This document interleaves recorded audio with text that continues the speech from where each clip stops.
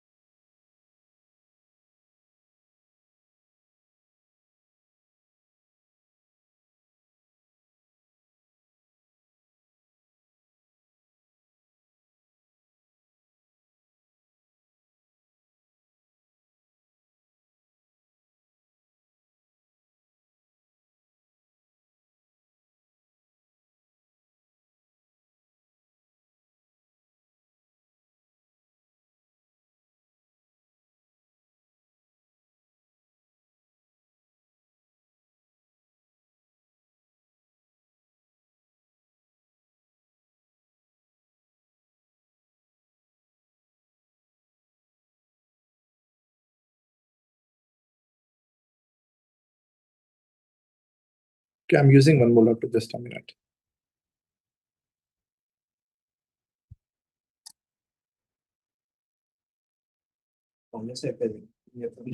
Zoom, Zoom. Yeah, please. ये है इसका meeting ID and password.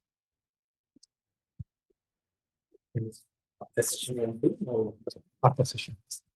I think I can finish my session in 5 to 7 minutes on 5 questions only.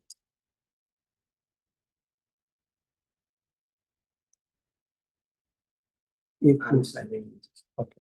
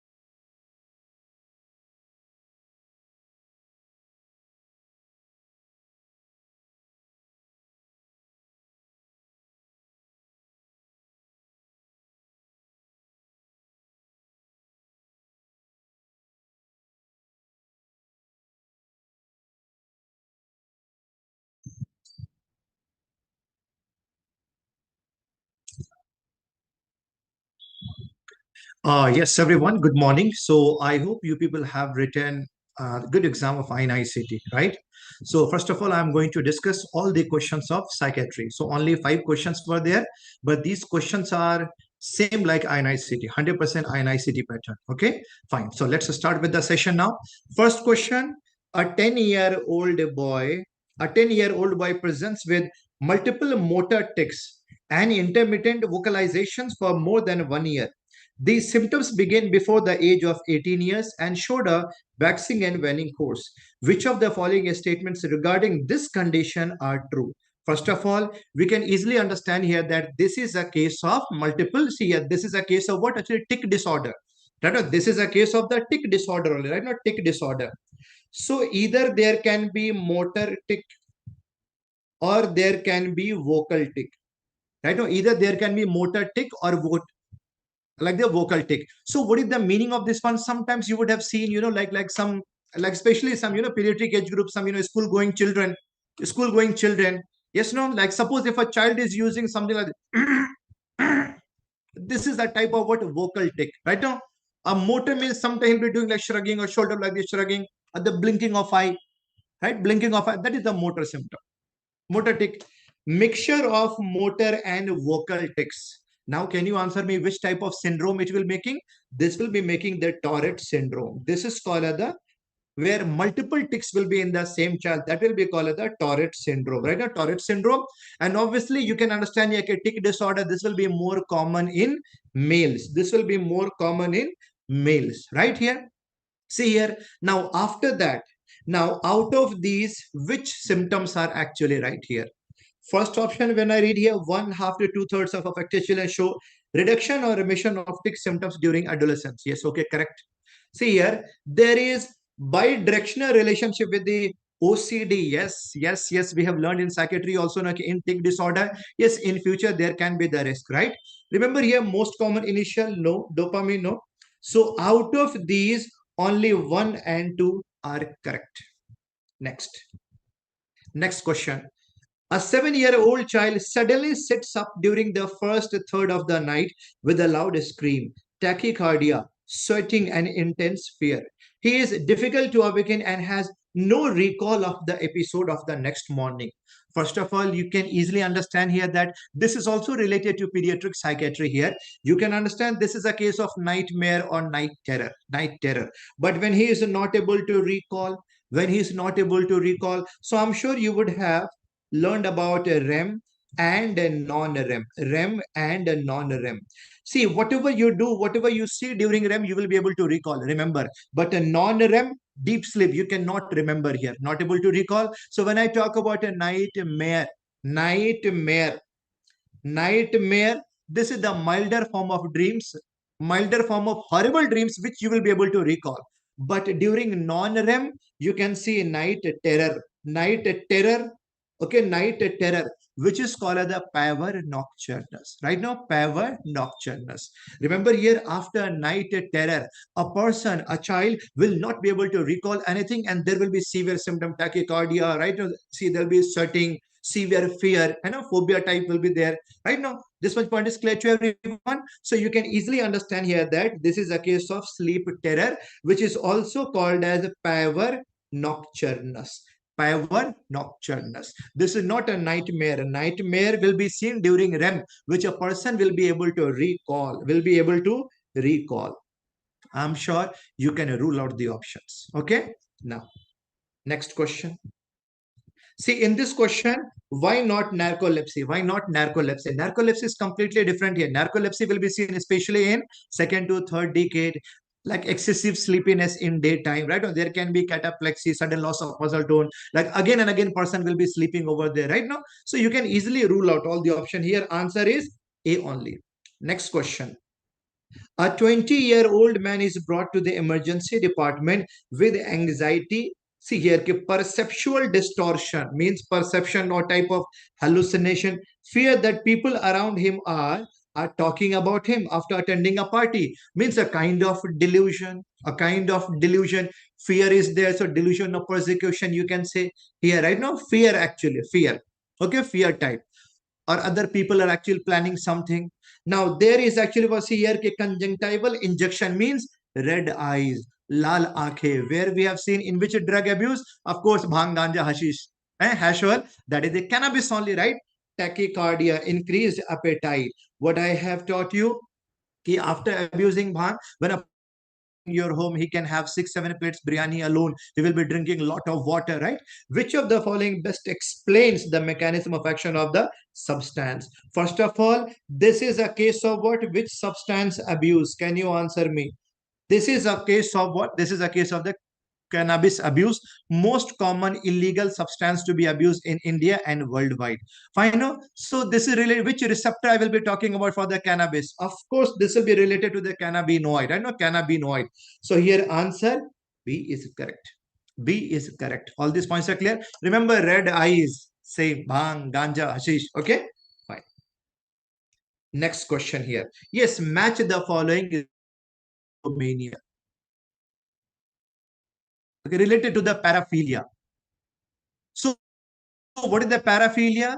Abnormal way of sexual gratification, right? No, abnormal way of sexual gratification. This one point is also clear to everyone, right? Now, see, when I talk about the abnormal way of sexual gratification, right?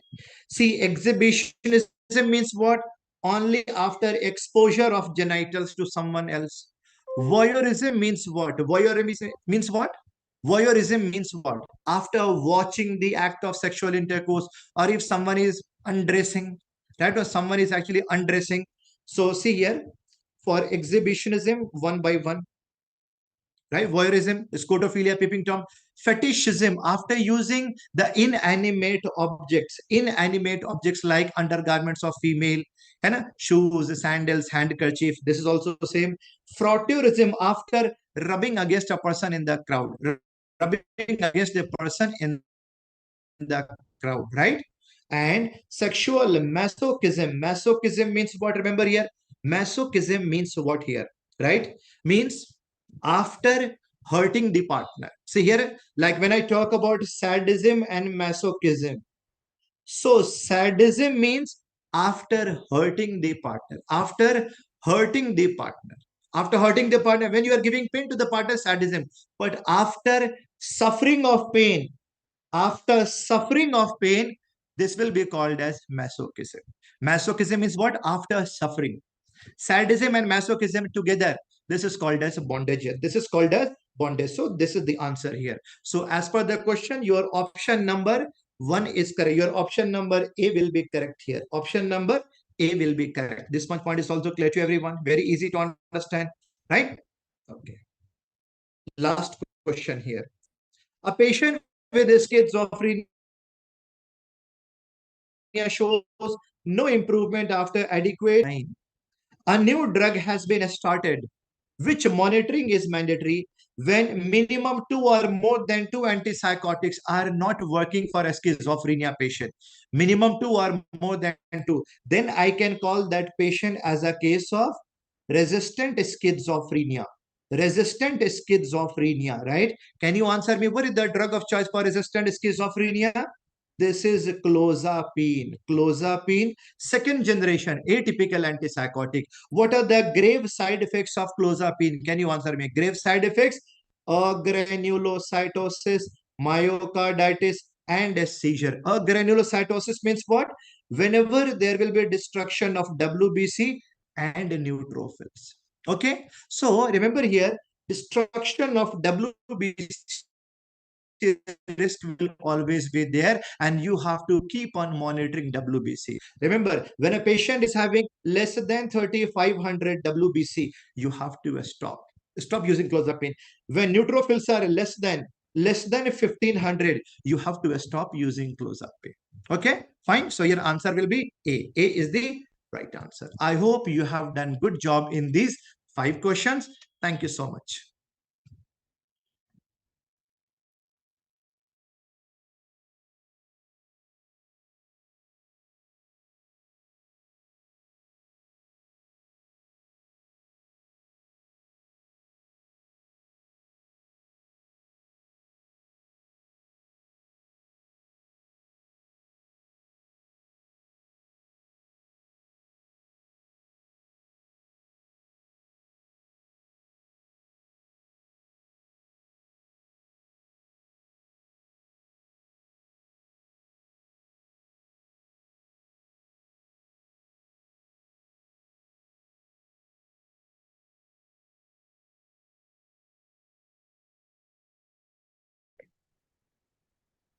Hi, dear students. So I hope you had a good grand test. So there were 3 questions from anesthesia in this grand test, and I'll come straight on the questions. The questions were from very relevant topic. The first question I expect anytime can be asked INI CET exam. That's a favorite topic of INI CET. The question is a 55-year-old male undergoing laparoscopic surgery. So patient is undergoing laparoscopic surgery under general anesthesia, develops a sudden decrease in end tidal CO2 from 36 to 22. So many times I have said sudden decrease in ETCO2. If you just read this, only one thing should come in your mind. So let's see the whole question. While arterial blood gas shows PaCO2 of 48, the blood pressure also drops and there's an increase in heart rate. Which following explains the best of this? So this is mostly air embolism, isn't it? I mean, in this case, carbon dioxide embolism. So CO2 is embolized and this has gone into the pulmonary capillaries. This is your alveoli, and these are the pulmonary capillary surrounding the alveoli. So when the embolus, any kind of embolus goes into the pulmonary capillaries, what happens? This creates a dead space, and the O2 CO2 exchanges will not happen, will be severely immediately affected. So let's see the option. Increased physiological dead space due to pulmonary embolism. So this seems to be the most plausible let's say plausible answer for this question. Let's see the other options as well. And one thing, guys, always read all the options, though it first answer seems very correct, but read all the options. Decreased CO2 production due to hypothermia. No such thing has been described. Increased alveolar ventilation due to hyperventilation. Now, increased alveolar ventilation due to hyperventilation will not have a sudden decrease, a gradual decrease will happen, and no change in the ventilation is mentioned in the question. Rebreathing of CO2 would increase CO2, would not decrease CO2. So increase physiological dead space due to pulmonary embolism. So remember, guys, sudden fall of CO2, the blind answer is embolism. The blind answer is embolism, right? Okay, next. A 40-year-old male undergoing surgery is administered vecuronium for muscle relaxation. So vecuronium is a non-depolarizing neuromuscular blocker. Intraoperative neuromuscular monitoring shows a train of 4 count of 4 with significant fade, and tetanic stimulation of 50 Hz demonstrates post-tetanic facilitation. Which of the following is best explains the mechanism responsible for this fade phenomena? So we have given vecuronium, and on train of 4 monitoring, we are getting a fade. The count is 4. We can see the 4 response, but there is a fade. Now this fade is telling me that effect of vecuronium is coming. So basically, vecuronium is a competitive antagonist and is competitively antagonizing acetylcholine at the neuromuscular junction for the postsynaptic nicotinic receptor. So this is competitive antagonism of postsynaptic nicotinic receptors alone. So this is the answer. Now, guys, your vecuronium is a non-depolarizing neuromuscular blocker. All non-depolarizing neuromuscular blocker are competitive antagonists. They are competitive antagonists. So when we give them, they come at neuromuscular junction and they gradually bind to the nicotinic receptor. As soon as they go on binding, we get a fade. When with first stimulus of trainer 4 was given, less receptor was binded, so we had a better response. As more and more receptor is binded by vecuronium, we get a lesser and lesser response. So we are getting a fade. So this tells us that competitive antagonism of postsynaptic nicotinic receptor, right? Now let's see the other options.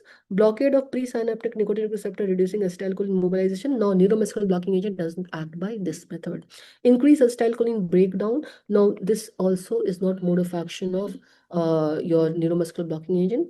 Desensitization of postsynaptic receptor due to prolonged depolarization. So we have given vecuronium, not succinylcholine, and desensitization of the postsynaptic receptor is something which is not seen with competitive antagonists. It's a feature of a phase 2 block of succinylcholine. So in this question, it does not mention succinylcholine. If succinylcholine would have been mentioned, then we could have thought of that desensitization point. Here, non-depolarizing. So it's competitive antagonism of postsynaptic nicotinic receptor. Remember, two most important questions on neuromuscular blocking agent: mode of action, succinylcholine, prolonged depolarization of muscle end plate, and non-depolarizing competitive antagonism. Okay, next.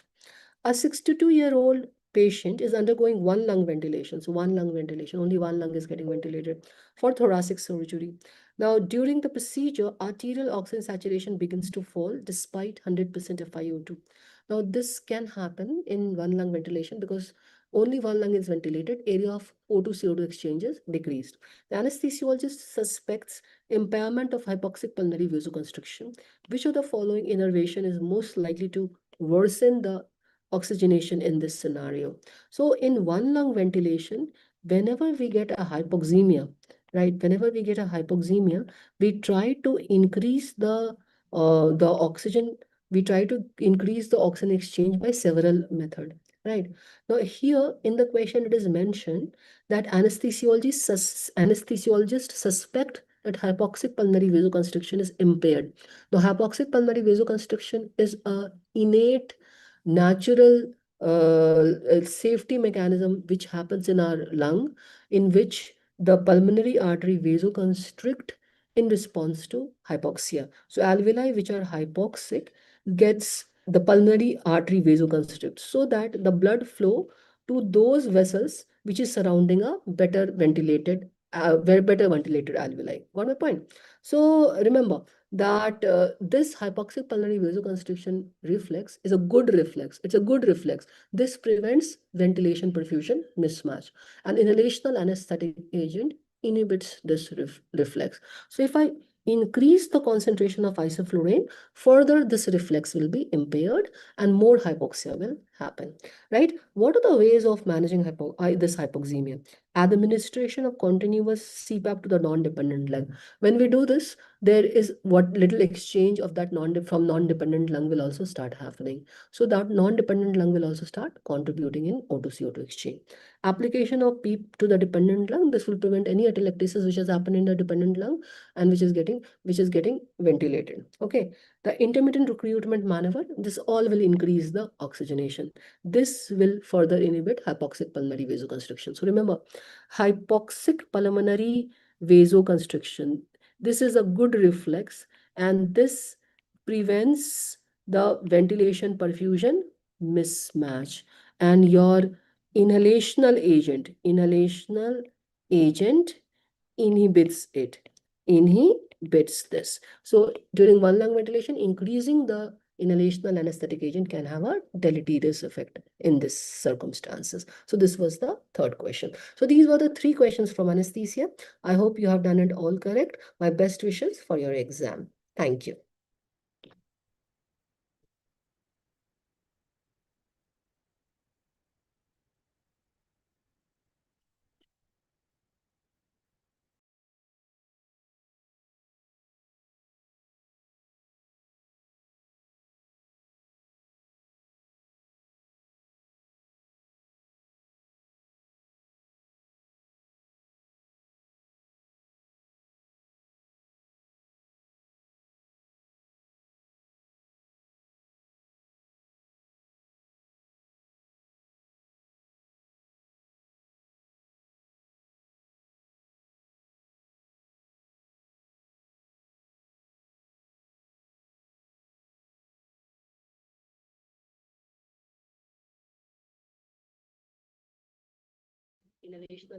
Sir, we are live. Should I start? Circumstances. So this was the third question. So these were the three questions from anesthesia. Hello. I hope you have done it all correct. My best wishes for your exam. Thank you.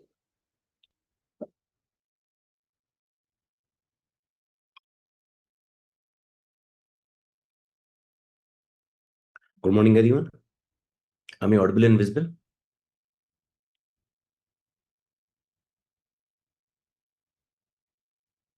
Okay. So starting with the question number 1, a young man is administered a drug that stimulates beta-1 adrenergic receptor in the heart. Which of the following changes in the assay node is most likely responsible for resulting in increased heart rate? So actually question is about beta-1 receptor, whether you know or not that it is GS receptor. So one thing they are trying to ask you about the pacemaker potential, whether you know or not, it is a wonderful question because two questions at the same point. See, this is your pacemaker potential. You know about this? Okay. And this is because of influx of which ion? Do you know? It is T calcium, I mean transient calcium and slow sodium. And slow sodium. It is called as pacemaker potential. It is also called as phase 4. So phase 4, yes, my voice is there. Is everything okay? Okay. So this is pacemaker potential. Pacemaker potential is due to influx of T calcium and slow sodium. On the other hand, depolarization is phase 0. Phase 0 is due to influx of T calcium. Sorry, L calcium. Now it is L calcium. Pacemaker potential is because of the T calcium. This is because of the L calcium. And repolarization is always due to efflux of potassium. Okay, so they're asking whether you know it is a beta-1 receptor or not. So whenever there is a sympathetic stimulus, there will be increase in the heart rate. How? Because there will be more and more influx of T calcium. So this angle will increase. This angle is going to increase. This is a separate MCQ also, that what is going to happen during sympathetic stimulation, the angle is going to increase. So answer will be increase inward depolarizing current during phase 4 in SA node cell. Is this clear? Is this clear to everyone? So answer is very clear. It is the increase inward depolarizing current phase 4. It can also be, the answer can be due to influx of T calcium. Due to influx of T calcium. So answer is C. Is this clear? So this is 4. This is phase number 4. This is phase number 0. And this is called as phase number 3. It is about the pacemaker potential. Question number 1. Question number 2. The intracellular and extracellular ionic concentration in a neuron are given below. At the body temperature, the equilibrium potential for potassium is approximately. So this is about the Nash equation. Nash equation is equal to RT by ZF. RT by ZF log 10 CI by CO. CI means concentration inside, CO means concentration outside. Okay, and this is your Nash potential. And if you solve this equation, it is around plus minus 61. But when you put the value of the log, okay, according to the concentration, then, and you solve the equation according to the temperature and all, then answer is going to be minus 94. This value you need not calculate in the exam. You have to remember that the Nash potential of the potassium is minus 94, and that is why this is equal to RMP. So resting membrane potential is approximately minus 90, because resting membrane potential is because of the efflux of the potassium ion. Clear? So it is minus 90. On other hand, you must also remember one more thing, that Nash potential of chloride is equal to minus 70. And this is equal to resting membrane potential in the neurons. So normally it is minus 90, but in case of neurons, resting membrane potential is approximately minus 70, and that is equal to the Nash potential of the chloride. Okay, so it is the Nash potential of the chloride which is equal to almost RMP of the neurons. Otherwise, in the most of the condition, resting membrane potential which is minus 90. And but if they ask you what is the cause of RMP, cause of RMP is always same. What is that? Outflux of potassium. Outflux of potassium. So you always should remember that what is the main cause of RMP? It is not sodium potassium pump. It is always efflux of potassium. That is why what happened in hyperkalemia? In hyperkalemia, RMP become less negative. It is a recent question from your NEET PG and SAT exam. In hyperkalemia, RMP will become less negative. In hypokalemia, RMP becomes more negative. More negative. So in hyper, it will decrease. In negative. In hypo, it will increase. And that is why hyperkalemia can cause stoppage of the heart, and the treatment is to stabilize the heart by giving calcium gluconate. So lot of questions are asked from potassium, because potassium is responsible for RMP. That is why both hyperkalemia and hypokalemia both are dangerous. Both can stop the heart. And in hyperkalemia, the first line treatment is calcium gluconate to stabilize the membrane. Okay. Now question number 3. A 32-year-old pregnant woman undergoes a non-stress test. NST cardiotopography tracing shows no acceleration of the fetal heart rate over a 20-minute period. The obstetrician suspect fetal compromise. Which of the following best explain the physiological basis of absent fetal heart rate acceleration in compromised fetus? So this is the basic physiology for non-stress test. See, decreased sensitivity of the aortic baroreceptor to pressure change. If you remember about the BP regulation, in there we know about the baroreceptor, we know about the chemoreceptor, but your baroreceptors are not sensitive for fetal movement. So it is not that when we move, our BP will rise. No, only when there is a hypotension. Only when there is a hypotension, heart rate will increase. So please remember, the stimulus of baro is not your fetal movement or your movement, it is your hypotension. So whenever BP goes down, automatically heart rate go up. Why? Because of stimulation of baroreceptor. Similarly, failure of the carotid body chemoreceptor will trigger this heart rate. Again, the stimulus of chemoreceptor is not your body movement. The stimulus of chemoreceptors, it is again what? Hypotension. Whenever BP is low, heart rate increase. Are you getting me or not? So A and B are for blood pressure regulation.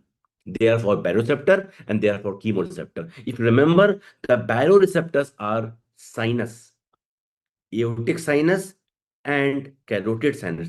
And the body, chemoreceptors are the body. They are aortic body, they are carotid body. And both are sensitive to decrease in the blood pressure. I mean, only when BP is low, heart rate is going to increase. But in the non-stress test, it is the movement of the fetus. We are checking the fetal movement. So option C, check the option C, depressed CNS activity due to fetal hypoxia leading to the reduced autonomic responsiveness. This is the correct option. So whenever there is fetal hypoxia, then this NST test will give you this. Okay, then this fetal extraction will suffer because of the hypoxia. The option will be C, not A and B. A and B are the correct option, but not for this moment. So when BP is low, heart rate will increase. But when your movements are low and heart rate is not increasing, the cause can be fetal hypoxia. So the basic physiology of NST test can be depressed central nervous system activity due to fetal hypoxia leading to the reduced autonomic function. Is this clear? Elevated ANP cause peripheral dilation, reduced cardiac output. No, this is having no relation with the NST. See, all the 4 options are correct. As the options, they are correct. But for the question, see how beautifully the question has been designed. For the question, I mean, see, the question is about NST. So in NST, the fetal heart acceleration is because of the fetal movement. It is not because of the hypotension or vasodilation. So although A and B and D, they are also correct option. As the option, they are correct, but not the correct response for the question. So answer will be C. So if you check only the option, okay, this is correct, this will confuse you. So in the exam, try to correlate the last line of the question with the answer. Now, next question. A woman with mutation causing loss of function of aromatase enzyme in granulosa cell presents with infertility and virilization, of course, because of the loss of androgen. Now, which of the following best describe the hormonal consequence of this defect according to the two-cell two-gonadotropin hypothesis? Now, this hypothesis is one of the most important physiology in the reproductive system. Okay, so what is this hypothesis? As we know, gonadotropin releasing hormone, whenever they are released in pulsatile, not continuous, when it is released in pulsatile manner, doctor, what is going to happen? It will activate your FSH. It will also activate your LH. Now, in the females, can you comment in the comment section. FSH is going to stimulate which cell in the female, and LH is going to stimulate which cell? So LH. Who is going to tell me about LH and FSH? Anyone? Okay, granulosa cell. Very good. Granulosa cell. And this is your theca cell. This is your theca cell. Now, please remember, theca has a he. Theca, although from female, but it is having a he. So remember, it is going to stimulate androstenedione. I mean, it is an androgen. It is the androgen. It is not a female hormone. It is a male hormone. Androstenedione. Androgen. So remember, the theca has a he. Theca has a he. So this is going to release androgen, of course. And granulosa will make you a girl. G for girl. F for female. So a female is a female or a girl because of the aroma. Because of the aroma, of course, female have a good aroma. So aromatase. Aromatase is going to convert androgen into estrogen. This is one of the most important flowchart in the reproductive physiology. Every year they are asking these questions. Okay. So now, if there is problem in the, coming to the question, if there is loss of mutation of, aromatase enzyme in the granulosa cell, what is going to happen? If there is loss of mutation of granulosa cell, what is going to happen? Theca cell will produce androgen, but this androgen cannot be converted into estrogen. So what is going to happen? Then the patient will have infertility as well as virilization. Why? Because females are also releasing male hormone.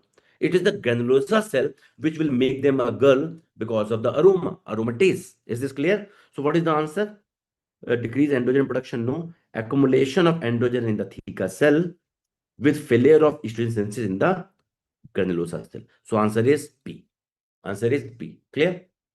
So granulosa cells are very important. Until then, androgen cannot be converted into estrogen. Clear? Next question.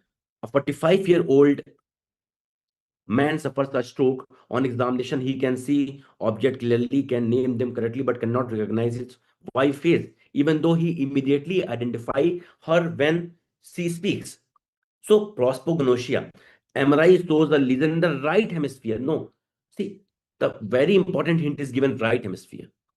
We keep on studying about that. Whenever lesion is in the left hemisphere, it causes aphasia.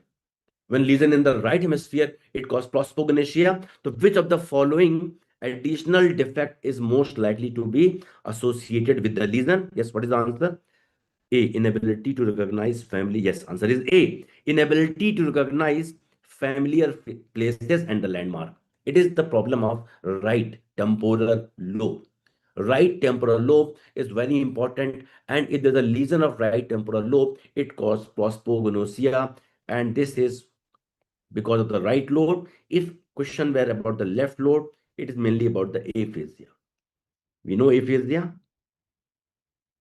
In the left lobe, it is an aphasia. It can be in the inferior frontal lobe. In the inferior frontal lobe, it can be causing Broca's aphasia. It can cause Broca's aphasia. And in the in the superior temporal lobe, ST, remember ST, superior temporal lobe, if there's a lesion, it causes Wernicke's aphasia. Wernicke's aphasia, and both are mainly for the left. Okay, in the Broca's aphasia, we have broken word. In the Broca's aphasia, we have broken word. It is called a non-fluent aphasia. Can you know the Brodmann area number? Non-fluent aphasia. This is called as fluent aphasia. You know that? Okay, non-fluent aphasia, and comprehension is there. Comprehension is the part of the Wernicke's area. So understanding is intact. Understanding is intact. Here, fluency is there, understanding is gone. Who will tell me the Brodmann area number of Broca's aphasia? Broca's aphasia, see, Broca's area is the area when you can speak. When your age is around 44, you become a professor. And Wernicke's area is the age when you start understanding the word. 17, 18, 19, after the teenage, you start understanding the word. It is more than those things. Now, 22, remember, is the Wernicke's area. 44 is the broken word. I mean, normally it is for the word formation. In the aphasia, it is the broken word. So by the time of 44, you will be able to speak, you will be able to do lecture because you are professor now. So remember 22, sometime in the exam, we got confused. So one case, understanding will come at the, at the age of 22, but from 22 to 44, you have to work hard, you become JR, AP, associate professor. And when you become professor, you start giving your lecture, 44. Okay, so please remember. So answer is inability to recognize the familiar places, and it is because of the right hemisphere. Okay, so right hemisphere, prosopagnosia. Left hemisphere, aphasia. It can be Broca's, it can be Wernicke's aphasia. Okay, now every year one question is they will ask you about Broca's aphasia, or they will ask you Wernicke's aphasia, or they will ask you anomic aphasia. Anomic aphasia is very important for your exam. In anomic aphasia, you will see that in the patient, problem is with the written language. In the anomic aphasia, please write down. Very, very important nowadays, they're asking. In anomic aphasia, where is the lesion? Lesion is at the level of angular gyrus. Angular gyrus. So if I am speaking something, if I speak something, you will understand everything. But if I am writing, okay, it is going through your eyes, to your visual cortex, then to the Wernicke's area. So that understanding is gone. So visual blindness, you will have problem in the patient in the written language. In the written language. Okay, I will not take much of your time because your time is very crucial. A lot of things to be discussed. Suppose if I am holding an apple, and if I ask you, what is this? So the image of apple will be there in your visual cortex, but you cannot comprehend it is an apple. You will say, I forget the name. So that is called as anomic aphasia. So out of Broca's, Wernicke's, and anomic, one question is for sure. And for the right lobe, right hemisphere is for identifying the object, familiar places, familiar landmark. Okay, you know that your house will be after right direction like that. So this is because of the right hemisphere. Okay, one more question is about the right hemisphere. I will tell you this question. A 58-year-old man presents after a road traffic accident with a parietal lobe injury. On examination, he has the normal muscle strength, normal vision, can identify object placed in his hand. Can identify object placed in his hand. However, when asked to pick up a pen placed in front of him, he consistently misses it and his hand reaches in the wrong direction despite looking forward. Now, which of the following condition is most likely? It is called as optic ataxia. So, optic ataxia, where is the prosopagnosia is not there? Why? Because he can identify object placed in his hand. So right hemisphere is concerned not only with the prosopagnosia, but also it is guiding you. If you want to pick a glass of water, to pick a glass of water, first you have to identify the glass of water. Okay, or if you want to pick an apple and you are identified this is an apple. Okay, so this is again from the right lobe, but you are visually guided to pick that apple. It is also from the hemisphere, and if that is lost, if that is gone, this is called as optic ataxia with impaired visually guided reaching. It is not prosopagnosia, it is not apraxia. Okay, so both are almost same, but they are different. So if you cannot identify in the patient, if patient cannot identify the familiar object, it is prosopagnosia. But if you can identify in the patient, but patient is not able to pick that, the visually guided, that is lost, then answer will be optic ataxia. Yes, balance syndrome, very good. With impaired visually guided reaching. It is a part of that. Okay. Now, next question. A 60-year-old man with chronic knee pain is on the long-term Brufen therapy. He now presents with the pedal edema and reduced urine output. Which of the following best explain the mechanism of renal impairment? So whenever I am discussing the kidney, especially GFR regulation, I always mention that point. Why NSAID are dangerous for kidney? Okay, so let me explain that point. This is your Bowman's capsule. This is your Bowman's capsule. Suppose This is your afferent arteriole, and this is your efferent arteriole. Now, there are two questions. Number one, afferent arteriole dilation. Afferent arteriole dilation is done by. What is the answer?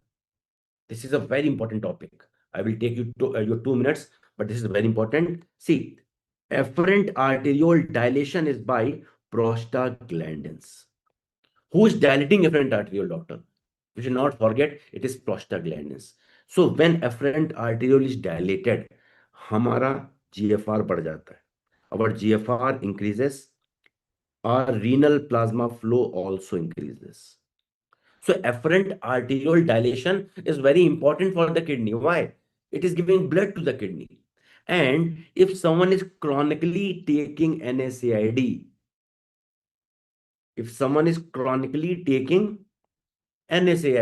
what will happen? GFR will reduce. Renal plasma flow will reduce. So that can cause kidney damage. Now, question number 2. Who causes afferent arteriole constriction? There are the 4 scenarios, and all the 4 scenarios are very important. Who causes afferent arteriole constriction? Anyone? Norepinephrine. During hypovolemic shock, GFR will decrease, renal plasma flow will also decrease. This is again an NPG question 2016. What causes afferent arteriole constriction? Answer was norepinephrine. When? During hypovolemic shock. During hypovolemic shock. But the third question, which I am going to tell you now, in INI CET for last 5 years, 1 to 2 questions are coming from this third scenario. 1, 2, even 3 questions have been asked in one INI CET exam, and that question is about constriction of efferent arteriole. About constriction of efferent arteriole. This is caused by very famous angiotensin 2. Please listen carefully. This have to come every year in the exam. Constriction of efferent arteriole is caused by angiotensin 2. And when there is a constriction, hydrostatic pressure will increase. It is a common sense. If there is a constriction of efferent arteriole, hydrostatic pressure will increase, so GFR will also increase. Immediately, renal plasma flow will decrease. Because when you constrict efferent arteriole, blood will not flow. So because of the back pressure, renal plasma flow will decrease. So GFR will also decrease. So GFR will also decrease. But filtration fraction, which is equal to GFR upon renal plasma flow, what will happen? GFR is maximally increasing, plasma flow is maximally decreasing, so filtration pressure will always increase. And when filtration fraction will increase, plasma will be filtered, but albumin will not be filtered. So oncotic pressure will increase. Please remember these. One question is for sure coming in INI CET. Because for 5 years, they are asking this question. So GFR will first increase and then decrease. Filtration fraction will increase. Oncotic pressure will increase. Okay. Now coming to the next question. Okay. So what is the answer? Answer is inhibition of prostaglandin synthesis causing afferent arteriole vasoconstriction and reduce GFR. Clear? A patient with carbonic anhydrase deficiency. Yes. Reproductive effect of SGLT2 blocker drug, all the glyphosins, and yes, okay, I'm going to tell you. So the fourth option, you are asking the fourth option. Fourth option is dilation of efferent arteriole. Dilation of efferent arteriole is done by ARB, angiotensin receptor blocker, like all the sartans, telmisartan, olmesartan. So this is reducing your GFR, but increasing renal plasma flow. Okay, doctor? So why they are good for kidney? ARBs are the drug of choice in diabetic nephropathy. Why? Because reducing GFR, you are correct. You are correct by this. They reduce GFR, but they increase renal plasma flow. So your workload is decreased. Your workload is decreased, but your plasma flow is increased. That is why they are good for the kidney. And what about SGLT2 blocker, doctor? You're very good. Your question is very nice. SGLT2 blocker, they are reducing the absorption of glucose as well as sodium. So sodium and glucose both are coming in urine. So your body weight will decrease. Even it has a better cardioprotective role because it is causing sodium release from the urine. Okay, clear? A patient with carbonic anhydrase deficiency in the RBC is evaluated. Which of the following is most directly consequence of this deficiency? So you know that it will impair the conversion of, this is a direct question. It will impair the conversion of carbon dioxide to bicarbonate inside the RBC, reducing major mode of carbon dioxide transport. You know, in the RBC, the hamburger phenomena, carbon dioxide combined with water to form H2CO3, and it is dissociated into bicarbonate and into proton. So if there is the carbonic anhydrase deficiency, this will not be broken into bicarbonate and carbon dioxide transport will be suffering. So answer is B, impaired conversion of carbon dioxide and water inside the RBC into bicarbonate and proton. This is called as hamburger phenomena or chloride shift, because for every molecule of bicarbonate, chloride will come inside. It is called as chloride shift. So answer is very clear cut. A neuroscientist record EEG signal to a subject who is about to perform self-initiated finger movement. A slow negative potential detected at this millisecond. Okay. Which of the following correctly describe the sequence of cortical activation? You want to pick the glass of water. So it will start from association area.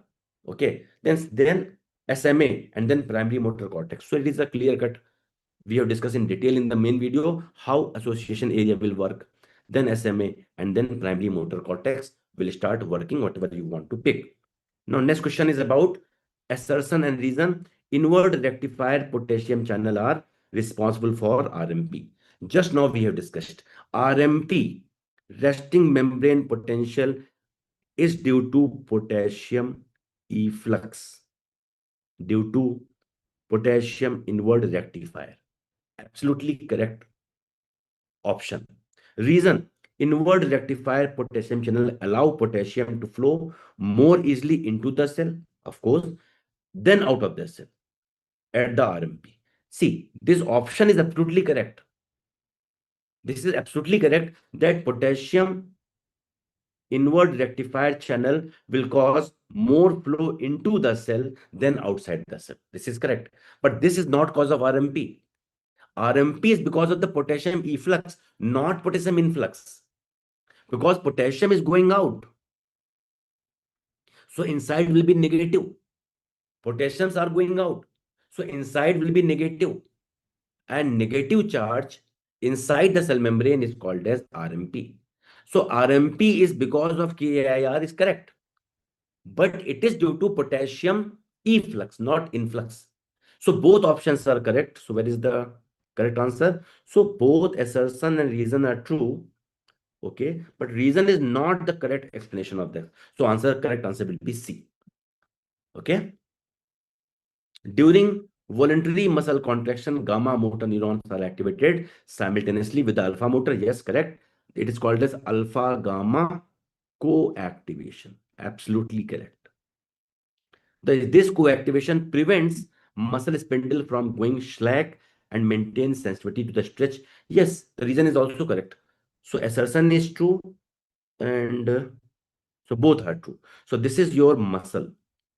This is your main muscle. Inside the muscle, we have muscle spindle. And this is your beautiful spinal cord. Okay. And this is your afferent called as 1A and 2. This is the afferent.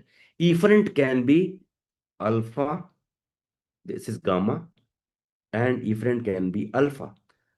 Alpha is for contraction of muscle. Alpha is for contraction of muscle, and gamma is supplying to the spindle. Why? To increase sensitivity of the muscle spindle. To increase sensitivity of muscle spindle so that afferent can be pronounced. If muscle spindle is not sensitive, how come afferent will be good? And how come muscle will contract? So this muscle contraction should be good enough. Otherwise, it will be lost. So gamma is increasing the sensitivity of muscle spindle and alpha is causing muscle contraction. So the both are true. Reason is the correct explanation. Okay. Which ion movement is responsible for change between 0.3 and 0.5? So this is a clear-cut question of your action potential. This is because of sodium influx. This is because of the potassium influx.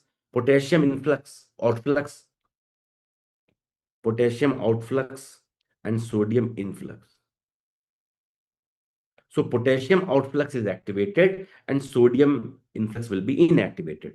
So where is the correct answer for 3 and 5? This is 3, this is 5. It is potassium efflux through voltage gated potassium channel combined with sodium channel in activation. Option will be B. Option will be B. Match the following of the score. Now this is again I cell is by I cell is cholecystokinin. You know that. S cell is secretin, G cell gastrin, D cell cholecystokinin. So answer is A. A2, B3, C1, D4. So this is about the simple basic GI hormone. Now regarding the His bundle EEG, which of the following statement are correct? AH, this is your SA node. This is your atrial contraction. This is your bundle of His. This is your ventricular contraction. The AH interval represent conduction through AV node. Yes. A is through atrial contraction. H is about bundle of His. So the AH interval represent conduction through AV node. Yes, answer A is correct. HV interval represent conduction through His bundle of His. Yes, correct. Normal HV interval is longer than normal AV node. No, normally HV interval is lesser than AH. So third option is incorrect.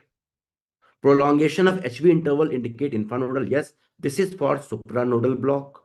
This is for infranodal block. So this is correct. So if HV is more, it is because of the infranodal and clinically more serious. H spike represent depolarization. Yes. So one option is incorrect. So answer will be 1, 2, 4 and 1, 2, 4 and 5 only. Okay. Now regarding gastric acid secretion, which of the following are correct? Parietal set secrete SCL via pump. True. Gastrin secreted by G cell located in the antrum. True. Somatostatin. Statin mean to stop, stimulate gastric acid secretion. No.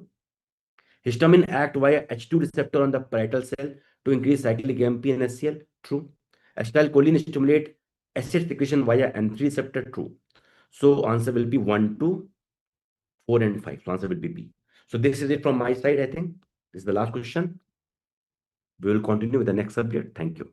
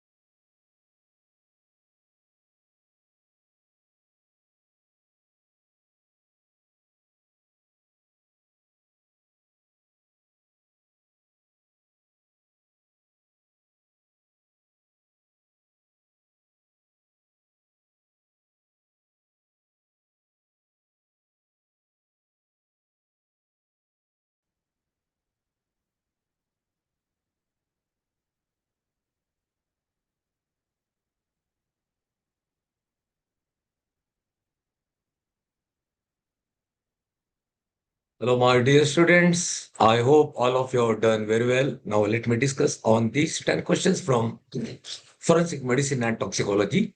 First question from the chapter of legal procedure, as you know very well. Section 194 of BNSS deals with police inquest. Section 196 BNSS deals with magistrate inquest.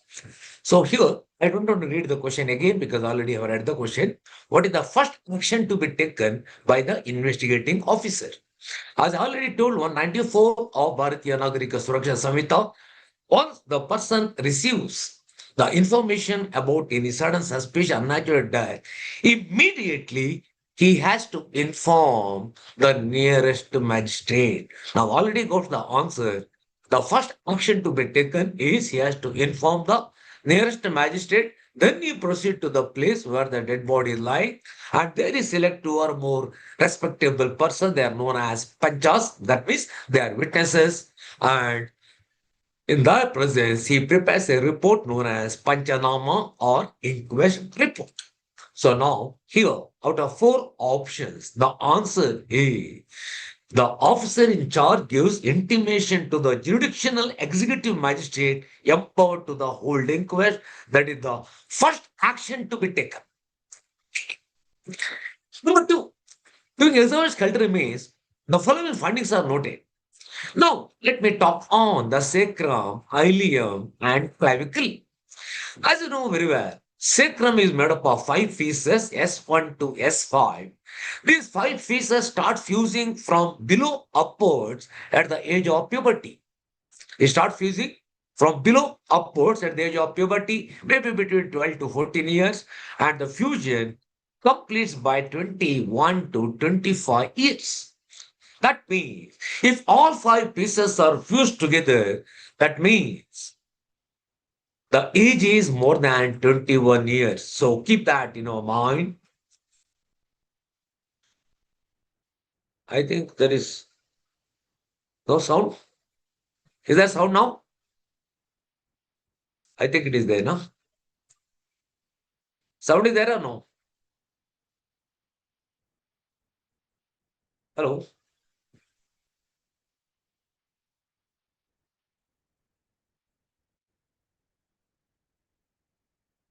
Can you, is it audible?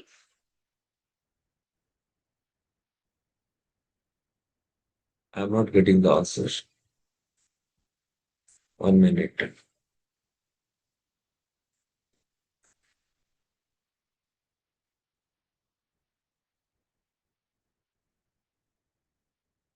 Is it audible or no? But I am receiving a message, it is not audible. Okay, okay, okay. Okay, okay, okay. Thank you.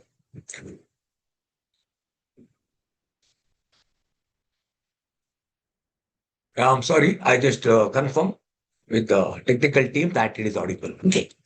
Now coming to the hip bone, the ileal crest appears at the age of 14 years and fuses by 20 years. Meantime, ischial tuberosity appears at the age of 16 years and fuses by 20 years. That means once ileal crest and ischial tuberosity are fused, that means age is more than 20 years. Number 3, clavicle. Clavicle is the first shaft of the clavicle is the first ossific center to appear between 5 and 6 weeks of intrauterine life. Now, the medial end is the last ossific center to appear between 18 and 19 years. At the same time, it is last ossific center to fuse between 20 and 22 years. That means if the medial end is not fused, age is less than 22 years. Now, already got the answer that age is more than 21 years and less than 22 years.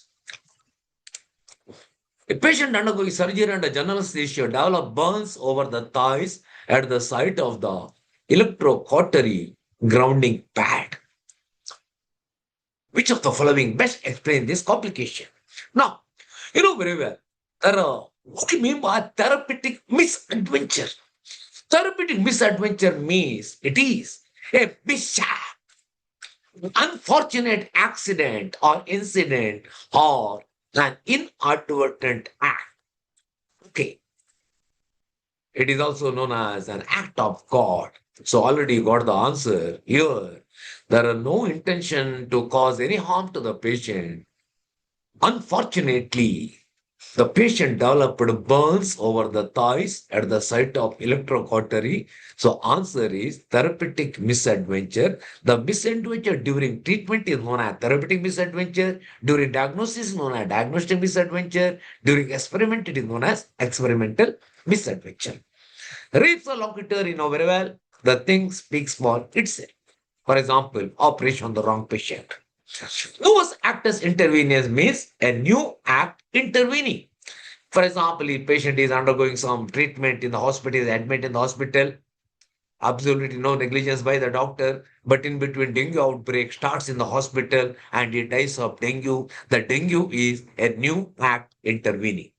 Medical maloccurrence means absolutely no negligence by the doctor, but the patient has not responded for the treatment. So here, the best answer, not the best answer, the answer is therapeutic misadventure. A patient dies following suspected arsenic poisoning and an autopsy performed during preservation of viscera for toxicology apartment routine viscera, which additional specimen should ideally be preserved. See, in routine cases, what we preserve is number one, the stomach with its contents, then intestine with its contents, then the blood, then the liver, then the kidney, half of the each kidney, and finally the urine. Okay. And in known poison, you have to preserve the organ on which the poison. As you know very well, in case of heavy metals, especially arsenic, antimony, radium, and thallium, it get deposited in the keratin tissue plus bone and muscle. That's why you have to preserve 1 square inch of skin from the back, all 20 nails, about 20 to 30 strands of scalp hair, the pulled scalp hair, the bone around the entire femur or 10 centimeter shaft of femur, and 1 cubic inch of muscle, especially the quadriceps muscle. So already you got the answer. The answer is bone. Number 5. A patient who has recently traveled history presented symptoms suggest a highly contagious disease, but he refuses for clinical examination. His wife gives consent, but husband himself, who is conscious, is not giving consent. What is the most appropriate medical legal action? Examine the patient based on wife's consent. No, here the question of wife's consent does not come because husband is conscious and he is legally competent to give consent. He can forget about that.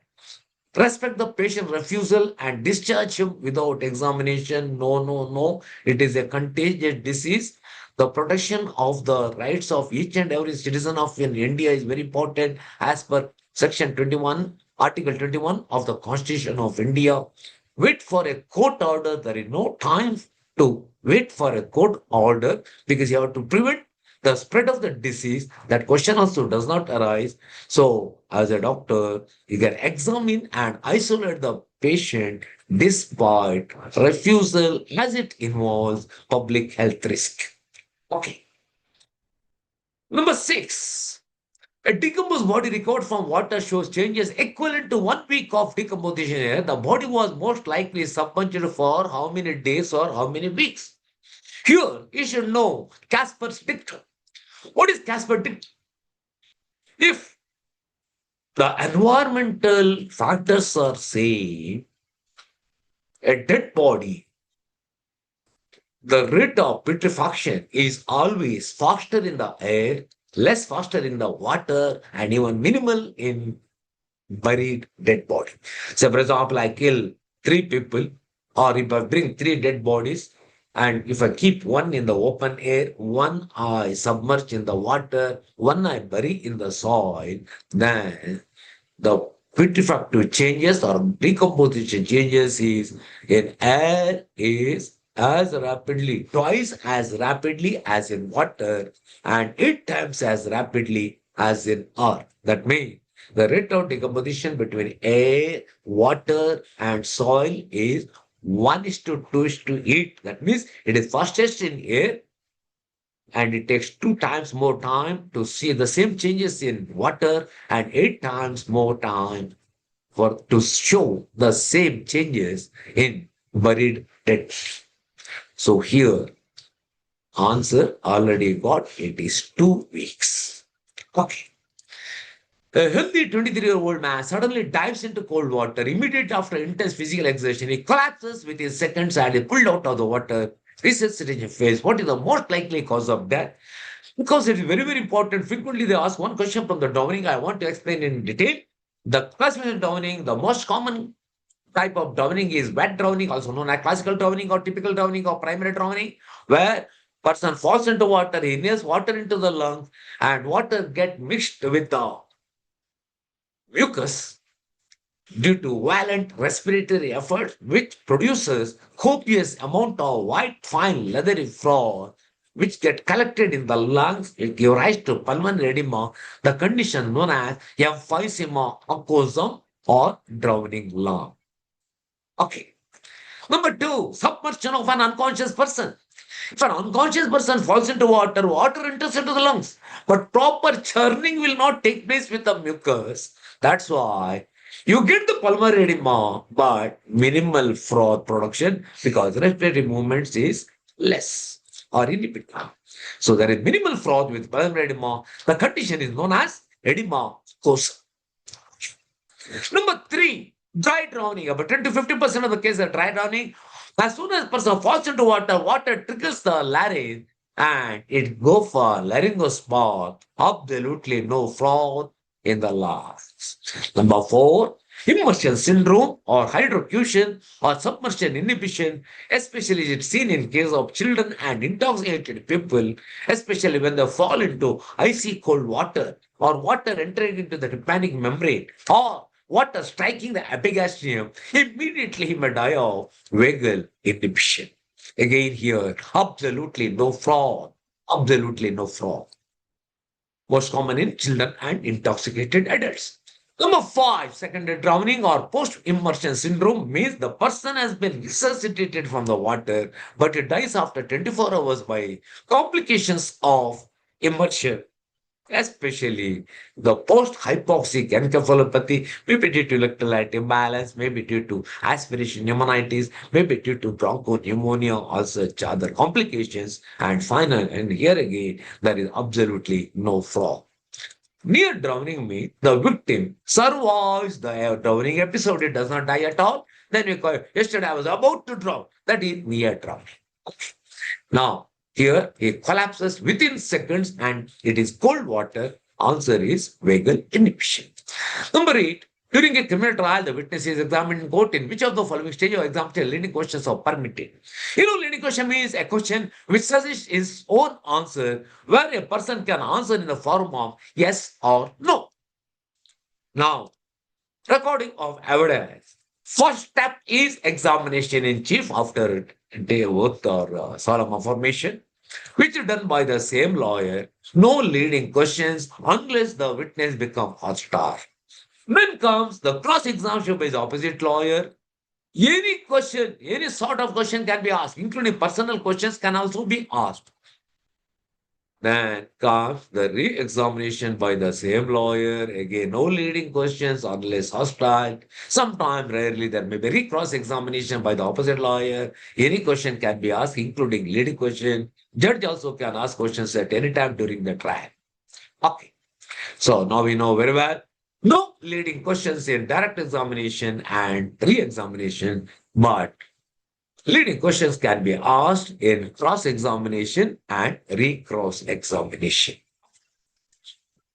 A 30-year-old man sustained a minor fall at home and complained of mild headache. Over the next 48 hours, he developed progressive drowsiness and died. During medical autopsy, the brain specimen is shown in the image below. What is the most likely underlying cause that led to this finding? Now what you can see the sulca and garai covered with the arachnoid matter. Over that there is bleeding, means hemorrhage. The blood clot can be seen, whereas the dura mater is reflected.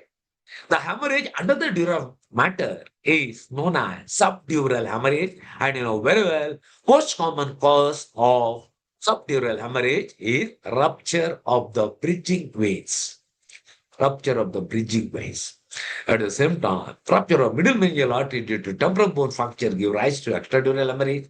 Rupture of aneurysm due to rupture of the circle of Willis give rise to subarachnoid hemorrhage.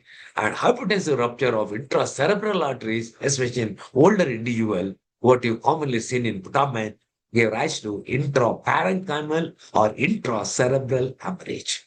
Okay. And finally, what is true about snake bite and anti-snake venom? Lower dose in infant as compared to adults, absolutely wrong, because our idea is to neutralize the venom present in the blood or in the body. So it is the same dose, whether it is an infant or even a child or even an adult or a pregnant woman, dose is same. That is not true. Sensitivity test must be done before ASV. No. It is not IgE mediated, it is complement activated. So sensitivity test should not be done in case of ASV. Sometimes it may pre-sensitize the patient.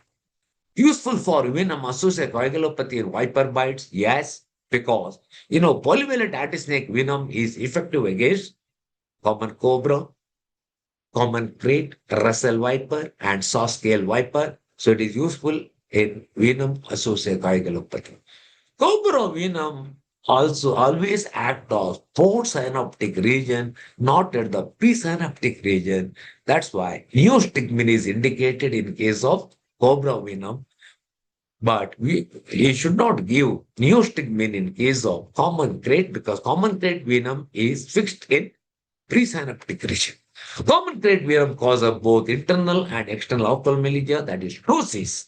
The ptosis is seen in case of elapids, that is seen in both common cobra and common crate. So that is also right. So answer 3 and 5 only.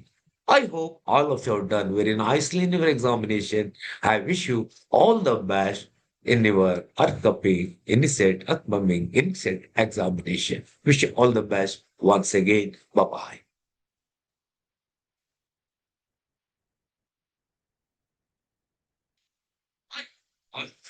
Very nicely in your examination. I wish you all the best in your upcoming INI CET, upcoming INI CET examination. Wish you all the best once again. Bye-bye.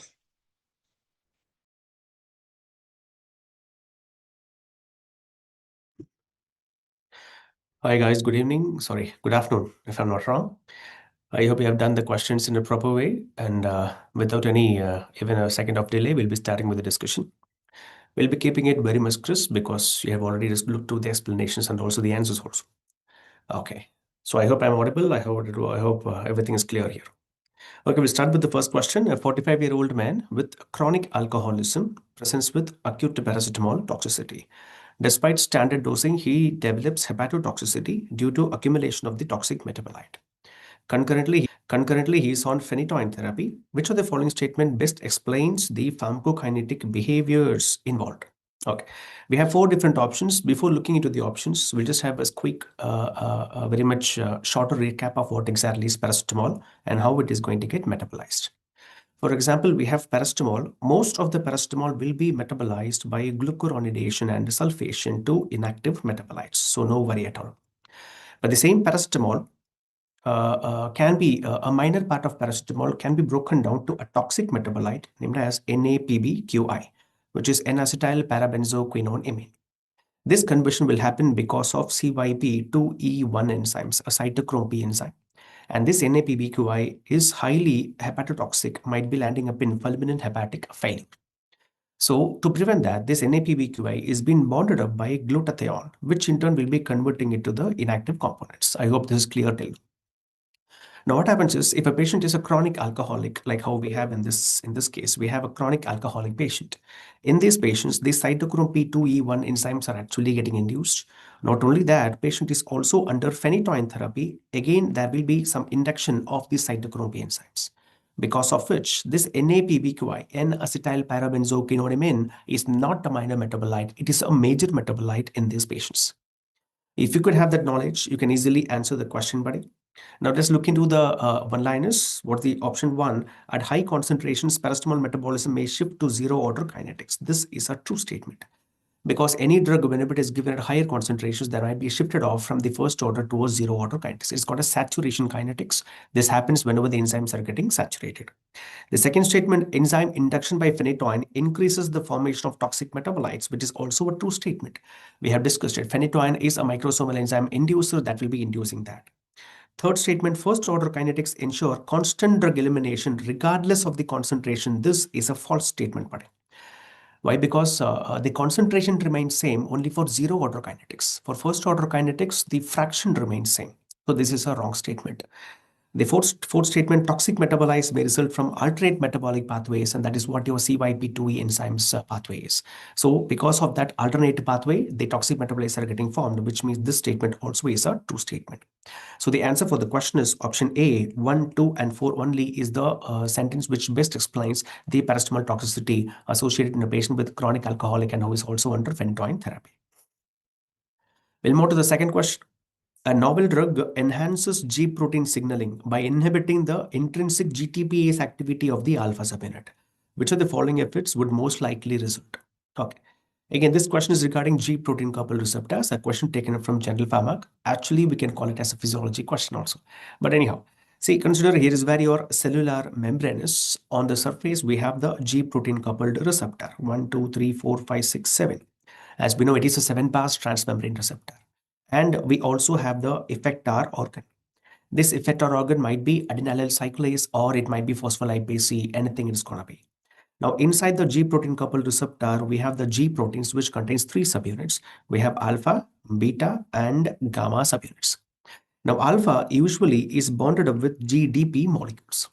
Whenever the drug molecule or the physiological neurotransmitter comes and binds with the extracellular area, the impulse is landing up towards the intracellular part. This alpha GDP is getting converted to alpha GTP, because of which this alpha subunit will go and bind with the effector organ, thereby which is producing the second messengers. Now what happens is usually whenever this, as we can see, this neurotransmitter or the drug molecule is moved out of the receptor, this alpha GTP will be automatically converted to alpha GDP. This is called as intrinsic GTPase potential of alpha subunit. Intrinsic GTPase potential of alpha subunit. Because of which this alpha GDP will again come back and bind with the beta gamma subunit. I hope you understood the concept here. That is how G protein coupled receptors are actually been working. Now with this knowledge in mind, please look into the question again. A novel drug that enhances G protein signaling by inhibiting the intrinsic GTPase activity of the alpha subunit. If the GTPase activity is getting inhibited, it means alpha subunit is continuously bonded with the effector organ, which tend to stimulate the production of more second messengers. And that's why the answer for the question is persistent activation of downstream effectors. Rapid termination of signaling, no, the signal is getting improved up. There will be more signaling because more second messengers will be produced. Increased receptor desensitization, no, that will not be happening because the receptors is going to get stimulated on a constant basis. Prevention of GTP to GTP exchange, no, GTP is not converted to GDP. So which means option B is the answer for the question. We'll move to the third question, buddy. A researcher develops a synthetic cholinester resistant to acetylcholinesterase enzymes with both muscarinic and nicotinic activity, but limited systemic use due to prolonged action. Which structural feature most likely explains this property? See, this question is primarily regarding either a drug which tend to have both muscarinic and nicotinic potentials, and that drug is going to be having a prolonged duration of action, and that drug is a synthetic choline ester. Simply, we are talking about either a carbamate or it is going to be an organophosphorus compounds. What about this tertiary amine structure, sir, or high lipid solubility, sir? This potential is going to be involved for explaining a drug's ability to cross the blood-brain barrier. It is not based on whether it is muscarinic or nicotinic or acetylcholinesterase resistant potentials and all. Absence of quaternary nitrogen also is dependent on the drug's pharmacokinetic features, whereas carbamate ester-linked molecules are the ones which are responsible for the pharmacodynamic potentials. Okay, moving on to the next one. A patient with a spinal cord injury is treated with a drug that reduces excitatory neurotransmitter release by binding to the alpha-2 delta subunit of voltage-gated calcium channels. Which of the following correctly differentiates the drug from baclofen? They have given certain one-liners. Before we talk about that, this question is regarding something called as alpha-2 delta subunit. See, consider here is where your neuron is, a presynaptic terminal. Inside the neuron, we have excitatory neurotransmitter. When the impulse is coming down from the brain, there will be influx of sodium, there will be influx of calcium, which leads on to exocytosis of the contents. So this excitatory neurotransmitter is going to get released out. Now, this calcium channel which we're talking about, which is responsible for the influx of calcium, contains alpha, beta, and gamma, or in some cases delta subunits. Here we have a drug which is specifically binding with alpha-2, as we can see in this question, alpha-2 delta subunit linkages. We have a drug which is specifically binding with alpha-2 delta subunit, and that drug is nothing but your gabapentin, or even your pregabalin. If you remember it from our sessions, we have changed the drug name to carbapentin. We have changed the drug name to carbapentin and pregabalin. Remember that this drug will be having a calcium channel blockade property. So because of which the excitatory neurotransmitter release is going to be hindered. Well, that's what the question here is. So what is the options there? Direct activation of GABA. Direct activation of GABA, no. Presynaptic inhibition via calcium channel modulation appears like a right option. Enhancement of GABA A receptor, no. Alpha-2 adenoreceptor, it has got no receptor, no channel with alpha-2. Answer for the question is going to be option B, presynaptic inhibition via calcium channel modulation. The next question, buddy, it's an assertion recent question. We'll start with the first one. Digoxin toxicity is increased in hypokalemia due to enhanced binding of sodium-potassium ATPase pump. This is a true statement because that's what its mechanism of action is. So digoxin will bind with sodium-potassium ATPase pump, tend to prevent the sodium from gaining entry outside of the cell, sodium from going out of the cell. So potassium is also going to be not moving inside the cell. So digoxin toxicity will be increased whenever there is hypokalemia. And when you administer potassium, this will competitively inhibit digoxin binding to sodium-potassium ATPase pump. See, just a small recap. Again, here is where your sodium-potassium ATPase pump, we used to call them as SPAP, sodium-potassium ATPase pump, responsible for efflux of sodium and influx of potassium. Yeah. That's the function of the sodium-potassium ATPase pump. When this is getting inhibited, what happens? There will be more sodium accumulation inside and there will be more potassium accumulation outside of the cell. Now, that is the reason why digoxin might be associated with development of hyperkalemia. Digoxin might be associated with an adverse effect, which is hyperkalemia. But whenever there is hypokalemia, for example, we have 4 SPAP on the surface of the cardiac cells. And when a patient is suffering from hypokalemia, not 4 SPAPs, only 2 SPAPs will be functioning because only 2 potassiums are going to be there. Now, when you give digoxin, even when given at a normal dose, this will be producing extraordinary blockade of all the functional SPAP, leading on to digoxin toxicity. Well, that's the concept of digoxin toxicity and how it has been in direct relationship with potassium, whether it is hypo or hyper. So the answer for the question is both A and R are true and R is the correct explanation. Next question, buddy. A patient started on warfarin. What exactly is warfarin? It is an anticoagulant. He develops skin necrosis within 3 days of therapy. Beautiful statement. Which of the following best explains his complications? As we know, buddy, warfarin-induced skin necrosis is primarily seen in which patients? Just look into the sequence of how the clotting factors are getting blocked. I hope you remember the vitamin K dependent clotting factors 2, 7, 9, and 10. Write down it in a different order. 7, 9, 10, and at last 2. In between, we have protein C and protein S. Remember with this simple way to remember, so that you not get confused in it. So we have proteins like coagulation factor 7, protein C, protein S, 9, 10, and at last 2. Whenever a patient is suffering from protein C and S deficiency, as we can see here, patients might land up in increased risk of bleeding. Because only when factor 2 inhibition starts to occur, we can see the development of clot. Okay, because of this, because as we know, protein C and S, protein S, if a patient is developing deficiency, patients will develop clot. And on the other hand, these patients will develop bleed because it is an anticoagulant agent.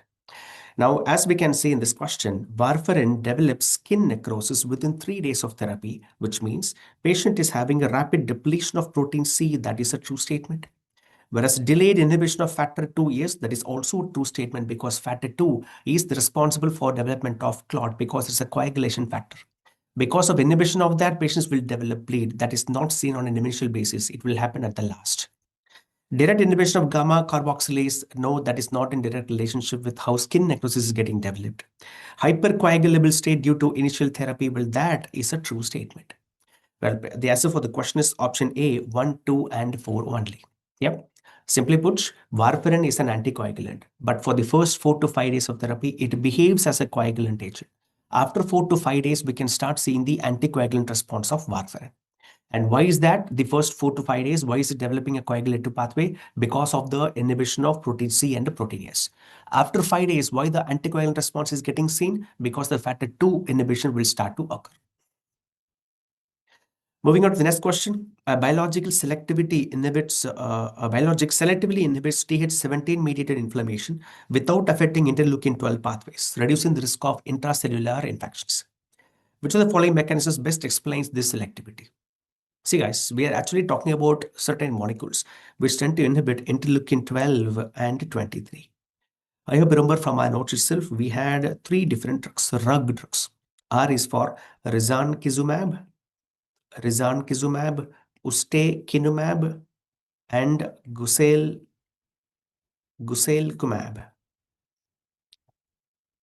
And risankizumab. We have 3 drugs. We have discussed it already in our sessions. Interleukin-12/23 inhibitor agents or drugs which may be targeting that. RUG drugs are UG drugs. Out of all this, please note down that this ustekinumab is there. It has got some separate activity as opposed to risankizumab and guselkumab. The point is, we have this interleukin-12. We have the interleukin-12 and we have interleukin-23. As we can see in these options, blockade of P40 subunit shared by interleukin-12/23, inhibition of interleukin-17 receptor signaling, and P19 subunit of interleukin-23, neutralization of TNF-alpha. Here, you have to understand one basic concept, and that is interleukin-12 contains P35 and P40 subunits. 2 different subunits are there.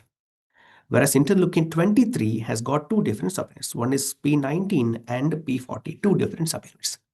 So if you have designed a drug, which tend to inhibit this P40, it means you are inhibiting both interleukin-12 and interleukin-23. Thereby, the intracellular infections is also going to be decreased. Not only the extracellular, intracellular inflammatory pathways also is going to get inhibited. But when you design a drug which is specifically inhibiting P19, it means that drug will be primarily targeting interleukin-23. It will not be targeting interleukin-12. Well, that's what the question is. Here, without affecting the interleukin-12 pathways is there in the question body. That's why the answer is going to be option C. Selective inhibition of P19 subunit by interleukin-23. Okay, sir. But what exactly are those RUG drugs? Within that, which is going to be special, which is going to be common? Ustekinumab is the drug which tend to inhibit P40 subunit, which means inhibits both interleukin-12 and interleukin-23. Risankizumab is the drug which inhibits P19 subunit. Guselkumab also inhibits P19 subunits, which is, it is little bit more selective for interleukin-23, not selective for interleukin-12. Good. Moving on to the next question, buddy. Isn't gamma carboxylation inhibition related to inhibition of protein C? Nobody. It has got a separate mechanism, Dr. Hemant. Yeah. So in a patient with steroid-resistant COPD, reduced HDAC2 activity is observed. Which of the following best explains steroid resistance in this patient? This question actually, it appears like a difficult one, but I'll give you a simple way to answer this. The question is reduced HDAC2, histamine or histone deacetylase activity is getting reduced. Well, that's what the concept is. Whenever histone deacetylase activity is getting reduced, what do you think the answer is going to be? More activity of the opposite one. And that's what the option A is. Increased histone acetylation, promoting inflammatory gene transcription. The question is regarding resistance patterns. This is how resistance is going to get developed. Is that clear? Next question, a patient switched from levothyroxine to leothyronin. Yes, Dr. Principal YMC, good, right, the answer is A. A patient switched from levothyroxine to leothyronin develops palpitations and fluctuating symptoms. Which PK property is primarily responsible? Again, levothyroxine has got a longer duration of action, whereas leothyronin has got a very short duration of action. Okay. And it tend to have one advantage of leothyronin is it has got no food-drug interaction, whereas levothyroxine has got food-drug interaction. That's why levothyroxine is given in fasting, whereas leothyronin is given, can be given before or after. So the question here is, what is the pharmacokinetic feature which is primarily responsible for liothyronine-induced palpitations or fluctuating symptoms? Increased protein binding? No, liothyronine has got lesser protein binding. That's why it has got a shorter duration of action. Longer half-life? No, liothyronine has got a shorter half-life. Lack of peripheral conversion? It has got no relationship with it because it's a thyroxine complex. Rapid absorption with a short half-life, well, that is the correct option for this statement. Good. A patient treated with an anti-integrin drug develops progressive multifocal leukoencephalopathy. Which of the following mechanisms is responsible? See, from this PML, you could be easily narrowing down that the drug which we're talking about is natalizumab. Yeah. So we have two different drugs which might be affecting the integrin receptors. Integrins are those receptors which are responsible for integration of two different cells. So inflammatory cellular adhesion is happening due to integrin receptors. So we have designed some drugs which might block the integrin receptors like natalizumab, have vedolizumab. These two drugs tend to block the integrin receptors. But out of these two, the drug which is blockade of both alpha-4 beta-1 and alpha-4 beta-7, these are actually called as alpha-4 integrin receptors. The integrin receptors are named as alpha-4 integrin, which are cell surface adhesion receptors. Now, these drugs tend to block alpha-4 integrin, but the drug which tend to be selectively inhibiting alpha-4 beta-7 is vedolizumab. The drug which selectively inhibits alpha-4 beta-7 is vedolizumab. And the drug which tend to inhibit both alpha-4 beta-1 and alpha-4 beta-7 is natalizumab. Now you are in confusion. We have two drugs which tend to block the integrin receptors. Now how do we narrow which option? Well, that's where the question is. The patient is developing progressive multifocal leukoencephalopathy, the classical adverse effect seen with natalizumab. And that's why the answer for the question is going to be option B, blockade of alpha-4 beta-1 and alpha-4 beta-7 surveillance. Last question, buddy. A critically ill patient receives once daily high-dose gentamicin therapy. An aminoglycoside has been administered. Which of the following best explains the rationale for this dosing strategy? See, as we know already, a critically ill patients are coming under a bigger class of ARC, augmented renal clearance. Critically ill patients are landing up in augmented renal clearance. So in those cases, I have to make sure you administer a once daily and a high-dose gentamicin therapy. Primarily because these drugs will tend to follow CDK, concentration-dependent killing. Yes, Dr. Hemant, you're right. Vedolizumab is used for IBD. Why? Because see, because you have put up the question again. This alpha-4 beta-1, alpha-4 beta-7. Yeah, this alpha-4 beta-7 receptor integrin inhibition is primarily seen within the gut, whereas alpha-4 beta-1 activity is seen in just systemic infections. So in terms of systemic inflammations, we prefer to give natalizumab, whereas gut-related inflammations, we prefer to choose vedolizumab because it has got more gut activity. Okay. Okay, as we are talking about this here, as this drug, no, high-dose gentamicin will be following, which means aminoglycosides are following concentration-dependent killing. So which means option 1 is a true statement. Post-antibiotic effect, aminoglycosides tend to have a prolonged post-antibiotic effect. Time-dependent bacterial activity, this is a false statement. And reduced nephrotoxicity due to low trough levels, yes, this is a true statement. Because when you give it high doses, there will be more reduction in the trough levels, prevents the drug from landing up in accumulation in the kidney. Thereby, the nephrotoxicity, common adverse effects seen with aminoglycosides. Remember that, mnemonic? Aminoglycosides. N is for nephrotoxicity, neuromuscular blockade, and ototoxicity.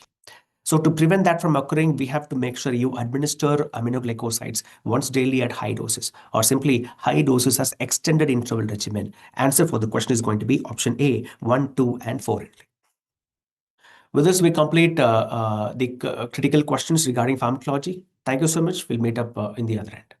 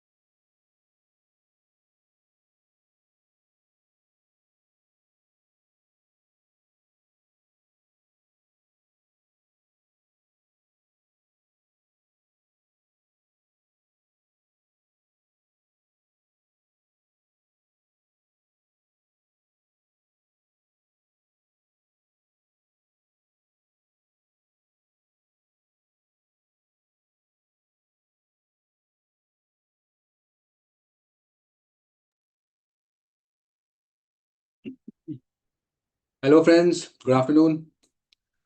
So, as we know, we are having this INI CET mock, and we have covered up certain subjects. And now it's my turn. So let's start up without wasting time because we have very limited time here. Fine. So, guys, first of all, this question: a 35-year-old man presents with chronic cough. Okay. Weight loss, evening rise in temperature, occasional hemoptysis for 3 months. The chest X-ray and the sputum analysis shows. The chest X-ray and sputum analysis shows what? The following findings, which are the following statements regarding the microbiology and the pathogenic mechanisms of the causative organisms are true. So obviously, the first option, if you see the organism preferentially localized to the oxygen-rich regions of the lung because it is an obligate arrow. True. Second one is trehalose dimycolate. That is the cord factor. Contributes to the virulence? Yes. By inducing granulomatous inflammation and promoting the serpentine cords. That's also true. The third one, the rifampicin resistance detected by the CB-NAT or gene expert RIF, you can say, is due to the mutations in the RPOB gene encoding the beta subunit of the RNA polymerase. It itself can be asked in the exam. Okay.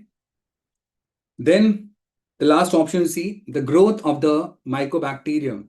The growth of the mycobacterium bovis is enhanced on the LJ media when supplemented with pyruvate, not glycerol. So this might be a twisted stuff in your exam in the like INI CET, they can give up Mycobacterium bovis and they can ask of glycerol or pyruvate. The answer is pyruvate. So as such, the answer to this question is all right. Okay.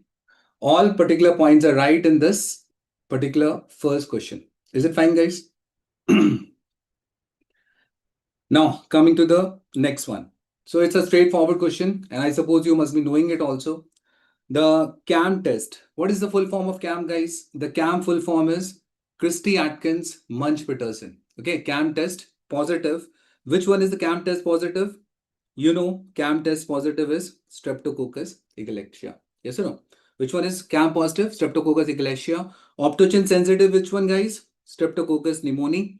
And you must be remembering that mnemonic bio positive. This question came in the last INI CET also. Bile solubility, inulin fermentation, and optogen sensitivity. It is bio positive in Streptococcus pneumoniae. In bile asculin positive. This particular one is for Enterococcus, the culture media for this.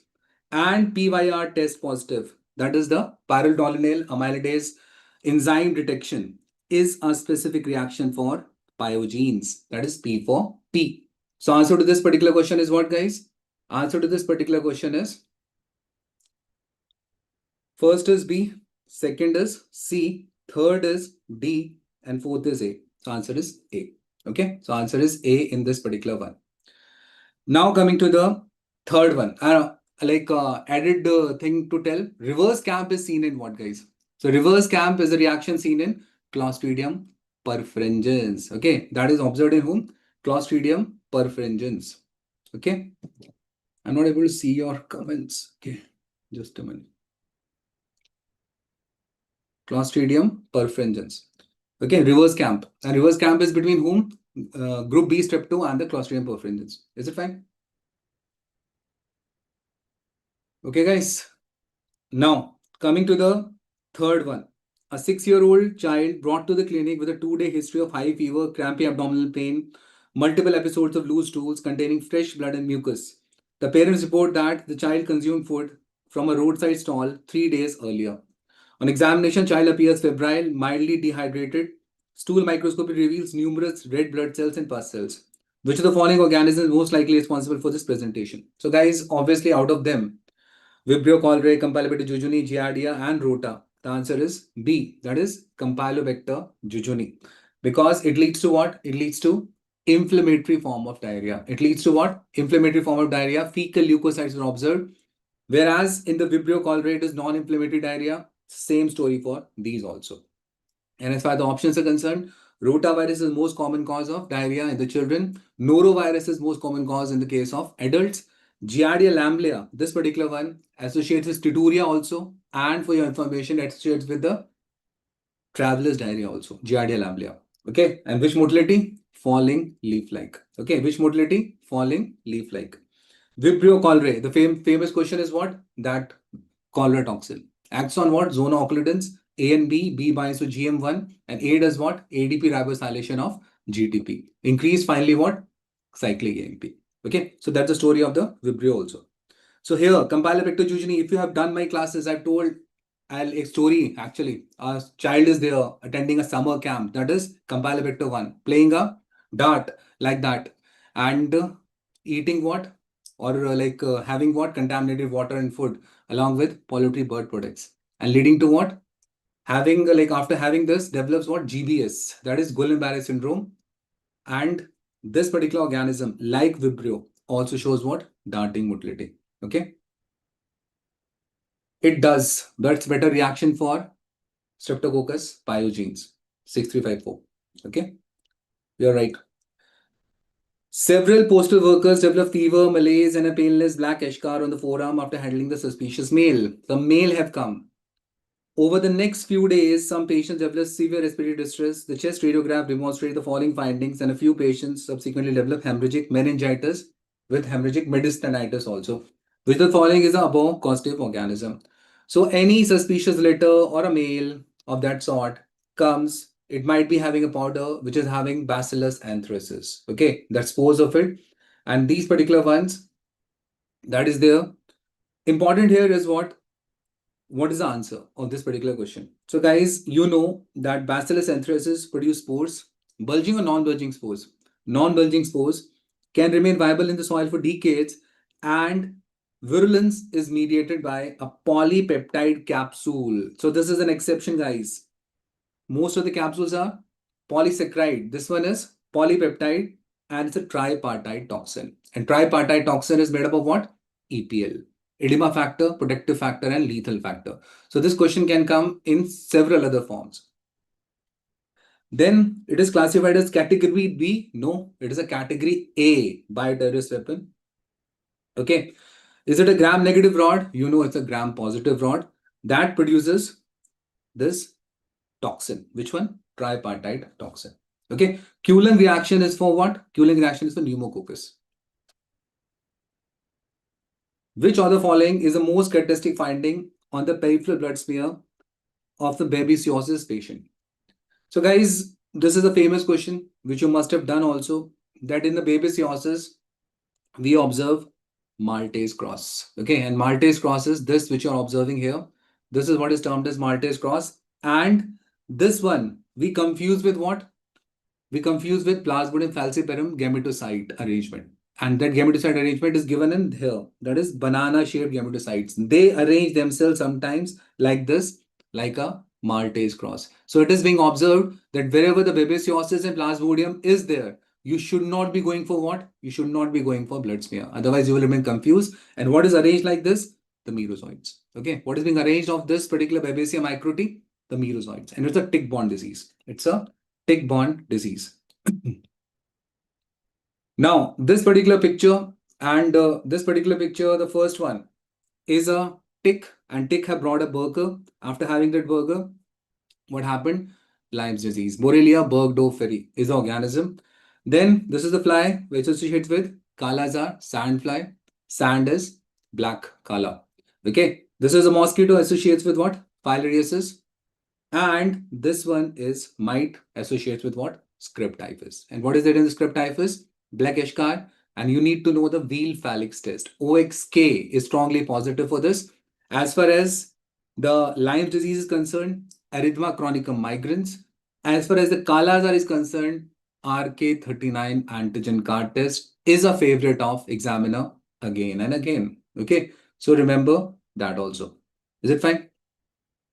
And in the filariasis, if somebody asks you, it is a what do you say? It's a nocturnal periodicity, so you have to bring it in the daytime. And for that, you have to give the DEC. And after 1 hour, you have to take the blood. And in that, you have to observe the Wuchereria bancrofti microfilaria. And when you observe it, you have to see the tail tip. And tail tip is having how many nuclei?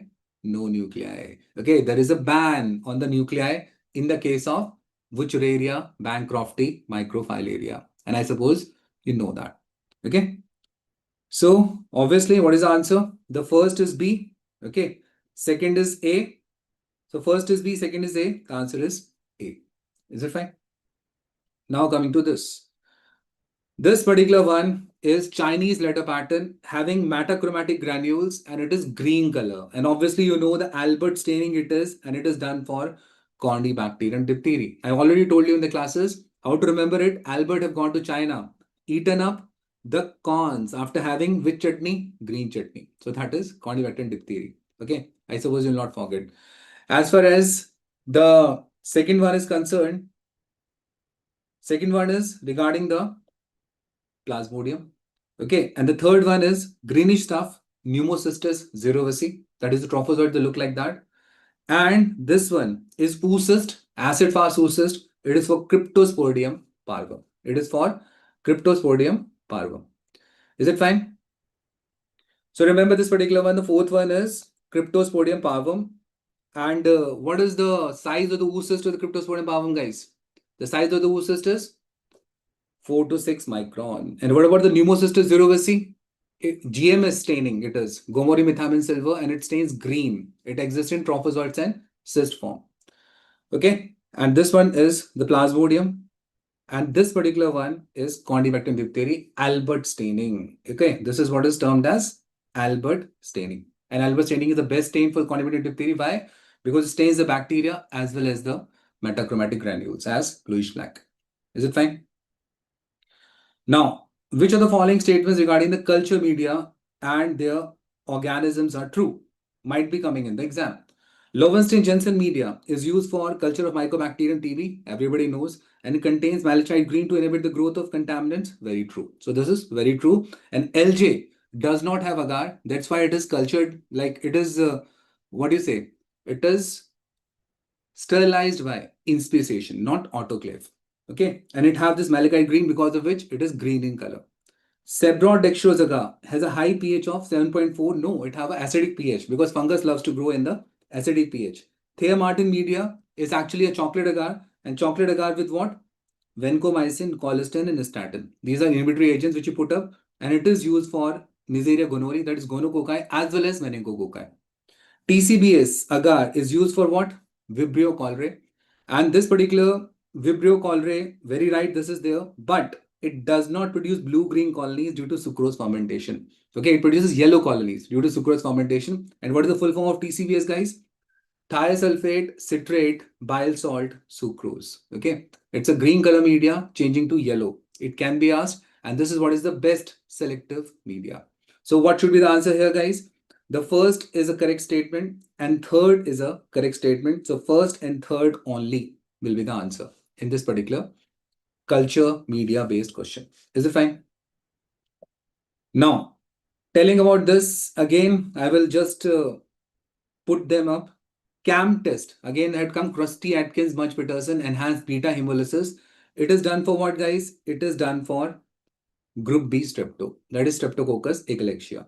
Ehrlich gel precipitation test. This is done for what? It is done for Corynebacterium diphtheria. Q-lung reaction. It's a capsular delineation and it's a story of what? Capsular antigen along with capsular antibody. So capsular swelling is there in this particular one, and that is which one? Streptococcus pneumoniae. VDRL test is a slide flocculation test done for what? Treponema pallidum. VDRL CSF is best test for the neurosyphilis. Investigation of choice actually. Slide coagulase test is for what? Staph aureus. But the better one is what? Tube coagulase. McFadden's reaction is for what, guys? Bacillus anthracis. Okay, I told you, McDonald's fries, they are very good. बहुत अच्छी हैं. When you add what? Peri-peri. Peri-peri means the capsule is made up of what? Polypeptide. Okay, the capsule is made up of what? Polypeptide. This is what is the answer of this particular one.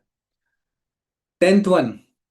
Frequently asked question. Recently also asked. A gardener presents with paleness, subcutaneous nodules, shallow ulcers on the arm, along with the enlarged extracellular lymph nodes. Examination of aspirate from the lymph node shows below findings. Okay, so that is the flower-like sporulation. And flower-like sporulation is a feature of sporotrichosis. And this disease is termed as what? Rose Gardner's disease. Okay, lymphocutaneous spread, sporotrichoid pattern. Along with that, asteroid bodies you need to remember, which is observed in the sporo. And where it is there in India? Mostly in the Himalayan region. Okay, and it is common in whom? Rose gardeners also, which get the thorn prick. Okay, and this is a subcutaneous mycosis rather than the deep mycosis. Others are what, guys? The others are histoplasmosis. You know, it's a endemic sort of a mycosis, also termed as OU disease and all. And in this, you go for the bone marrow biopsy. And bone marrow biopsy, you can find out the E cells. Okay, narrow-based budding E cells. And chronic histoplasmosis mimics what? TB. And in the histoplasmosis done by Histoplasma capsulatum, which doesn't have a capsule. And the recent question here is, tuberculate macroconidia is observed in this. And tuberculate macroconidia looks like what? It looks like a sunflower. It looks like a sunflower. Surya Gandhi. Yes or no? So blastomycosis, figure of 8 appearance. That is there in this particular one. The figure of 8 appearance. Coccidioidomycosis, that is San Joaquin Valley fever, desert rheumatism, arthroconidal arrangement is observed in this. Along with that arthroconidal arrangement, you have the other thing, spherule with endospores, which is also observed in rhinosporidiosis. Here also it is there. Okay. Now, which of the following is used for the antibiotic sensitivity testing? The answer is E-test. That is abscillometer test. And abscillometer test is the test which is done for the MIC detection also. And remember, this question came in the exam and it was given up KBDDT also there. And KBDDT is what, guys? Kirby-Boyer disc diffusion testing.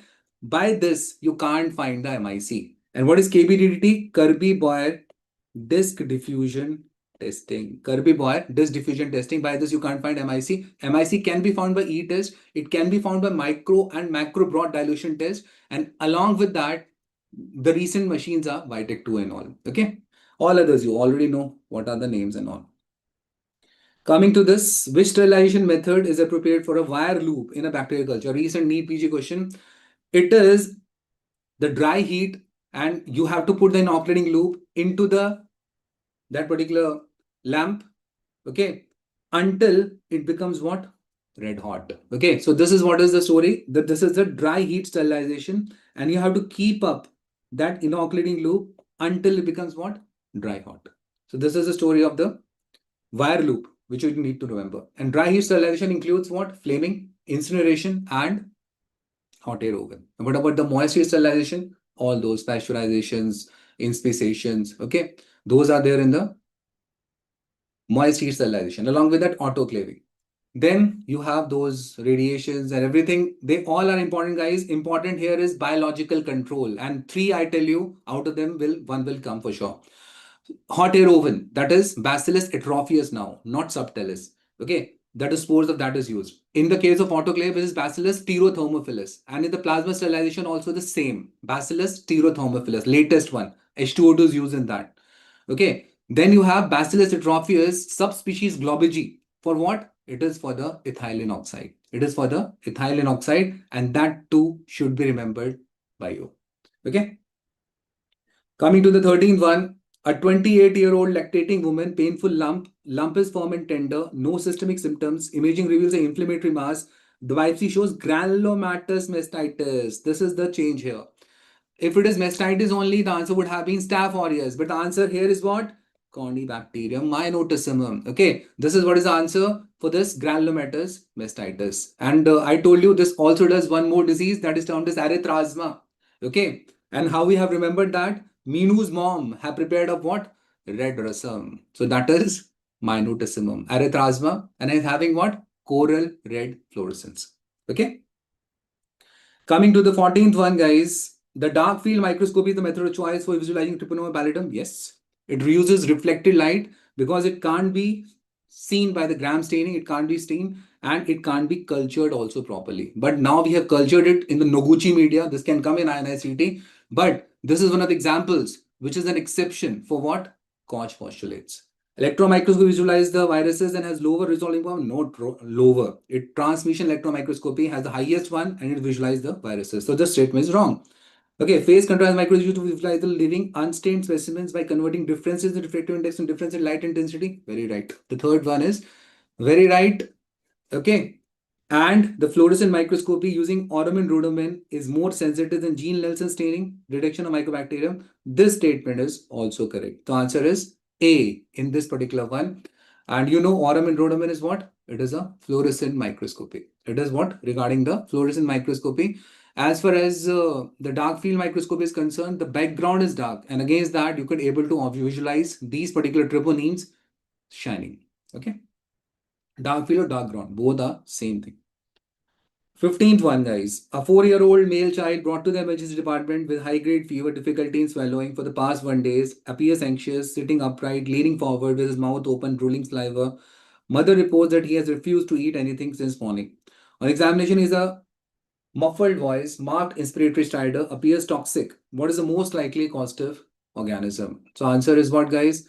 Haemophilus influenzae type B. And it does what? It does epiglottitis. And which strain does it? Capsulated strain. And that capsule material is used for what? It is used to make the vaccine. Type small b PRP, polyribitol phosphate. It shows satellitism. That's the question. Grows on chocolate agar.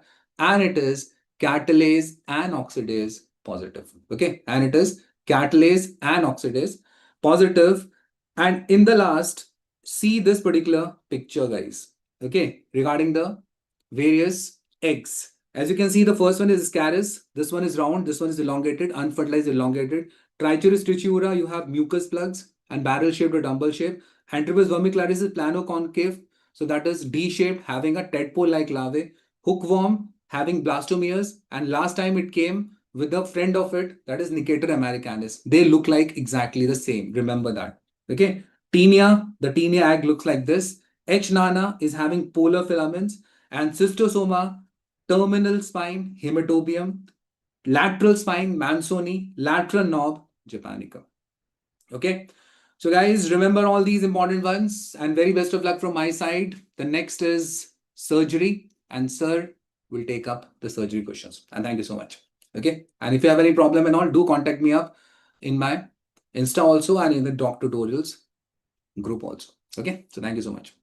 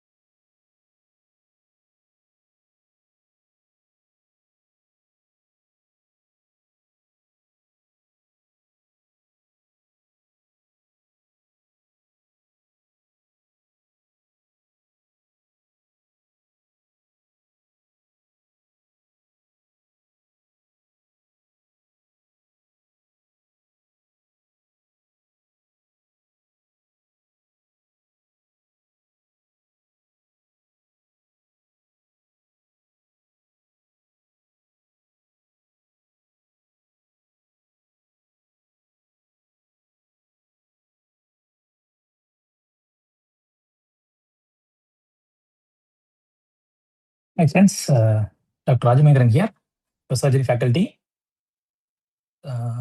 Sorry for the video appearance. I'm taking from some of different place. So there are 17 questions in surgery we are going to discuss regarding a condition characterized by slow progressive neurological deficit following a minor or trivial head injury, especially in elderly individuals. So all AIMS questions, first of all, you should know what is the concept. So the question number 1, the concept is related to chronic SDH. So always remember the concept. So you should attend the question only when you have read the concept before. If you have not read the concept, there is no use of attending the question. Always understand the concept first. So this is a question on chronic SDH. So what all points you know about chronic SDH? Chronic SDH is due to rupture of bridging veins, and any SDH will have a concavo-convex appearance like this. So biconvex appearance is seen in EDH. All of you know that this is SDH. SDH will have a concavo-convex. So second choice is wrong. So clinical presentation may be delayed. Yes, in a chronic SDH, there will be a long lucid interval. All of you know very well, it's a long lucid interval. Short lucid interval is seen in EDH, but here it is long lucid interval.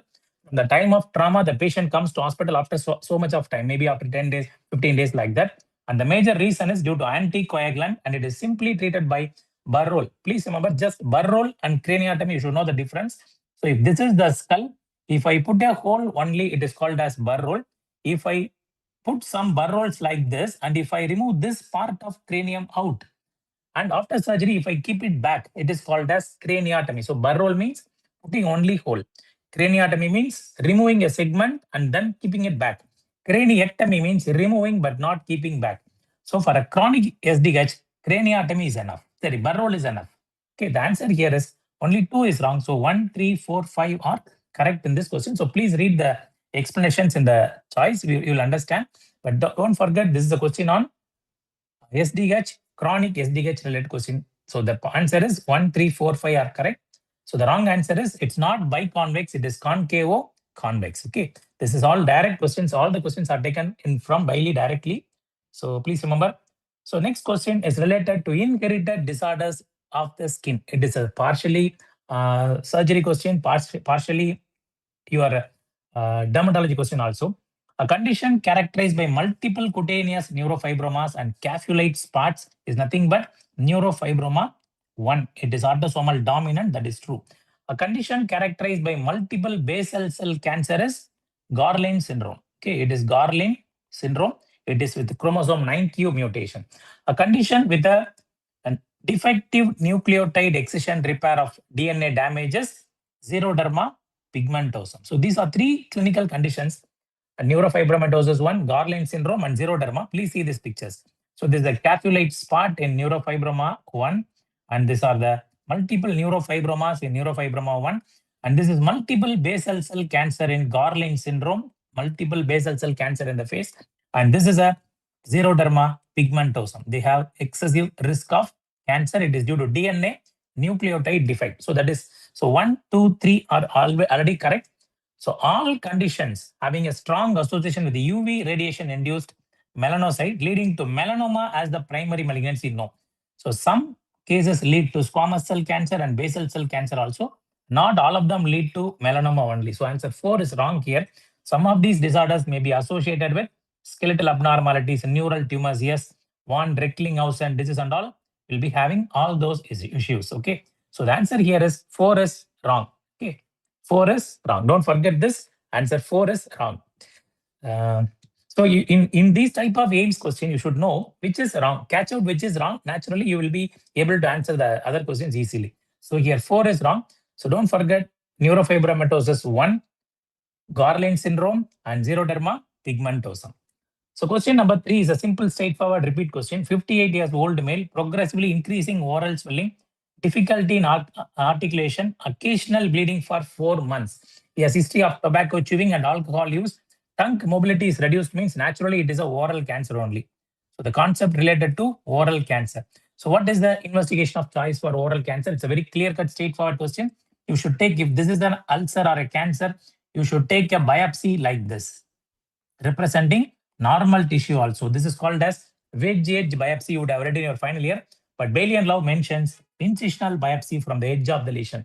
So wedge edge biopsy or incisional biopsy. So don't forget, answer is C.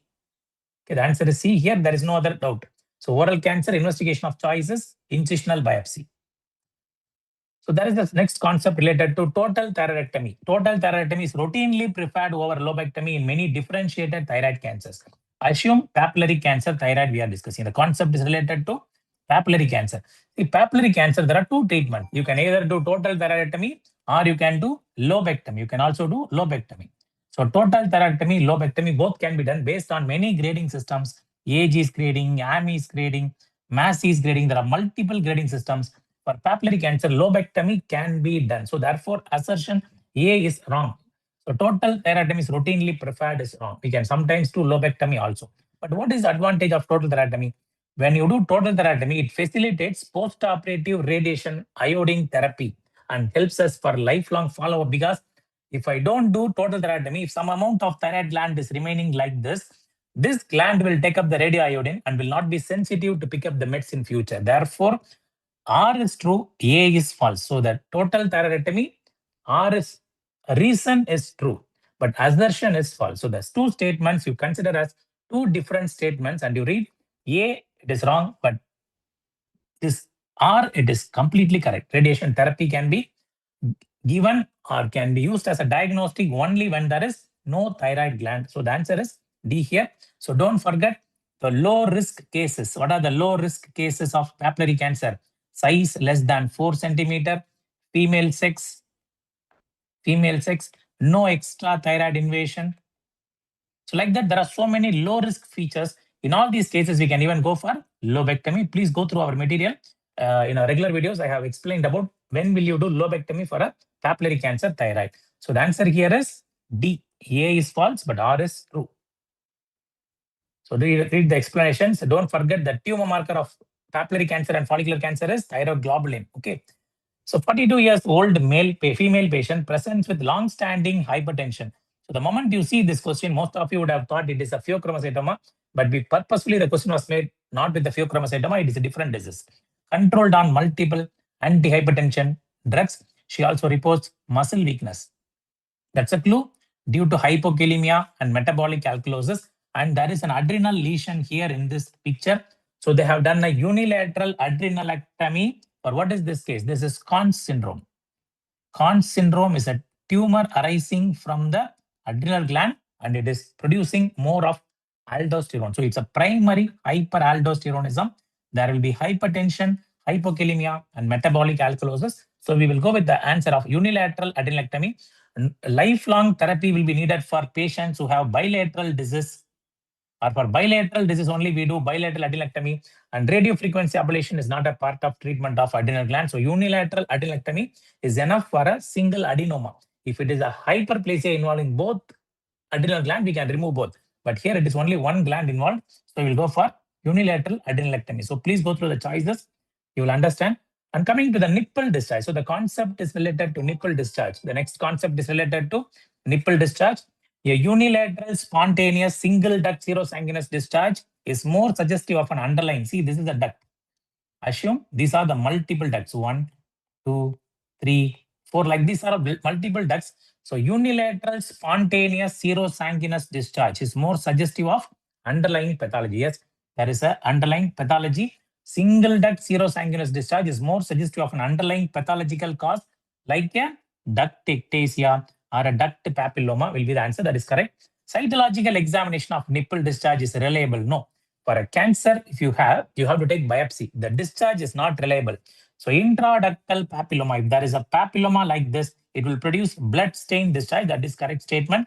Greenish or black discharge is seen in duct ectasia. That's also correct. So the wrong answer here is 2 is the wrong answer here. So 1, 3, 4 are correct. So only one answer is wrong. Cytological examination of the discharge will not show you malignancy many times. So don't trust on cytological examination of the discharge. We should take biopsy from the lesion. Okay, don't forget this. And regarding the prosthetic heart valves, the concept is related to, see, I always say when you're appearing for any INI CET exam, the time will be very short and you will not have time enough to read even the 200 questions. Therefore, always please see the question concept. Only you attend the question when you know the concept. Without knowing the concept which is being asked, there is no use of wasting the time. So when you have read about prosthetic heart valves, these are the two heart valves. This is mechanical valve. This is biological valve. The basic first point for this is biological valve is derived from the cadavers, and it is very soft valve, so no anticoagulant needed lifelong.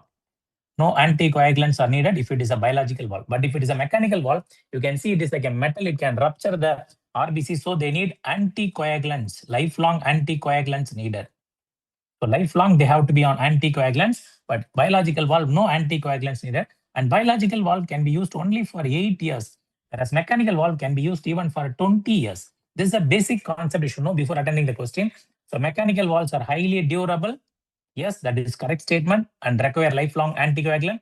Biological valves have superior long-term durability is absolutely wrong. It is not helpful for long-term, and therefore it is not preferred in young patients. It is preferred in old patients only. So homografts are biological valves obtained from human donors and generally do not require anticoagulation. So biological valves don't require anticoagulation.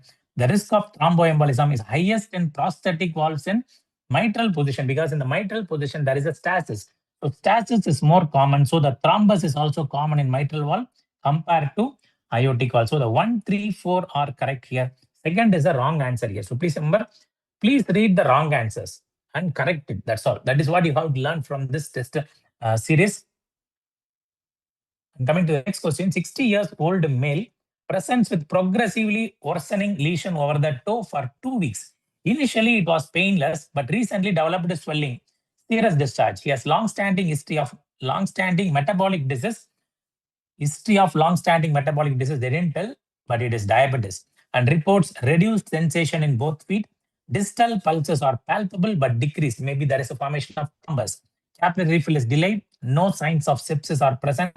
Based on this clinical scenario, what is your diagnosis? This is a diabetic foot. Based on this scenario, this is a case of diabetic foot. And for a diabetic foot, we will not go and do amputation immediately. We will start with debridement. Debride.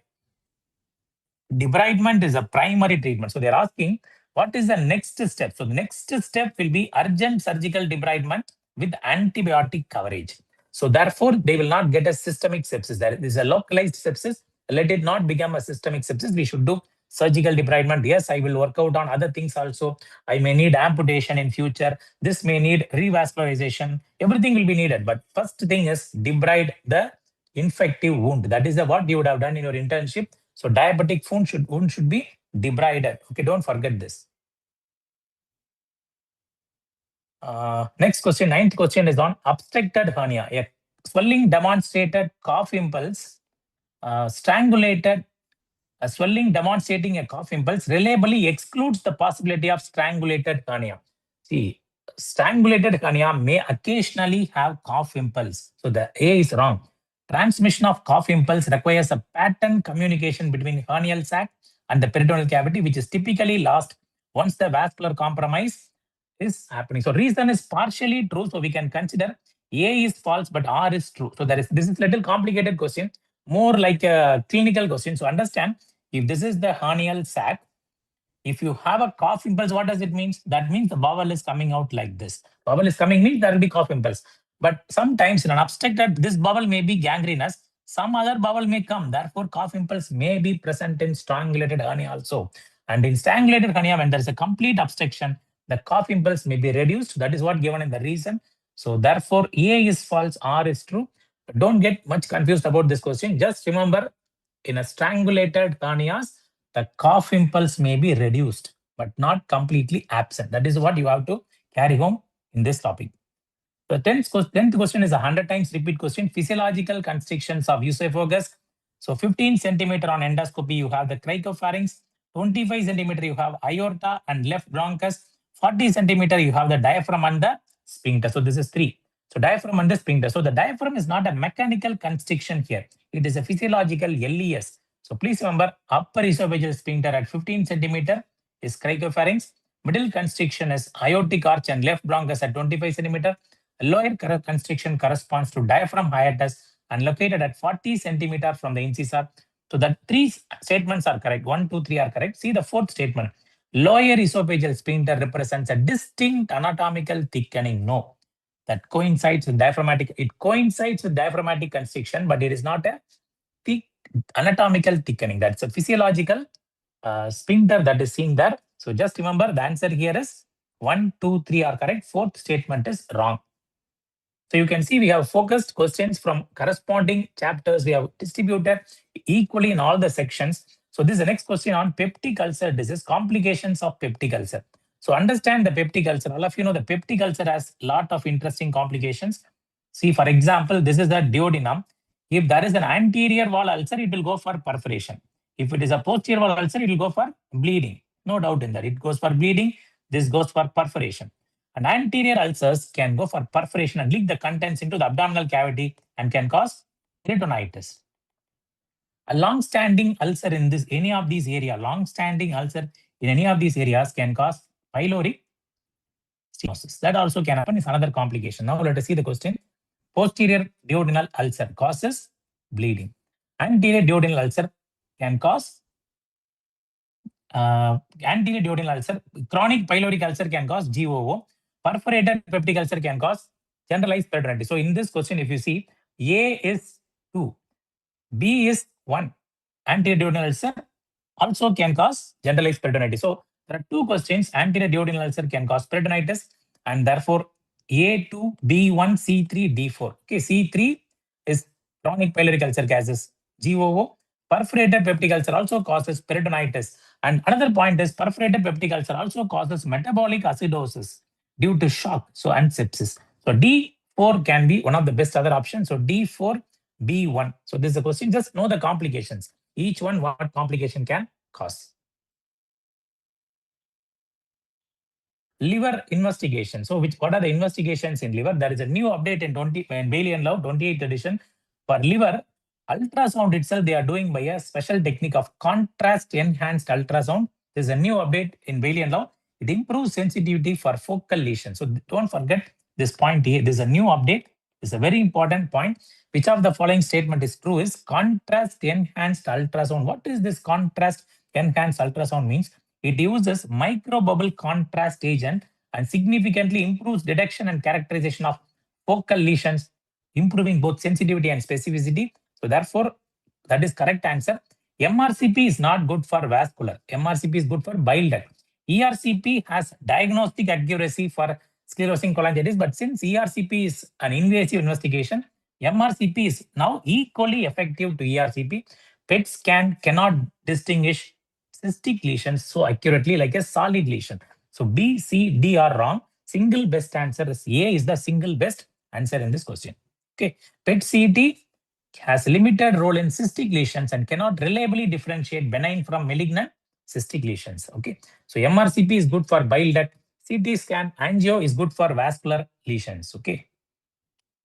So the question number 13 is on splenic artery aneurysm. Splenic artery aneurysm is a very common question. This is a picture showing you an image-based question can come in this. So I have put a picture here. This is a pancreas and this is a spleen. On the way, the vessel which is very importantly seen as splenic artery, and in the splenic artery you can see a tumor blush. So the tumor blush is splenic artery aneurysm. This can rupture during pregnancy in the 3rd trimester due to excessive hormones and excess pressure. Therefore, in pregnancy, we should always treat splenic artery aneurysm. So don't forget, splenic artery aneurysm has a high risk of rupture in 3rd trimester, increased pressure and hormonal changes. A and B are true, and R is a correct explanation of A. Please don't forget, that's the correct answer for splenic artery aneurysm.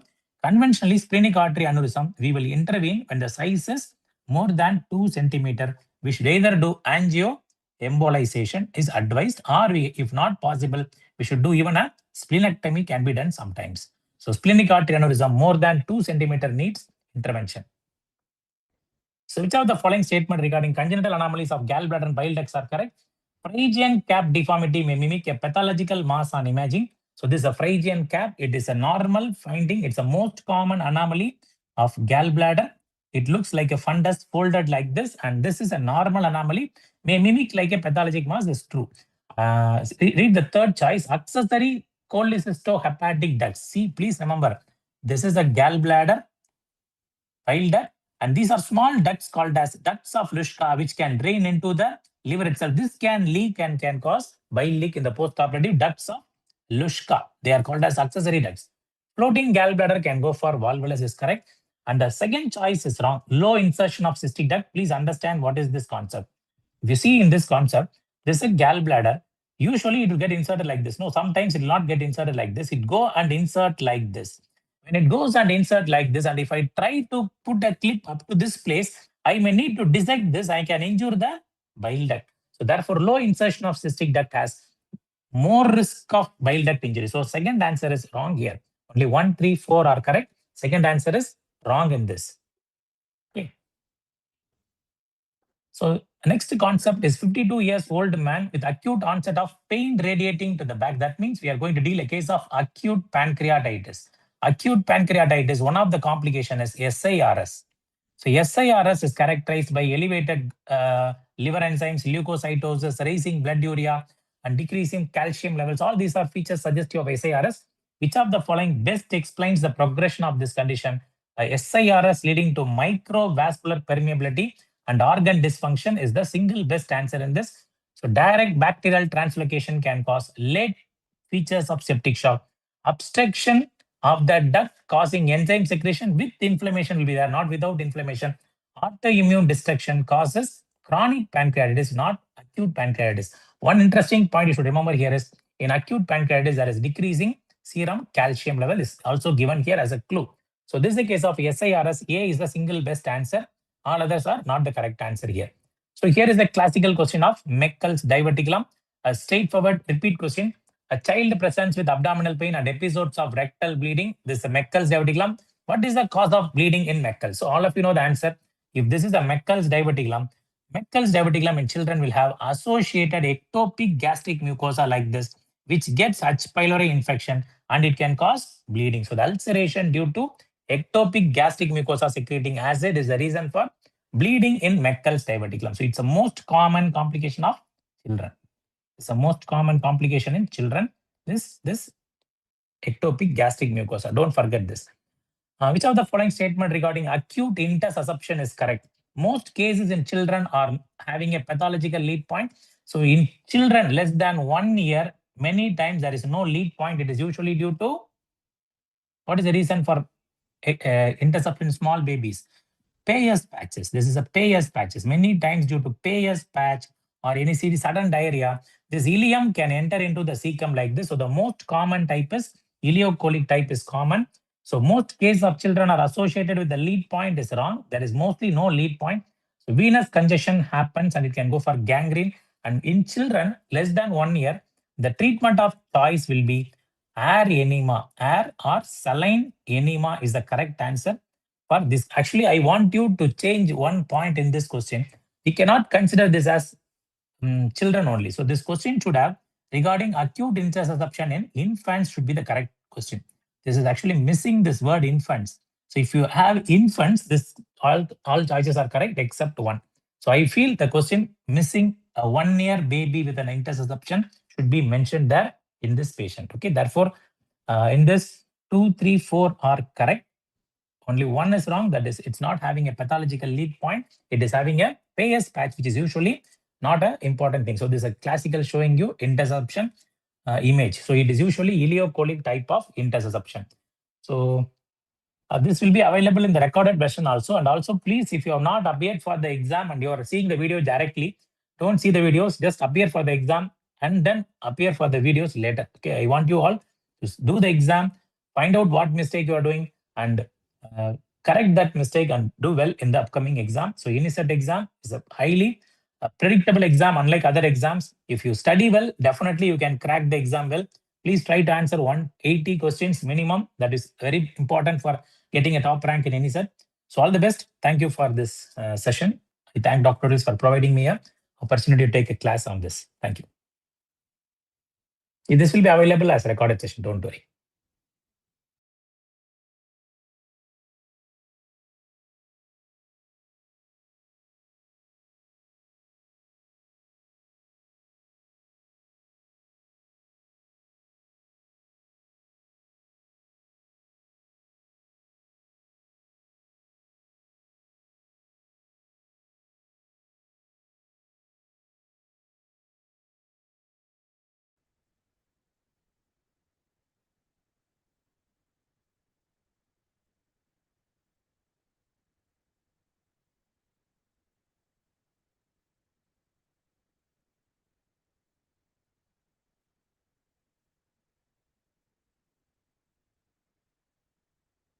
So, hello, my dearest students. This is Dr. Rohit Daniel, orthopedics faculty.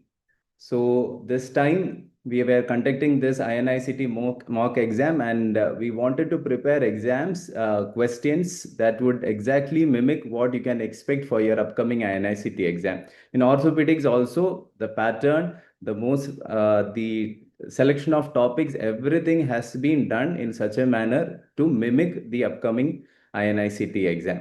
I hope you found the questions good. So let's discuss the MCQs that came in orthopedics. So I think the chat box is open in YouTube. I want all of you to answer the questions. So a young man presents with tingling sensation of his right little finger and ring finger for 3 months. He gives a history of childhood fracture in the elbow, which was treated by a local bone setter, following which he had residual deformity. Can you hear me? I hope you can hear me, right? Yes, yes. Okay.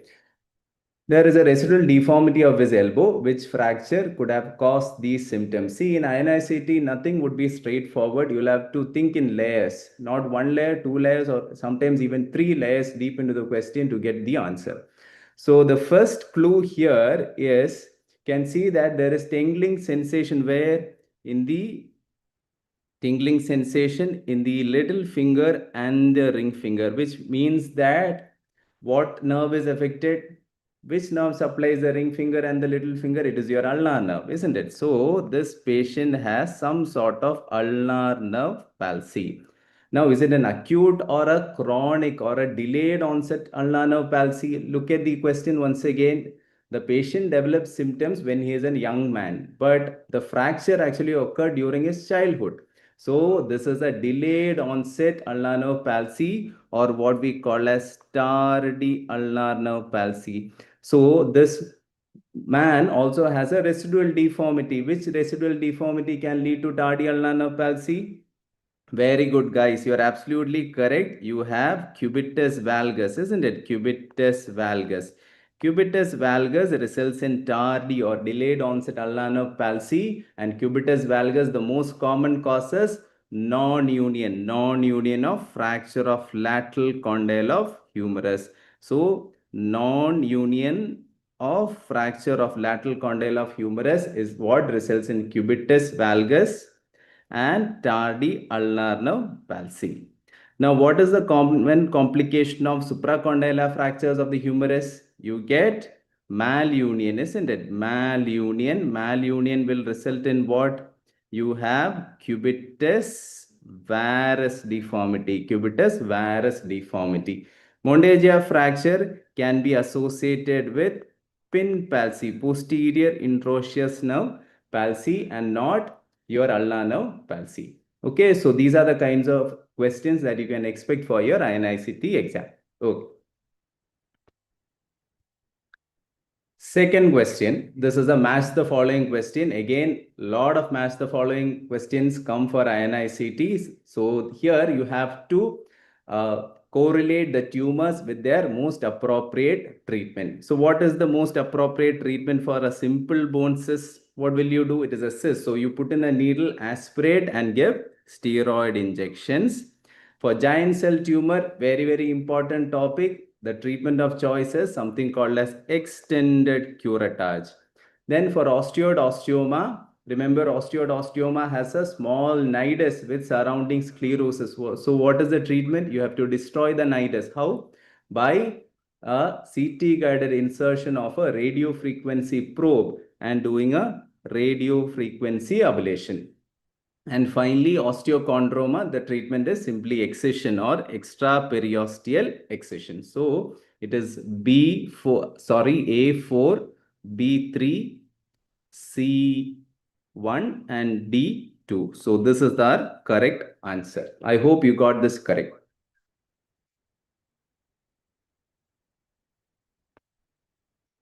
Next, match the following question.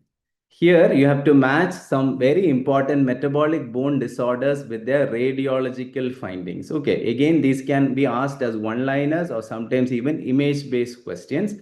So what is the classical finding in renal osteodystrophy? Remember, renal osteodystrophy is the bone disorder that is associated with chronic renal failure. In renal osteodystrophy, the classical finding is Rugger Jersey spine. Then in Paget's disease, there are a lot of findings. One important finding is picture frame vertebra. And in osteomalacia, what is osteomalacia? It is vitamin D deficiency in an adult, isn't it? In osteomalacia, what happens is that there is weakening of the bone, and because of weakening of the bone, there are tiny areas of fractures that develop in the various parts of the body, especially in the pelvis, in the neck of femur, in the scapula, in the ribs and all. These are called looser zones, looser zones. And finally, osteoporosis, the classical finding is codfish vertebra. So the answer is A2, B3, C4 and D1. C4 and D1. Okay.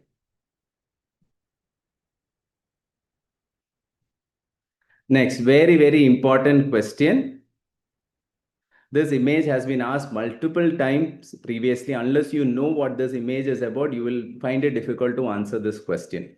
Which of the following signs is the most common site of origin of TB hip? So what is this question about? What are they trying to ask you here? Remember, bone TB is always secondary. Skeletal tuberculosis is always secondary, which means that the infection starts where?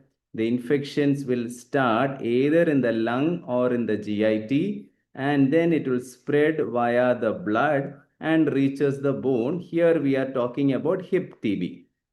So when the infection reaches the hip, the bacilli can start infection at 4 different zones or areas. Either the infection can start at A. A is nothing but the roof of acetabulum. The roof of acetabulum. B is your head of femur. Head of femur. C is greater trochanter. And D is actually a small inverted triangular area in the inferior part of the femoral neck, which is called as Babcock triangle. Babcock triangle. Here the question is, which is the most common site? Most common site is the topmost site, which is roof of acetabulum. So roof of acetabulum is the most common site of tuberculosis origin in hip. So site A is the correct answer. And finally, you have a very, very often repeated question, which is regarding hip dislocations. Yeah.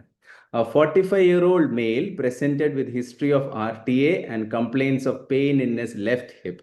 On examination, the hip is shortened and is deformed. X-ray taken is shown here. What is the diagnosis? Can you tell me what the diagnosis is? Can see the 4 options there. You have the 3 dislocations: anterior, posterior and central dislocation, and fracture neck of femur. Just look at this X-ray. You can clearly see that the neck of femur is normal. So there is no fracture. But see, the acetabulum here is empty and the femoral head is dislocated out. Now the question is, what kind of dislocation is this? Is it anterior, posterior or central? How do you differentiate? Whether clinically or on an X-ray, the differentiation is by what? By the characteristic deformity. Characteristic deformity. Okay. Very good, guys. All of you are absolutely correct. I'm so happy that all of you have got this correct. So you have to look at the deformity. What is the deformity? Classical deformity in anterior dislocation, it is flexion, abduction and external rotation. Posterior dislocation, it should be flexion, adduction and internal rotation. Fracture neck of femur, there will be shortening and mild external rotation. Central dislocation, there can be variable deformities. But here they have not specifically mentioned any flexion abduction or flexion adduction or anything like that. You only have the X-ray to go by. So let's look at the X-rays. See, I have shown 3 X-rays here. So first of all, you can see that everywhere the acetabulum is empty and the femoral head is dislocated. Here also the acetabulum is empty, the femoral head is out. So these are all dislocations. How do you differentiate? Again, look at the orientation of the femur. See here, the femur here is going towards the midline. It is directed towards the midline. So it is adducted. It is adducted. Adducted means this is posterior dislocation. Posterior dislocation. On the second X-ray, you can see that the femur is completely abducted. Abducted means it is a part of flexion, abduction, external rotation, isn't it? Here it is abducted. Because it is abducted, this is an anterior dislocation. What about the central dislocation? All of you listen to me here. See, this is the proximal femur. You have the acetabulum. When there is a serious RTA, very high velocity injury, the acetabulum becomes completely shattered and the femoral head will dislocate into the pelvis. It should have been here. It will dislocate into the pelvis. Look at the third X-ray here. See, this is the normal side, acetabulum, the femoral head here. Here you can see the acetabulum is completely broken. The femoral head is subluxated into the pelvic cavity. The femoral head should have been here. Instead, it is dislocated into the pelvic cavity. So these are the three kinds of dislocations: posterior, anterior, and the central type. So let's go back to the question. Look at the X-ray. What is the orientation of the femur? It is in adduction. So this is an example of posterior dislocation of hip. Posterior dislocation of hip. Okay. So these were the 5 questions pertaining to orthopedics. There are a few others where there is an overlap between orthopedics and radiology that the radiology faculty will be covering in the subsequent session. So I hope you got all the 5 questions correct. Don't worry, if you have any doubts, you can always contact me on WhatsApp. And yeah, all the best for your upcoming INI CET exam. Study hard. INI CET is not that difficult. Only thing is that people who don't believe that they can clear INI CET obviously don't clear it. If you really are confident and if you believe in yourself and study hard, I am sure that you will definitely clear your upcoming INI CET exam. So all the best.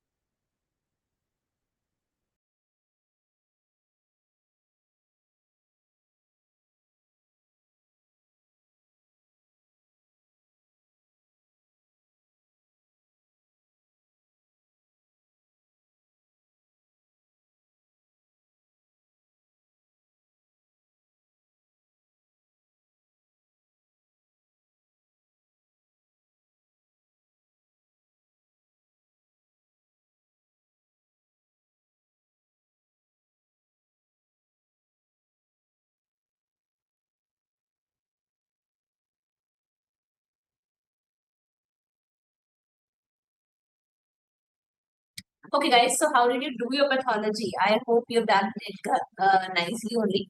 So let's look at the questions today. Okay, so question number 1. This is a 36-year-old male with multiple lesions over lower limb and there is a pathological change which is seen here. What is the classical thing that catches your eye? So there are spindle-shaped cells separated by these blood vessels. So whenever you see spindle-shaped cells separated by blood vessels, this is classical of Kaposi sarcoma. Please remember, when we say Kaposi sarcoma, it is typically associated with human herpes virus 8 and the marker is LANA1. Okay, so that is very, very important. Now, if it is HTLV1, they will show you flower cells. That is for HTLV1, which causes adult T-cell lymphoma leukemia. LMP1, you should be remembering it is infectious mononucleosis. Apart from that, you already know that this is also seen in Burkitt lymphoma or Hodgkin's lymphoma. Okay, so that point should be very, very clear. Okay, just let me see your comments if something is coming. Yes.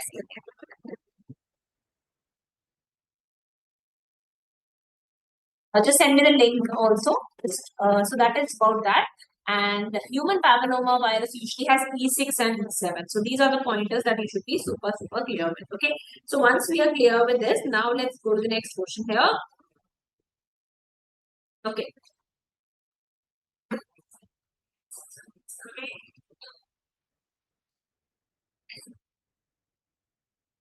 Okay. So this is one question that is very frequently asked, that is CD4 count. Okay, so that is CD4 count and the diseases. Always remember, Kaposi sarcoma occurs when the CD4 count becomes less than 500 but more than 200. So that's a very important catch point, and they can typically give you the image like this, in which you have lesions in the palate. Okay, and the color of this is violaceous, it's purplish because of a lot of vascularity. That point has to be clear.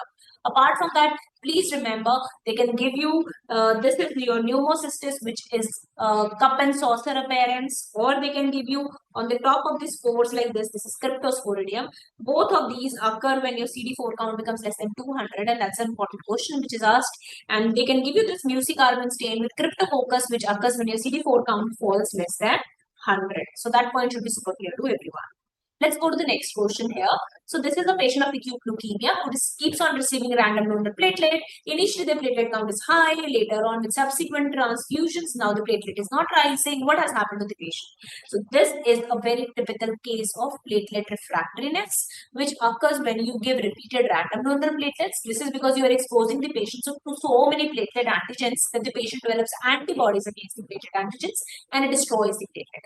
How to solve this problem is by giving single donor platelets. So you have to give platelets from one person only, and at one given person, one given time, you can take 200 ml of platelets in one go. Whereas random donor platelets from a bag of 350 ml, you just get 50 ml of platelet. So that is why 1 unit of random donor platelet will increase the platelet count by only 10,000. So you have to give approximately 6 bags of RDP. Whereas a single donor platelet, at one go, you're getting 200 ml of platelets. So you just have to give one bag, and it increases the platelet count by 50 to 60,000. And it doesn't have platelet refractoriness. So this is what is called as single donor platelets, which you should be super clear with. Okay. So that point has to be clear. So this is platelet refractoriness, which you must remember. Remember, washed RBCs is basically used for IgA deficiency. Okay. That point has to be very clear. Wait, I come later. We come to the next question here. So this is a patient with malignant melanoma, and it is treated with immune checkpoint inhibitors. And after therapy, patient develops autoimmune colitis. What is happening? So this patient has immune tolerance. He's developed immune tolerance. So remember, immune tolerance is of two types: central or peripheral. Okay, and the central tolerance is usually occurring in the thymus, and it occurs because of IRG. Okay, so this is responsible for negative selection. So that is for negative selection. So that is central tolerance, which is not the case in this case. Okay, which is not the case in this case. Okay, peripheral tolerance can occur due to energy. Now, this is very, very important. What is energy? So energy means that then you don't get second signal, but you get first signal. So look at this signal. All of you know we have signal 1 when the antigen presenting cells give antigen to the T cells. That is signal 1. And signal 2 is whenever the dendritic cells or antigen presenting cells give signal to CD28. So CD28 is a weak signal. What is a strong signal here? CTLA4. So CTLA4 is a most important molecule when it is activated. This is activated whenever it's not a true antigen. So what does it do? It silences the T cell. It causes energy. It causes silencing of the T cells. So nowadays we have developed drugs which inhibit CTLA4. So if you give drugs that inhibit CTLA4, T cells get activated and they kill the tumor cells.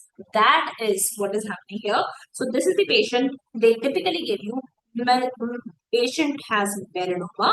You have given immune checkpoint inhibitor, which enhances T cell responses. That means T cell responses increased. Okay. So what is that? That means you have stopped energy. This is done by functional inactivation. So how does this act? Normally CTLA4 inhibits the T cells. So you block that and T cells become active and they kill it. So that's the answer in this case. What about regulatory T cells? So regulatory T cells are identified by FOXP3. Always remember that. And whenever there is a defect in regulatory T cells, regulatory T cells also suppress the immunity. It is also a type of peripheral immunity. But whenever they are defective, this causes a disease which is called as IPEX. Okay, so the patient has polyendocrinopathy, enteropathy, and it's an X-linked disease. Okay, what about activation-induced apoptosis? This is by fast ligand, and whenever this is defective, it causes autoimmune lymphoproliferative syndrome. This causes autoimmune lymphoproliferative syndrome. So that's very important. And regulatory T cell was last year Nobel Prize winning discovery, so it should be clear. So that is why this immune tolerance should be very clear. So what is a drug which is made for CTLA4 inhibitor? This drug is called as ipilimumab. This drug is ipilimumab, which is used for melanomas. Okay, so that's very classical here. Okay. Now coming to the next, so this is a patient. So this patient has a very characteristic phenomena as shown. What is it? So here the phagosome is formed, which is locked. Okay, and then phagosome fuses with lysosome and it is killed. This is autophagy. So therefore, they asked you mutation of which the following proteins is known to affect autophagy. So that's very important. And the answer to this is Huntington. So this is a chart from Robbins which tells you that autophagy is affected in cancers, in neurodegenerative disorders, in Alzheimer's disease, autophagy is increased. In Huntington's disease, autophagy is decreased. Now this is very important.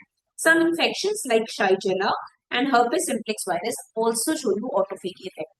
And inflammatory bowel disease, especially Crohn's disease, have mutation of autophagy, that is ATG16L1. Now, this is very important that everybody should be super duper clear with. Okay. Now, once you're clear with this, that is Huntington, which is mutated in Huntington's disease. CFTR is mutated in cystic fibrosis. We know that it is mutated in cystic fibrosis. If dystrophin is mutated, we know that in Duchenne's muscular dystrophy. Okay, and fibrillin is defected in Marfan syndrome. Okay, so fibrillin deals with your elastin fibers. Okay, so that point has to be super clear. Okay. Now, once we're clear with this, what is false about RAS signal? This was also an INI CET question last time, so it's very important. Remember, when always GTP has to be converted into GTP. Only when it is GTP, RAS is activated. So that is very important. Apart, whenever the RAS gets activated, it activates MAP kinase pathway and PI3 kinase pathway. So it activates PI3 kinase pathway, which causes mTOR and it causes growth. And along with that, it activates BRAF, which activates MAP kinase and causes proliferation. So this statement is true. Okay. So mutated form of RAS is trapped in activated GDP form? No, it should be activated GTP forms. Okay. So it is trapped in GTP form, not GTP form. That's wrong. And point mutation of RAS is seen in most of the tumors. That's true. Activated mutation of RAS is transient because RAS has intrinsic GTP as activating protein effect. Yes. So any GTP can be broken down by GTPase activating protein. And this protein is called as gap protein. Okay, so that point has to be very okay. So activation of RAS can be inhibited by gap. And you remember this, NF1 usually acts like gap molecule. So NF1 can control the activity of RAS by activating gap, which breaks down GTP. Once GTP is broken down, RAS will not be active. Okay, so that point has to be clear. So the answer to this question is B. Okay. Coming to next, this is hereditary spherocytosis. Remember, multiple choice questions are the new era of INI CET exams, and you should be super clear with this. Okay, so once you're super clear with this, you have to know this, that what is true of hereditary spherocytosis? If somebody is asking, remember, hereditary spherocytosis typically have mutation of N-chirin. So that point has to be very clear. We have started about this pathway here, and chirin is the most common mutated molecule here, which is seen in hereditary spherocytosis. So that's true. Apart from that, alpha spectrin and 4.2 are basically autosomal recessive type of hereditary spherocytosis. Most common type of hereditary spherocytosis is autosomal dominant. So that point has to be clear. So can we read this? The mutation of hereditary spherocytosis can be mutation of spectrin, enchirin, PAN3 or 4.2. All these are membrane proteins. So that is true.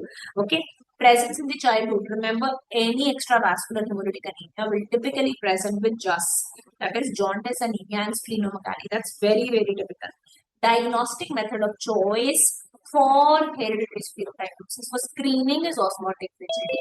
Confirmation is always by flow cytometry, that is called EMA binding test. Peripheral smell shows target cells, that is wrong. So the answer to this is A. Okay, now coming to the next question here. Okay, so coming to the next question here.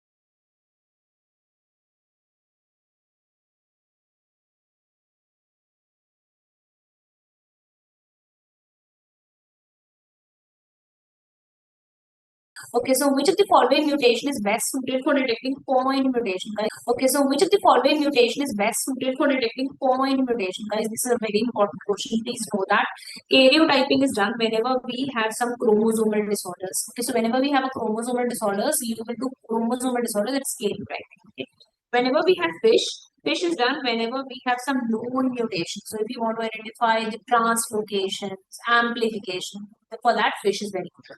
If you want to identify the point mutation, okay, you have to see the sequence, complete sequence. For that, PCR is very good. So any point mutation can be seen with this. Flow cytometry is to see the antigen expression in the cell. So if you want to see any protein expression in the cells, for that you will use flow cytometry. So the answer to this question is PCR, which is best detected, and the gold standard PCR is Sanger sequence. Okay. Coming to the next question, you have to match these states. You remember that past is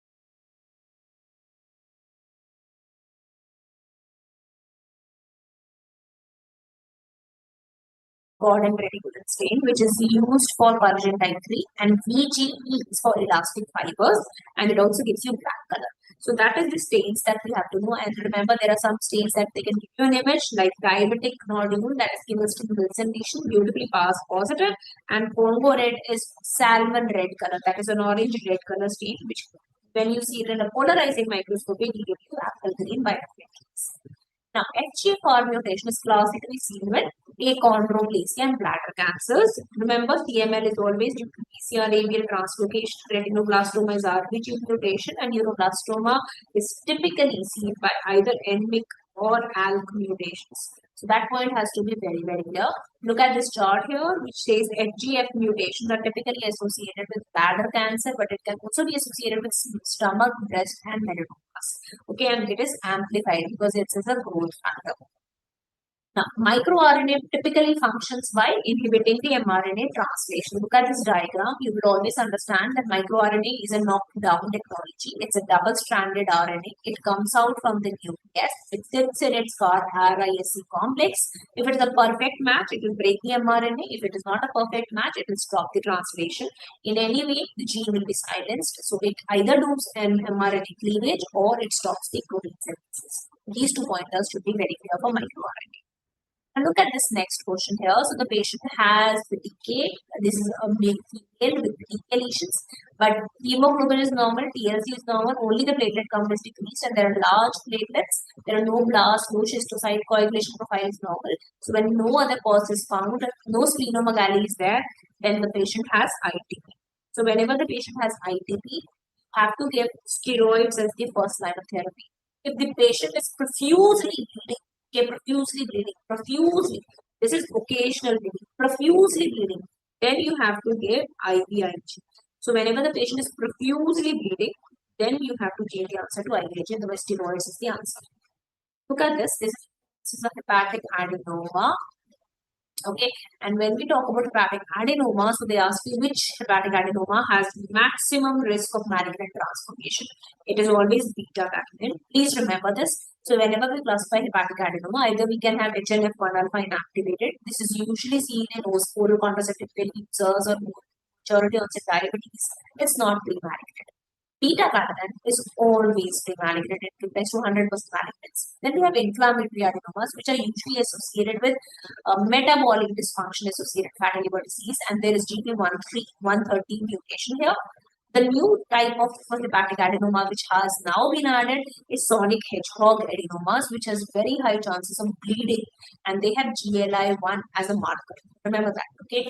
So that is, so maximum chances of progressing to hepatocellular carcinoma is beta catenin, and that's the answer in this, okay? So HNF1 alpha has the least chances of malignant transformation. Now, P53 is usually associated with hepatocellular carcinoma, and KRAS is usually associated with cholangiocarcinomas in the hepatic system. Okay, so that is it. Now coming to the extraintestinal manifestation, please remember this is a very important portion. Ulcerative colitis is usually associated with primary sclerosing cholangitis. It's very classical. Onion skinning of the bile ducts. Crohn's disease is usually associated with erythromelalgia, which is a painful issue in the skin. Celiac disease has high IgA levels, so usually the IgA deposits in the tip of the papilla, and it's itchy lesions on the extensor surfaces of the arm. Whipples are usually associated with arthralgia and neurological manifestation. So that is your extraintestinal manifestation. Coming to the last portion, this is typically post-menopausal female. Post-menopausal female means older female, and this patient has a abdominal uterine bleeding with uterine mass. So whenever post-menopausal female has a uterine bleeding and you think of endometrial hyperplasia, always think of granulosa cell tumor. So whenever we talk about granulosa cell tumor, it's a very girly tumor. It is a very, very girly tumor, which usually occurs in elderly females. Okay, so its name itself is granny. So it's granny. Girly tumor with secret lot of estrogen. What do girls love? Girls want to sit in the group and chat and have coffee. So they have coffee bean nucleus, which is always there. And these are girls, so they are inhibited to go everywhere. So there is inhibin, okay, which is positive. And this is what is called, so these sitting in the group with coffee bean nucleus is called co-external bodies, because when they sit in group, what do they discuss? That let's call our exes. Okay, so that's very classical story of granulosa cell tumor. You have to remember that this is a girly tumor, which loss of estrogen production, high chances of endometrial carcinoma because it's girly. So what does it do? There's a lot of estrogen, endometrial carcinoma. What do girls love? Girls always say, if something happens to me, it should happen with you also. So it always sends metastasis first to the contralateral. That's one. Number two, girls love to have FOXC4. So the typical mutation that is seen in this is FOXL2. So FOXL2 is very, very important. Okay, so that is FOX mutations are very common, and these patients usually, which this is a lot of hormone secreting. So girls are very estrogen rich, so they are sex cord tumors. So they are sex cord tumors. Okay, so the answer to this is 1, 2, 4, and 6. That you have to be very, very clear. So remember, so Schiller-Duval bodies are characteristically seen in yolk sac tumor. Okay, so they are not seen here. Okay, and AFP is also elevated in yolk sac tumor. So that point has to be clear. So the answer is 1, 2, 4, and 6. Okay, so 1, 2, 4, and 6. So that's very typical. Two bodies which everybody should remember. So if you look at that, blood vessels with epithelial cells, there is a space lined by flattened cell. This is Schiller-Duval body, which is seen in yolk sac tumor. Look at this group of cells with all having grooved the nucleus like this. This is your all external bodies and typically seen in granulosa cell tumor. Okay, typically mutation is FOXL2 and the marker, tumor marker is inhibin. Remember that. That's your granulosa cell tumor.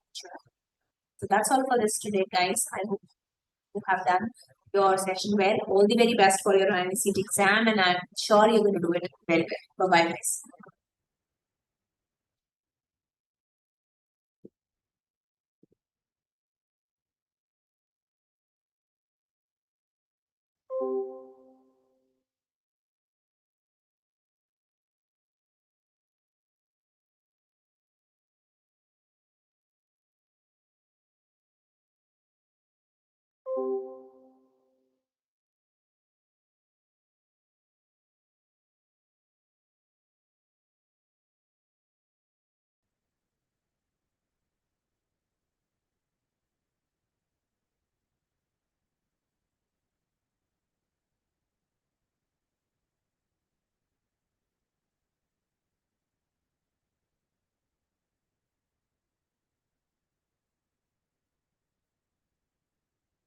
Okay, good afternoon, everybody.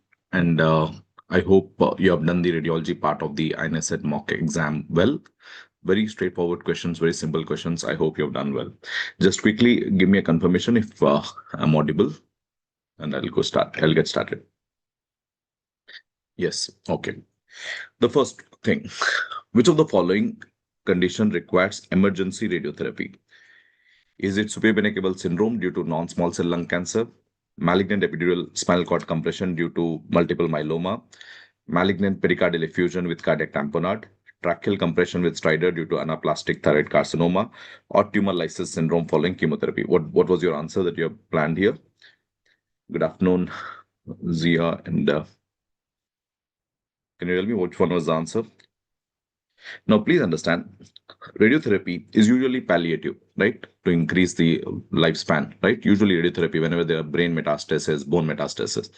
But there are some other types of radiotherapy that you need to know. Radiotherapy can be curative. Just doing radiotherapy is curative for nasopharyngeal carcinoma. For nasopharyngeal carcinoma, some early stages of Hodgkin's lymphoma, right? They can be curative also. Just radiotherapy is curative, need not do surgery. Prophylactic radiotherapy, this is done for medulloblastoma, prophylactic craniospinal irradiation is done to treat the drop metastasis, the sugar coating over the brainstem and spinal cord. So prophylactic radiotherapy is for medulloblastoma. And emergency radiotherapy, we learned in our classes, this is for supravenous cable or airway obstructions. So when you see the tumor infiltrating into the supravenous cava or obstructing the bronchi, we need to do emergency radiotherapy so that we reduce the volume of the tumor, right, before we can plan surgery. So to decrease the tumor bulk and prevent the patient dying from suffocation, we use this emergency radiotherapy before we plan surgery. So that is all about the emergency radiotherapy. So what are the options that are matching here? Supravenous cable syndrome due to non-small cell lung cancer. Yes, this is a true statement. We use it to prevent the supravenous cable obstruction. Malignant epidural spinal cord compression, right? If there is a spinal cord compression, you want to prevent the tumor compression over the spinal cord. So this is also true. Malignant pericardial effusion with cardiac tamponade. When the patient is developing cardiac tamponade, you need to do pericardiocentesis here, right? It's a surgery that you do, not a radiotherapy. Tracheal compression with stridor due to anaplastic thyroid carcinoma. Yes, this is airway obstruction, tracheal, bronchial obstruction, airway obstruction. We need to do emergency radiotherapy. Tumor lysis syndrome following chemotherapy. Giving radiotherapy will worsen this tumor lysis, right? So this should not be done. So the correct answer is 1, 2, and 4, right? So 1, 2, and 4. So the answer A, right? So good afternoon, Ravi. This is about the emergency radiotherapy. The second one. What did you mark for this? A 28-year-old female presents with 2 episodes of unilateral blurring of vision occurring 6 months apart. She now develops weakness of the right hand. MRI is given. Which of the following best explains this imaging pattern? What did you answer for this? What did you answer for this? A 28-year-old woman presents with 2 episodes of unilateral blurring of vision occurring 6 months apart. She now develops weakness of right hand. So it's a female patient and she is having blurring of vision, unilateral blurring of vision. The lesions are occurring, 6 months apart also. There is weakness that is there in the patient. What is the imaging pattern? So if you look at the images, can you see these periventricular white matter hyperintensities, which are perpendicular to ventricles, right? Involving the corpus callosum. You can see the corpus callosum involved. They are periventricular white matter hyperintensities perpendicular to ventricle, looking like the finger-like projections. These are Dawson fingers. So Dawson fingers of multiple sclerosis. Yes. 2 things I want you to remember in multiple sclerosis. One are these periventricular white matter hyperintensities that are Dawson fingers. And also remember horseshoe enhancement or open ring enhancement, the demyelinating plaques of multiple sclerosis.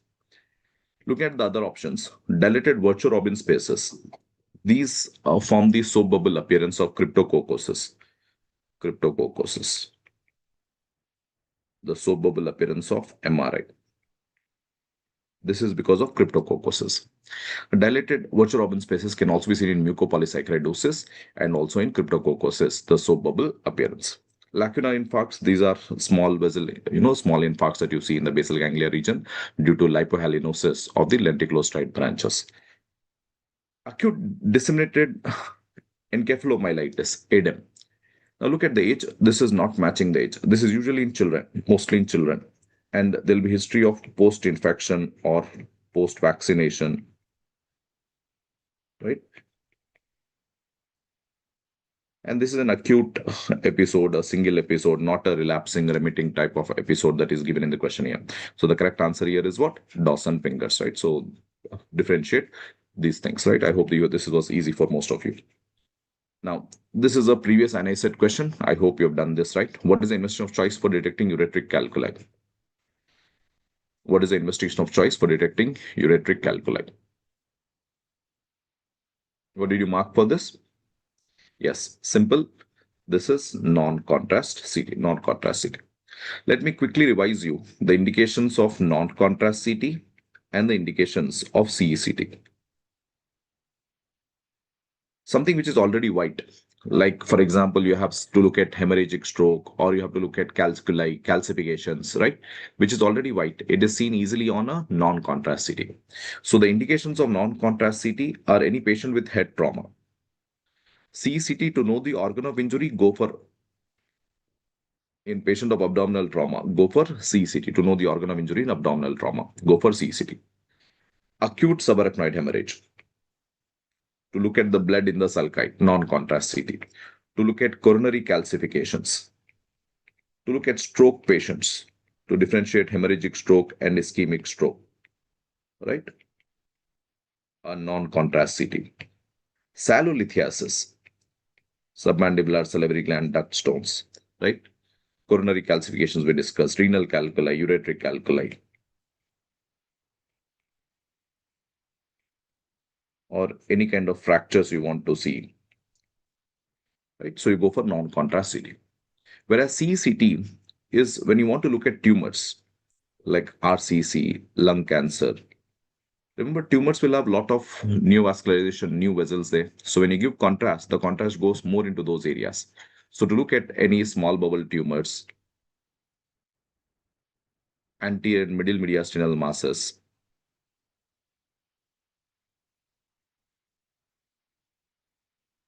you need to go for a contrast enhanced CT scan. Liver masses, right? For liver tumor also.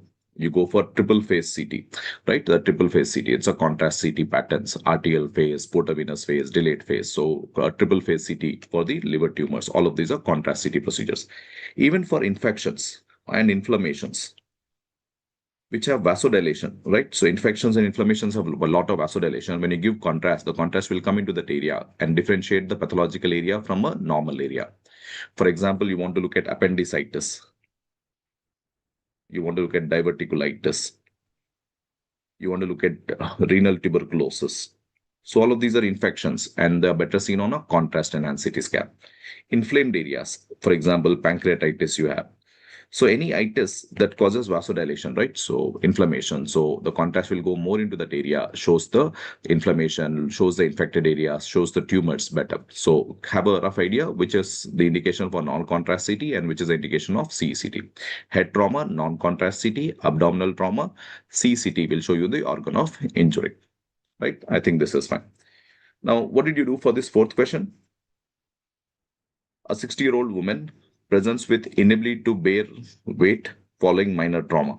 X-ray reveals a lytic bone lesion with cortical destruction accompanied by weight loss. What is the most probable diagnosis? What did you mark for this?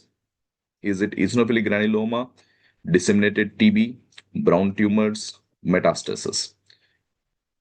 Where do you see this kind of pattern? It's an elderly patient, right? And there is fracture after minor trauma. So it's a pathological fracture that you are having. X-ray shows lytic lesions, cortical destruction, telling you aggressive nature of that lesion. Accompanied by weight loss also. There is weight loss mentioned also. What is the probable diagnosis? So elderly age, pathological fractures, aggressive lesion, weight loss also given in the question. All of these points towards metastatic disease. Let's look at the differentials.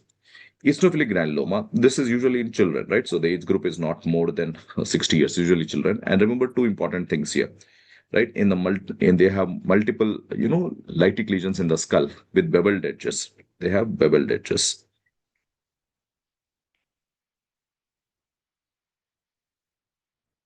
They also have vertebra plana. Flattening of the vertebral body, vertebra plana. So lytic lesions in the skull with beveled edges, child age group, you're having vertebra plana. Think of eosinophilic granuloma. Disseminated TB, usually paradiscal, right? Disc and the adjacent end plates of the vertebrae involved. There would be fever, night sweats in the patient. There would be involvement of psoas abscess, paraspinal tenderness, all of those things mentioned. Brown tumor, you should have any features of hyperparathyroidism, right? Bone pains, psychic moans, abdominal groans, all of those, kidney stones, none of that is mentioned. No parathormone levels are mentioned. And also, it does not show such aggressive cortical destruction. The brown tumors, they'll be, not having that kind of aggressive cortical destruction that we have. You'll see subperiosteal resorption, osteopenia. Those findings will be given when it is a brown tumor due to hyperparathyroidism. So the better answer here is metastasis. TB would have all the features of fever and all. So you just have weight loss here. So better answer is metastasis. Next, identify the marked ligament here in the knee joint. Could you identify this marked arrow? What do you think is this? What do you think is this image showing you?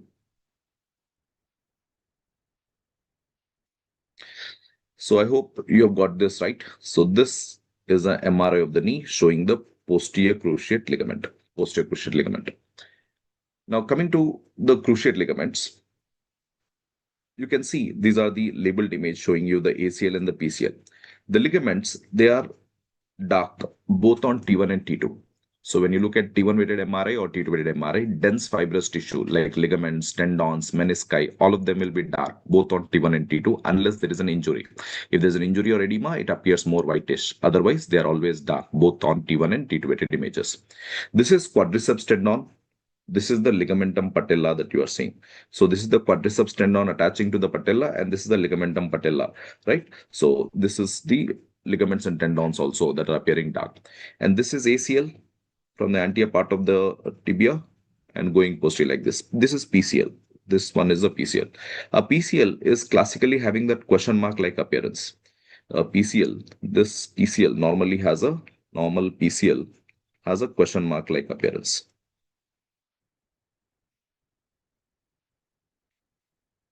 And this is a sagittal MRI of the knee. And can you see what are these structures that I'm marking here? What are these structures? The bow tie like appearance. These are the menisci. So when you see the menisci on a sagittal MRI, they give a bow tie like appearance. So this is bow tie appearance. This is menisci. And where do you see a double PCL sign? Where do you see a double PCL sign? So you're seeing two PCL. Can you see two question marks? One, and there's one more thing here. So this one and this one. So you're seeing two question marks here. So normal PCL is question mark. Here you're seeing two question marks. Where do you see such double PCL sign? Double PCL sign. Any idea which one is the double PCL sign? Where do you see a double PCL sign? Anybody can answer this? So when we have a bucket handle tear of medial meniscus, so the most common tear of the meniscus is the bucket handle tear. So when you have a bucket handle tear of the menisci, there's one PCL. This fragment also flips and lies there, giving a double PCL. Double PCL. So double PCL sign. This is suggestive of bucket handle tear of medial meniscus. Bucket handle tear of medial meniscus. So please remember this double PCL sign also, right?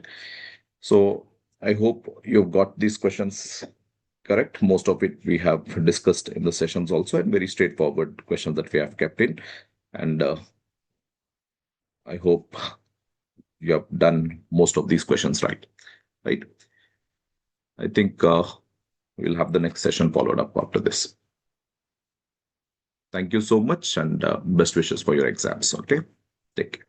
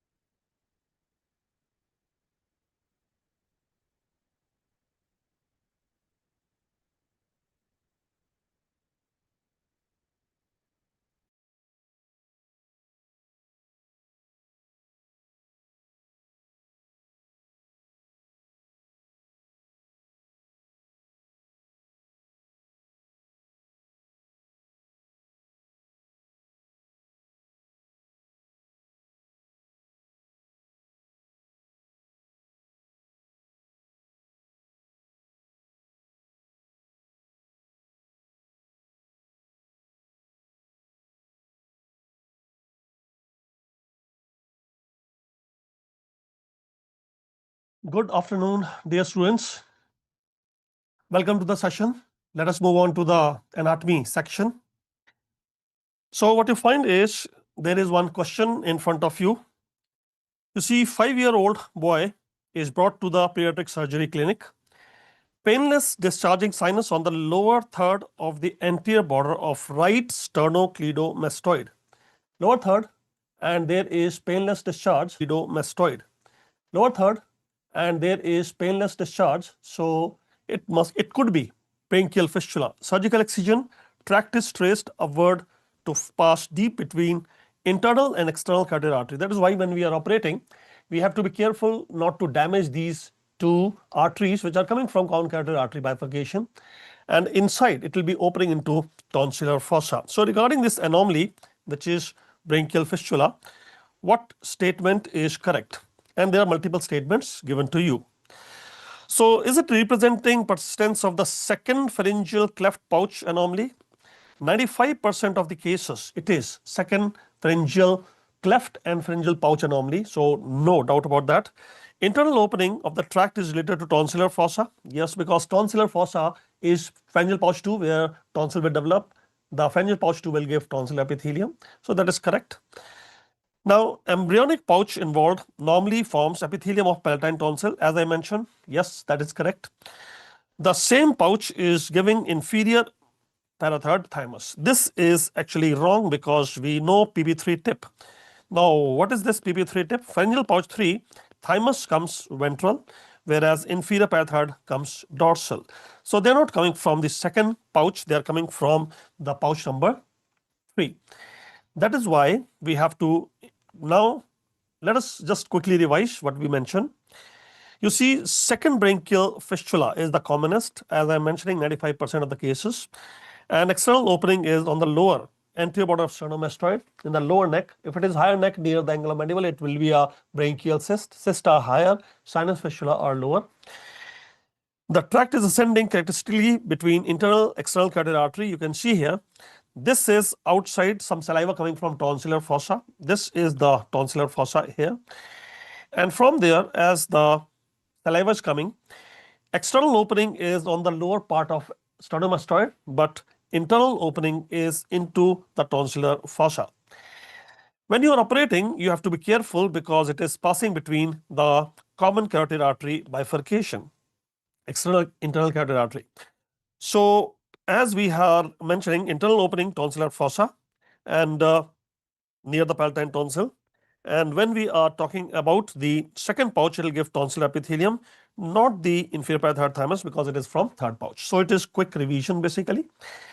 And we will keep our answer as choice number A because this choice number 4 doesn't fit well when we are talking about the correct statement. Correct statements are only 3.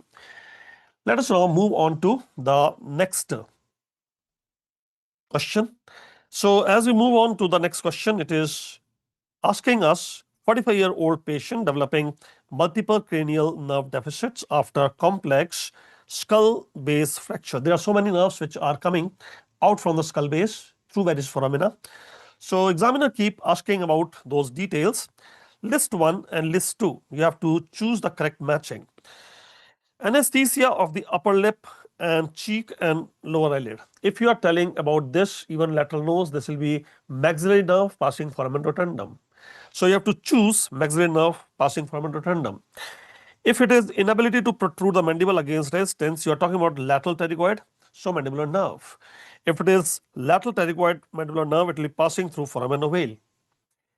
If you are talking about loss of sensation from anterior two-thirds of tongue, it is chorda tympani nerve branch of the facial nerve passing petrotympanic fissure.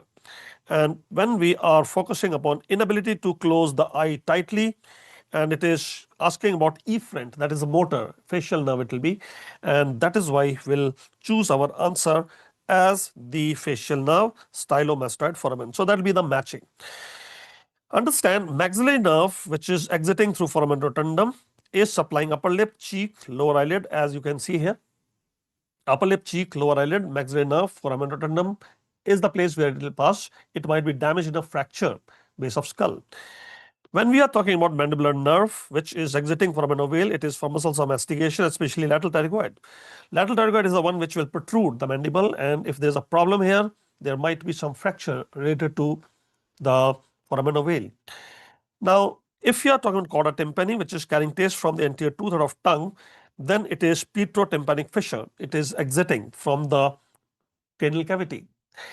And as we are talking about facial nerve exiting stylomastoid foramen, supplying orbicularis oculi or corneal reflex the efferent pathway. If you want to touch, then it is nasally nerve branch of the ophthalmic trigeminal. But if you are talking about efferent or motor component, then it is the corneal reflex facial nerve supplying the muscle orbicularis oculi. That is why in this question, if you want to match, the P2, Q4, R1, S3 will be our answer. Now moving further to this question, 42-year-old. It is 42-year-old female patient, central obesity, purple abdominal stria, recent onset hypertension. It looks like Cushing's disease. Now, if you are talking about Cushing's disease, 3 centimeter hypersecreting adenoma, right adrenal gland, it is again indicating for that proliferating cells responsible for the lesion are characterized which. So basically we have to look at the adrenal gland. Is adrenal gland coming from intermediate mesoderm? Yes, earlier we used to say that.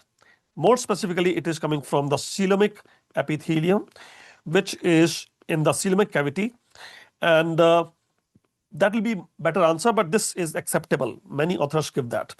So is the cell showing arrangement in fascicle? Actually, this adenoma, which is causing Cushing disease, is increased secretions of glucocorticoids, cortisol, etc. So it is zona fasciculata. I'll show you a diagram, histology diagram for that. Zona fasciculata means you'll have the cords of cells running, and in between you'll have what is called as some of the capillaries. So these are the capillaries and those are the cells. It is zona fasciculata in the adrenal cortex, making almost it is in the middle zone of adrenal cortex because it is GFR. So let us see the diagram also for that. Are they derived from neural crest cells? No, neural crest cells will give you the cells in the adrenal medulla, not in the cortex, and those are the cells which will be having positive chromaffin reaction also. So choice 3 and 4 is for adrenal medulla, not for zona fasciculata, which is involved here in adrenal cortex adenoma. So moving further, as you see, Cushing syndrome is due to cortisol secreting adrenal cortex adenoma, not the medulla. It is zona fasciculata. You notice that there is a capsule here. Deep to that there is a dark zone, light zone, dark zone and light zone. So this is adrenal gland. You can also mark the junction of adrenal cortex. I'm putting this green line. Above that green line it is adrenal cortex, below that it is adrenal medulla. So as we are mentioning that above this will be adrenal cortex, below is medulla. You can also notice, let me shade it with the blue color. This is zona glomerulosa, ZFR, zona glomerulosa, which will give mineralocorticoids, aldosterone like. Now I'm using the orange color. This is the zona fasciculata we are talking about, which will be giving glucocorticoids and adrenal adenoma. If we have more of zona fasciculata, you can see fascicles of cells and in between there will be some capillaries. So this is the zone which was involved in our patient leading to Cushing syndrome.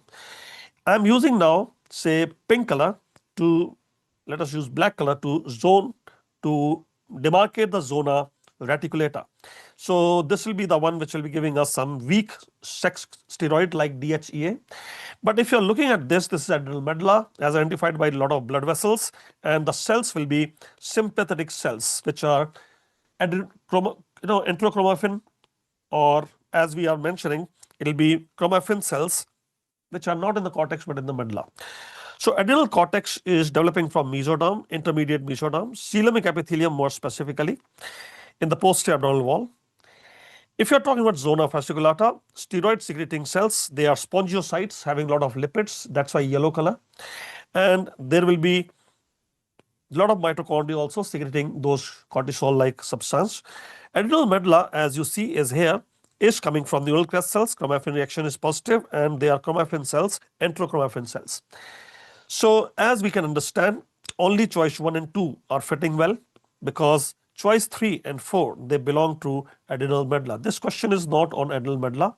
This question is on the zona fasciculata. The proliferating cells were in the zona fasciculata. So that's why we will keep our answer as choice number A. Moving further, this is one question which is asking us, 58-year-old hypertensive man, sudden onset right-sided hemiparesis. Say this is your patient, the head, the body, the lower limb and the upper limb, and the patient is having right-sided hemiparesis. Now there is hemiparesis on the right side of the body, but then left-sided lower motor neuron palsy on the involving entire half of the face. That means entire half of the face is involved. If we are talking about face, we have to be careful. It is not on this side. For the face, we are telling the problem is on the left side. So this is element type of facial palsy or kind of Bell's palsy. So this Bell's palsy is on the left side, along with inability to abduct the left eye. So 7th nerve is involved, even 6th nerve is involved because LR6 is not working. Abduction of the eye is a problem. This appears like the, maybe it is Millard-Gubler syndrome, or it could be the Fowell syndrome. But if it was Fowell syndrome, then there will be some problem with the lateral conjugate gaze, which is not mentioned. So cannot be the answer because lateral conjugate gaze is not involved. The answer could be Millard-Gubler. Now, Millard-Gubler, where it is present? It is in the lower pons, it is in the medial pons, and basilar artery, paramedian branches may be involved. That is the idea here. So moving further, findings are representing middle area, Millard-Gubler, ventral pontine, and that will be this area, basically this area which is pink color here, and it will involve corticospinal tract. Let me show the corticospinal tract with green color. This corticospinal tract will be involved. Contralateral spastic palsy. That's why if the lesion was on the left side, right side of the body will have spastic palsy. So corticospinal tract, if it is the facial nerve you are talking about, then facial nerve is having a loop of fibers. Let me show that. This is facial nucleus. It will go around the abducens nucleus, come out like this. So this is the facial nerve and it will be involved. The fibers will be involved here. Now, if you are talking about abducens nerve, which we can use now blue color, this is the blue color we are using for abducens. Abducens directly come from here and going out like this. This is abducens. So corticospinal tract is involved, leading to, say, lesion was left-sided Millard-Gubler. So right-sided body will have spastic palsy because corticospinal tract involved. Because the 6th nerve is involved on the left side, the lateral rectus will not work. That is what the patient is having. Because the facial nerve fibers, they are involved here on the left side. So entire half of the face will be involved, element type of facial palsy. This is Millard-Gubler. As we understand, if we are talking about the pons, then the pons develop from metencephalon. Metencephalon will give the pons, cerebellum and medulla oblongata, and ventral pons, caudal pons are involved here. The region is supplied by paramedian branches of basilar artery, because basilar artery is lying in front of, let me show the basilar artery here. It will be at the front of orange color I am using, and it's giving one branch which we can mark here like this. This is the paramedian branch which might be involved. If it is more anterior, then Millard-Gubler. If it is more posterior, then Fowell syndrome. It also gives a branch which is called ICA, anterior inferior cerebellar artery, which supplies here. This blue color is the lesion if we have lateral pontine syndrome, which could be ICA occlusion, but that will also involve 8th nerve. There will be some problem with the hearing or balance. It will also involve what is called as the middle cerebellar peduncle, so there will be ataxia. Patient is not having ataxia or any vertigo, so it cannot be lateral pontine syndrome, though it can involve 7th nerve also. But in our case, it was 6th nerve involved, corticospinal tract involved, and there is no problem with the PPRF or MLF. If it was involvement of PPRF, then it will be lateral conjugate gaze involvement also, not there. So it is not posterior problem, it is not Fowell syndrome, it is only this area involved, so it is Millard-Gubler. As you are telling, lesion is caudal, ventral pons, metencephalon, paramedian, basilar artery branches. That is what we'll keep in mind, and this is our answer, choice number A. Moving further, 45-year-old man complains of right shoulder pain 24 hours after uncomplicated laparoscopic cholecystectomy. You are doing pneumoperitoneum, it can stretch upon the diaphragm. Maybe the phrenic nerve is involved, that is why right shoulder tip pain. Phrenic nerve has root value C345 and C4 is the dermatome of the shoulder tip. So that could be the region. Embryologically, the central portion of the irritated muscle is derived from which structure? Central portion is central tendon, and around that central tendon you will have this cervical somites giving us the skeletal muscles. The diaphragm come from neck region, descend down, but the nerve is also descending down and carrying the sensation. That is why this nerve, cholecystitis is on the left side, so on the right side, so pneumoperitoneum and all that can overstretch the central portion of diaphragm. Pain carried by phrenic nerve. There is a convergence theory of referred pain. Pain from this area as well as this area converge on the same dorsal root ganglion, root value mostly being C4. It is a referred pain basically. So, referred shoulder pain after laparoscopic cholecystectomy is irritation of the diaphragm with the phrenic nerve carrying the pain. That central portion of the diaphragm, which you can see here, is coming from septum transversum, and that is the area involved. You see the muscles, if you talk about, they are coming from cervical somites. So it is the cervical somites which will be giving us the area around the central region, and that is neck region C345 root value.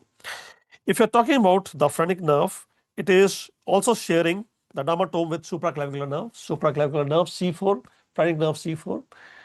Our brain is under the impression that pain is coming from supraclavicular nerve, though the pain is actually coming from phrenic nerve. It is called convergence theory of referred pain. Visceral pains are dull pains, and usually they are not so active as are the somatic pains. So despite the fact that pain came from here, the brain is under the hallucination, it is kind of a hallucination that the pain may be coming from here. So some dull pain here and sharp pain here will be felt. The central portion irritated muscle is coming from septum transversum, and also the muscles are coming from cervical somites. That is why we'll keep our answer as choice number C. Now, as we are moving further, 45-year-old man complains of localized numbness at the root of penis and anterior scrotum. We understand when we are talking about this scrotum and penis, and especially if you are talking about anterior scrotum and root of penis, this is the root of penis and that is the anterior scrotum. There are two nerves, anterior 1/3 of the scrotum. So there are two nerves supplying here.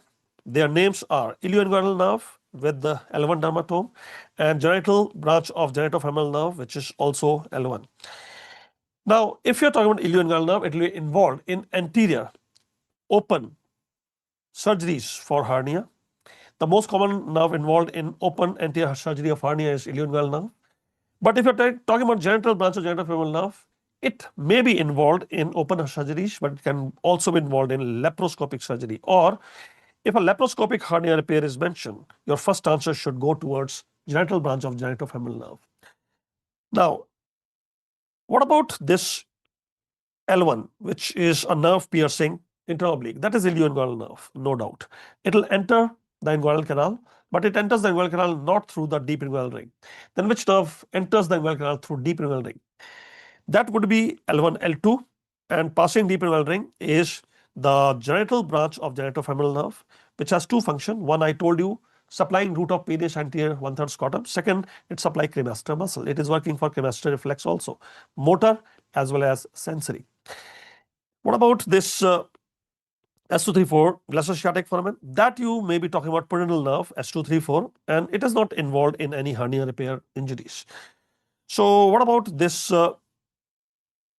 one when we are talking about the L23 and deep to inguinal ligament? Maybe you are talking about lateral cutaneous nerve of thigh and myalgia paresthetica, but this patient doesn't have myalgia paresthetica, and that is the most common nerve damage whenever we are talking about laparoscopic hernia repair surgeries.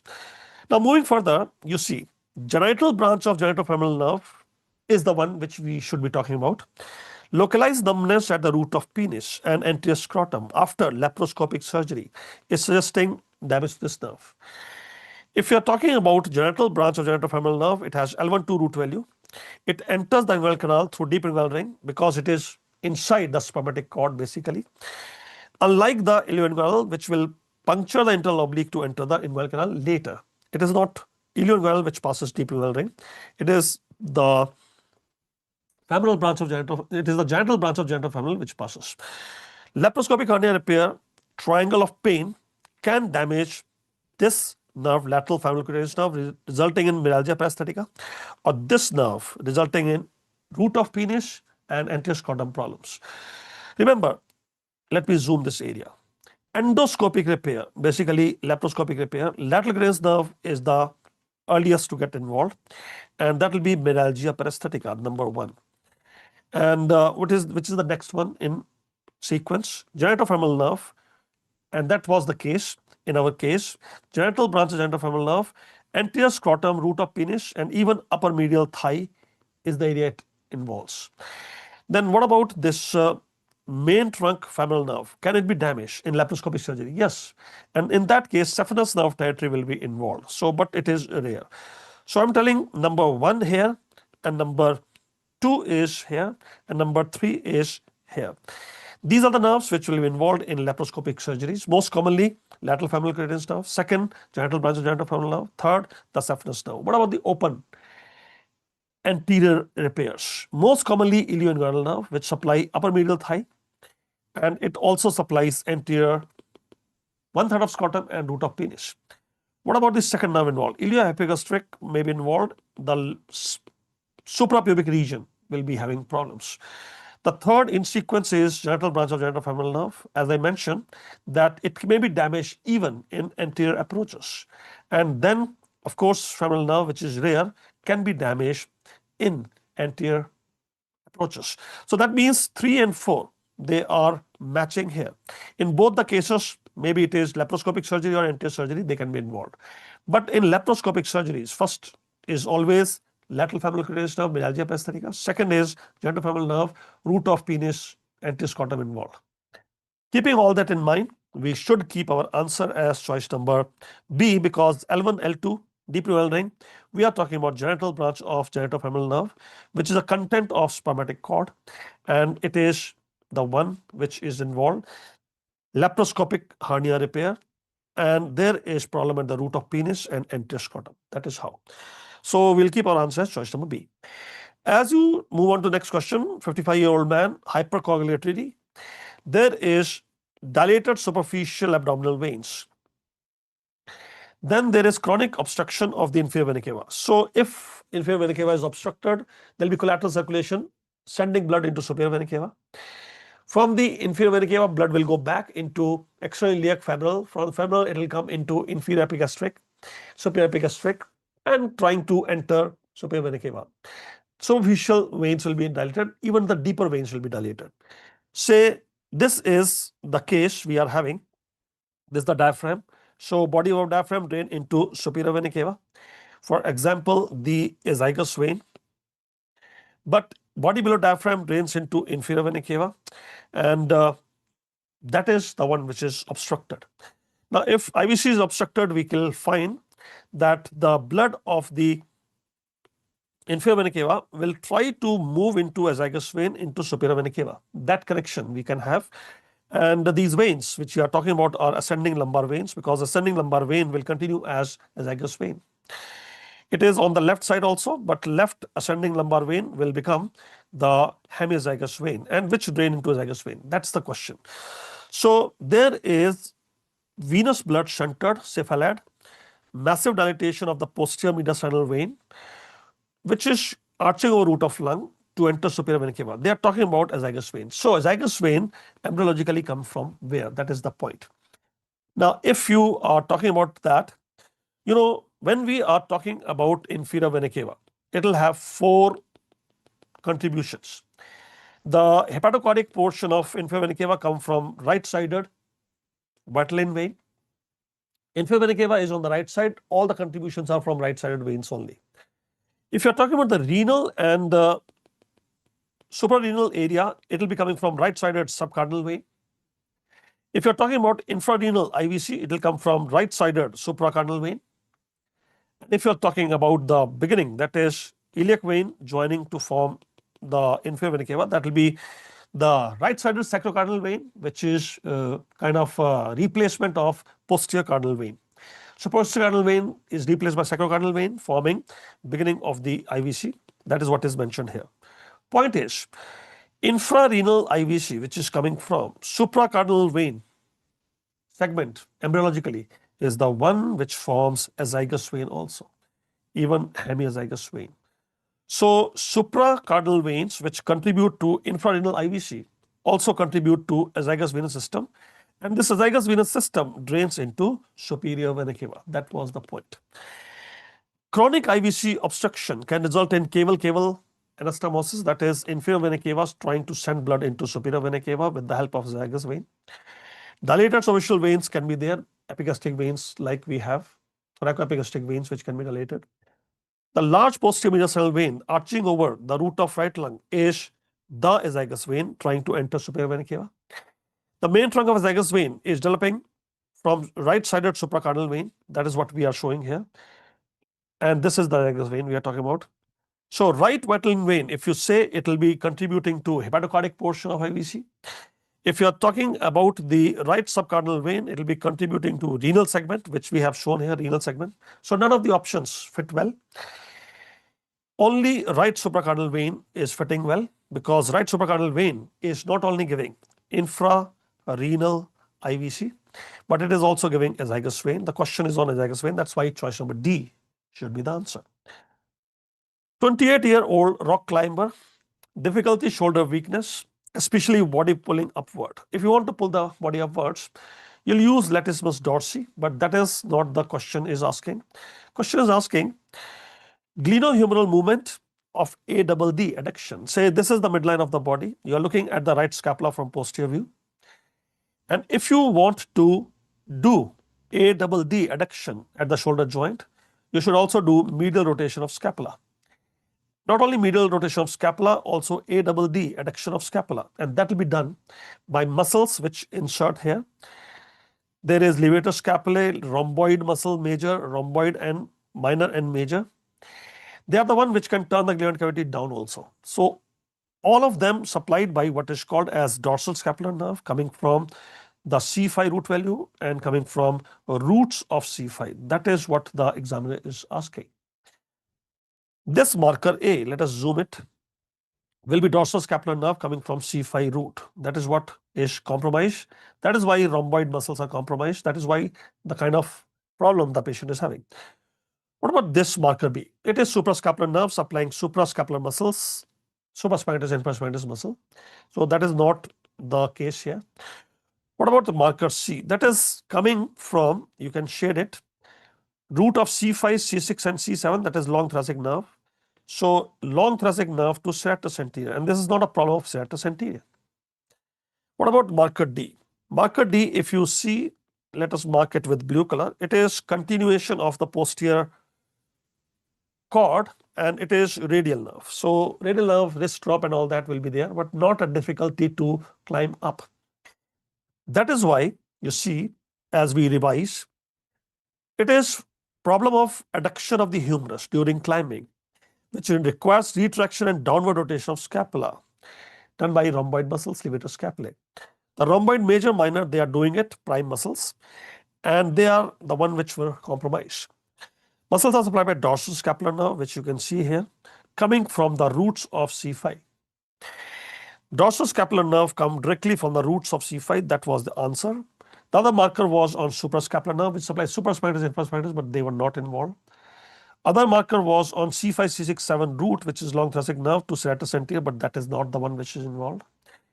Other marker was on radial nerve, which is coming from the posterior cord of brachial plexus, but that will result in wrist drop and all that, not difficulty climbing up. That was not the answer. That is why we have to understand that marker A is the answer. Dorsal scapular nerve is the answer. It is compromised. That is why muscles like levator scapulae, rhomboid major and rhomboid minor are involved. And that is why adduction at shoulder is a problem. Medial rotation of scapula is a problem. Glenoid cavity going downward is a problem. And there will be lateral winging of scapula. In this patient, there will be lateral winging of scapula, means the lateral border of scapula will become prominent. And why the lateral border of scapula become prominent? When there is lesion of dorsal scapular nerve or paralysis of rhomboid muscles, because then you know serratus is more powerful and serratus will keep pulling the scapula forward, protraction. Unable to contract is rhomboid muscles, they are not working. And if in scapula the serratus anterior will keep pulling it forward unopposed. There'll be a lateral winging of scapula. The lateral border of scapula becomes more prominent. That is the case here. Anyway, our answer is dorsoscapular nerve, choice number A, and paralysis of muscles like rhomboids here. Moving further, this is a question asking 65-year-old man exhibiting pronounced posterior trunk lurch. This is gluteus maximus involved.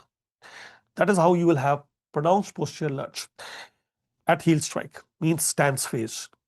Now, unexpected knee buckling, that also usually it will happen in quadriceps muscle problem, but it can happen even in gluteus maximus problem, because gluteus maximus 75% fibers are in iliotibial tract, which attach to Gerdy's tubercle, anterolateral aspect of tibia. That's what the question is asking. Now, there is a nerve involved which is inferior to piriformis. I'll show you a diagram. They're talking about inferior gluteal nerve. Inferior gluteal nerve supplying gluteus maximus has been compromised, and that is why all these problems. So, secondary stabilizing effect on the knee, which is biliotibial tract, has been compromised. That is the point. Identify the nerve which we are talking about, and it is this nerve, inferior gluteal nerve. It is passing in the greater sciatic notch below piriformis. So, let me shade the piriformis muscle green color, and below the piriformis let me shade it with the yellow color, which is, or maybe black color, which is the inferior gluteal nerve supplying this large muscle, which is gluteus maximus. That is the one which is compromised. 75% fibers pass into iliotibial tract. They are asking where the iliotibial tract inserts. That was the question. So, gait is when there is a paralyzed gluteus maximus, there is a posterior trunk lurch, especially when the patient is in a stance phase. Also, there will be knee buckling because that iliotibial tract effect on the knee extension. A question came recently, it is also helping in knee extension. So, stabilizing effect on the hyperextended knee will be a problem in stance phase, locked knee. So, we have to trace the insertion of this iliotibial tract, and superficial upper fibers, that is 75% of fibers, they insert on iliotibial tract, and which causes the knee joint. Where exactly? Gerdy's tubercle, and this is the Gerdy's tubercle where it is inserting. Gerdy's tubercle is anterolateral tubercle on tibia. That was the question. Now, if you say so, we'll keep our answer as Gerdy's tubercle, and this Gerdy's tubercle is anterolateral aspect on the proximal tibia. If it's a gluteal tuberosity, it was 25% fibers of the gluteus maximus for hip extension. That is for hip extension, and some other problems, other movements like abduction, lateral rotation. If it's a medial surface of proximal tibia, that is where you have the attachment of sartorius like muscles, anserine bursa will be there. So, attachment of sartorius, that is not the attachment of iliotibial tract. Lateral aspect of fibular head, you may be talking about biceps femoris. That is not the case here. So, Gerdy's tubercle, keep your answer as choice number A. Now, this is a case, 50-year-old patient, solitary colorectal liver metastasis, localized segmentectomy, triphasic CT scan, 4 centimeter tumor between anatomical umbilical fissure, principal surgeon, surgical plane, Cantley's line. So, basically, you are looking at the liver from posterior view. If you look at the liver from posterior view, you will have one umbilical fissure where you have ligamentum teres passing in the umbilical fissure. And if you talk about the inferior vena cava and the gallbladder here, the Cantley's line is passing here like this. This is Cantley's line. Now, that is the Cantley's line. You are talking about this segment, which is 4B or the quadrate lobe. The question is on 4B or quadrate lobe, basically. As you'll notice, key landmark is Cantley's line, which you can see here. You can put the Cantley's line once again, midpoint of IVC and gallbladder. And as we are telling, it is middle hepatic vein which passes on Cantley line. It's a surface landmark. Umbilical fissure is the one which is having ligamentum teres. Tumor which is between umbilical fissure and Cantley's line, which you can see here, is 4B, quadrate lobe. This is the one which was having problems. If you look at the left of the umbilical fissure, it will be segment 2 and 3. So, this is umbilical fissure, falciform ligament fissure, and segment 2 and 3, they are to the left side. If you're talking about between umbilical fissure and Cantley's line, the one which is having a tumor in our case, it is segment 4, caudate lobe, especially for B it is. Caudate lobe is here. Caudate lobe is sandwiched between IVC, Cantley's line, and segment 2, fissure for ligamentum venosum. This is fissure for ligamentum venosum. So conclusion is tumor segment 4 is basically between umbilical fissure and Cantley's line, and that is what the surgeon has to take out. This is almost avascular plane, this plane, the fissure for ligamentum teres, and then he can use this segment, which is again a surgical plane, to minimize bleeding, running on Cantley's line, and then he will remove this tumor. That was the question. So we'll keep our answer as segment 4. It is more specifically for B. It is the caudate lobe which is having the problem, and that was the question asking. Keep your answer as choice number D. That's all in anatomy. And thank you very much for providing us the opportunity to serve you. All the best, and make yourself proud, your family proud, your friends proud, and us proud by scoring good rank and good seat. Take care. Bye-bye. V for victory.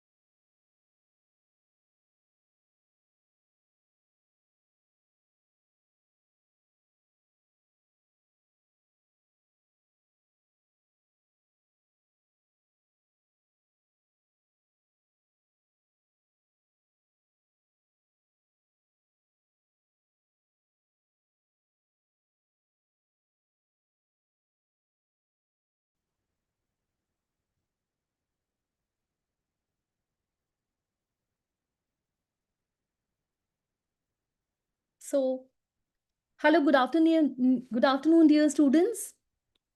I hope you all have given the INI CET mock test and you enjoyed giving the test. Ophthalmology, how did you like the questions? The level of the questions and how much did you score? So I hope it went well for all of you and you are happy with your preparation. So let us discuss the ophthalmology part. We have 8 questions here. Let's start with the first one. So friends, first here we have a high myope. What are the buzzwords here? We have a high myope having sudden flashes and floaters. So the moment flashes and floaters come into the picture, I have RRD as the diagnosis, and especially when there's a history of myopia. So these are buzzwords: myopia, floaters, and flashes, isn't it? Now, the findings, they say the vision is pretty good. Vision is absolutely fine here. Vision is good.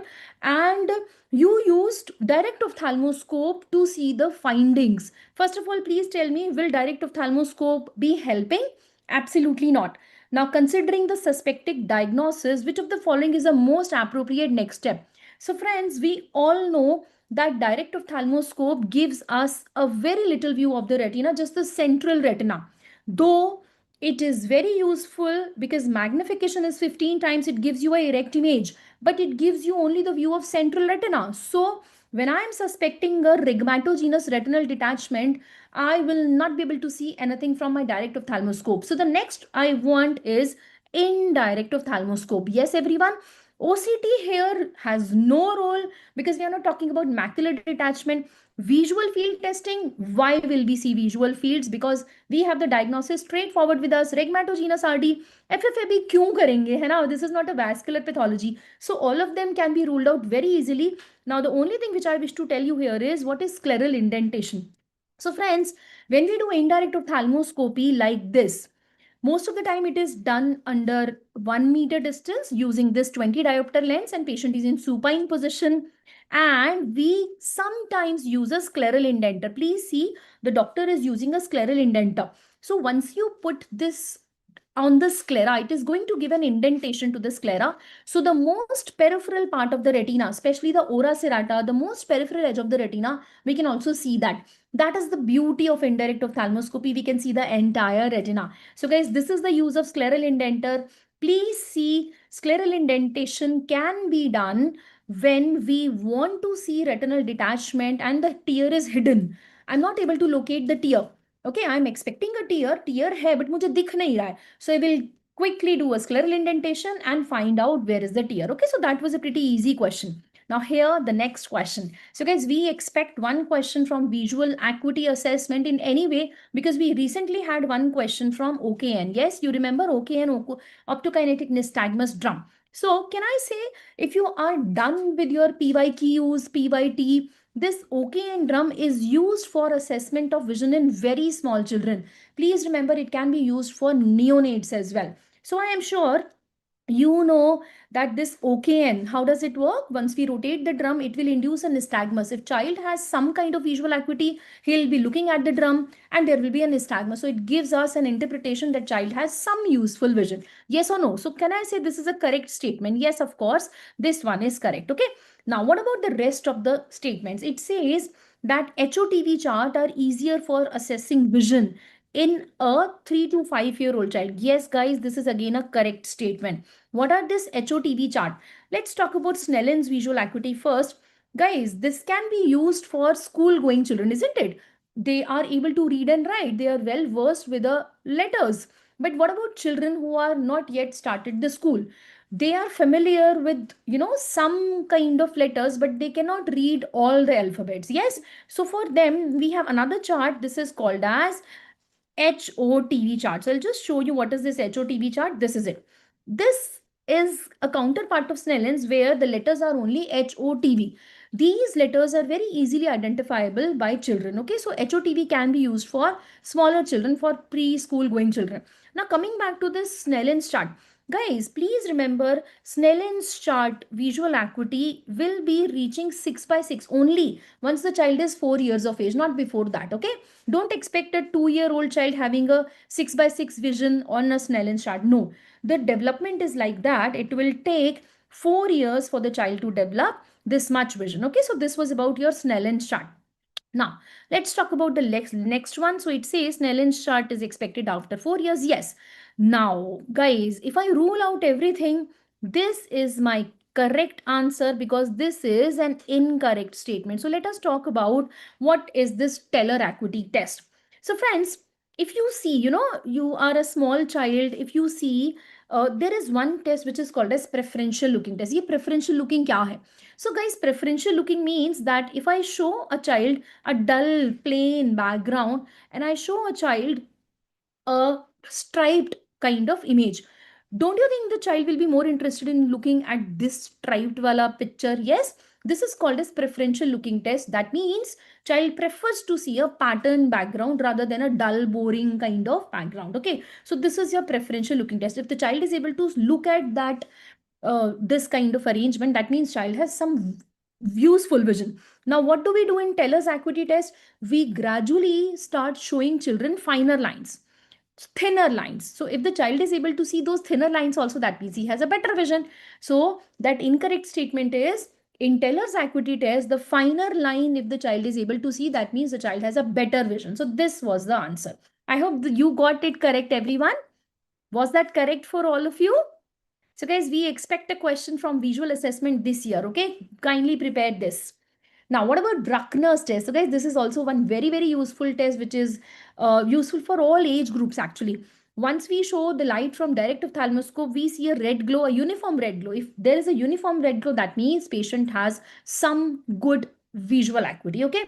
I'm not saying 6 by 6, but yes, the child has some good visual acuity. Okay, everyone. So this was about it. Now, the next question is about retinal dystrophies. This is a little tricky question. I hope you all got this correct. So this is about the dystrophies like, Best dystrophy, vitaliform dystrophy, Stargardt's disease, retinitis pigmentosa. These are very important hot topics these years in your exam. So friends, let's talk about first the Best disease. So it says mutation of bestrophin and egg yolk appearance is seen in Best disease. Can I say this is a correct statement? Best disease kya tha? If you remember, this is typically the Best disease where we have mutation of BEST1 gene. Yes, so the problem is what? There's a problem in the transport of RPE. So can I say the outer retina has a problem? If outer retina has a problem, do you expect EOG will be abnormal? This is classical with Best disease. This is the condition for you where EOG is abnormal and ERG is normal. Okay, what exactly is happening? In the macula, there is an egg yolk appearance because lipofuscin has been accumulated in the macula at the fovea. So the history will be a child having a gradual painless decrease in central vision, autosomal dominant inheritance. Family history will be very strong. Yes. And once you see the patient, you can have other pictures also. There may be pseudo hypopyon or a scrambled egg appearance also. Guys, these are all your picture questions. Remember, Best disease can be an expected question. So this was it, Best disease. Now, what about rest of the dystrophies? If you remember Stargardt's disease, I have so many times discussed in Stargardt's disease, there is a problem where lipofuscin accumulates in the entire retina in the form of fish-tail flex. So guys, this is a incorrect statement because this is not in rod cone dystrophy. Actually, this is characteristic for the Stargardt's disease. Yes or no? ये तो समझ में आया है ना? Stargardt's disease में होता क्या है? So guys, what is Stargardt's disease? If you see clearly, this is your fishtail appearance, white flecks. ये जो white है, these are all white fishtail flecks, which are accumulated in the entire retina. This is lipofuscin actually.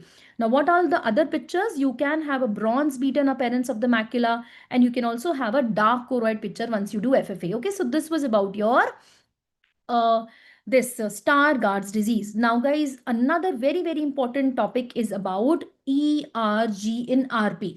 Now, guys, RP children, they present to you at 10 to 12 years of age with nyctalopia. What about ERG? So ERG can be abnormal in very early stage. So please remember, even before the symptoms appear for retinitis pigmentosa, you can have a ERG abnormal. So this is a very important statement about your retinitis pigmentosa, where the patient, the boy, has a nyctalopia at the age of 10 to 12 years. Again, bronze beaten, I have already told you. So the correct answer here is statement number B. Okay, friends, so this was about it. Now, the next question is a very interesting one. This is about your gaze palsy, and I'm sure all the students got it correct. So there is a patient in ER, and there's a blurry vision and occasional diplopia too.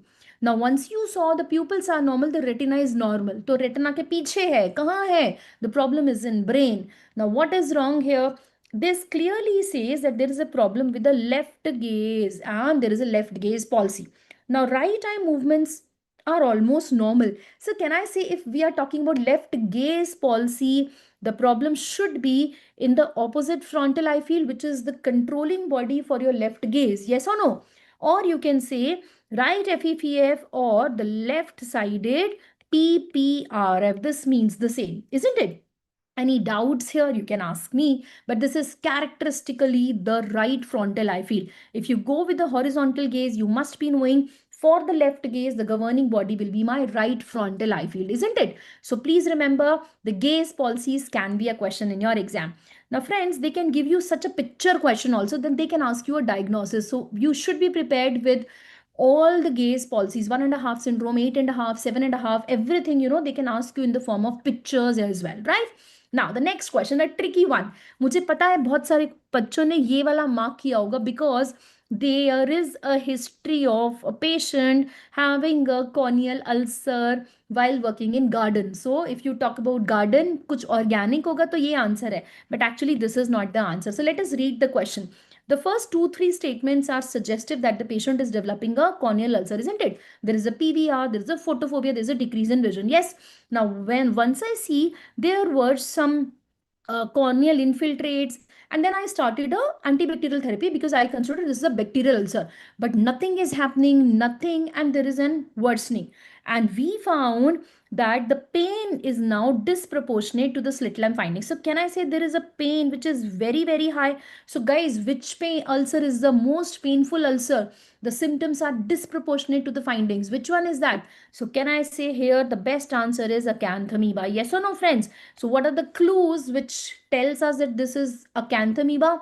Pain out of proportion. Then you have a ring shape ulcer. Okay, I agree. Ring shape ulcer is not pathognomic for acanthamoeba, but there is a pain and there is no reaction, no improvement with antibacterial therapy. So guys, this is little controversial, but you need to understand how to differentiate between these ulcers, because regularly on routine basis we are getting it. Why it is not a fungal ulcer? Because fungal ulcer typically has feathery margins, isn't it? And pain symptoms तो कम होते हैं, signs ज़्यादा होते हैं, so pain तो है ही कम. So this is absolutely not a fungal ulcer. Please history से आप बिल्कुल rely पूरी तरह नहीं करेंगे, ठीक है? Now what about the sixth question? So it says that we have a 34-year-old man. There is a transient blurry vision, rainbow colored halos and pressure in the eye.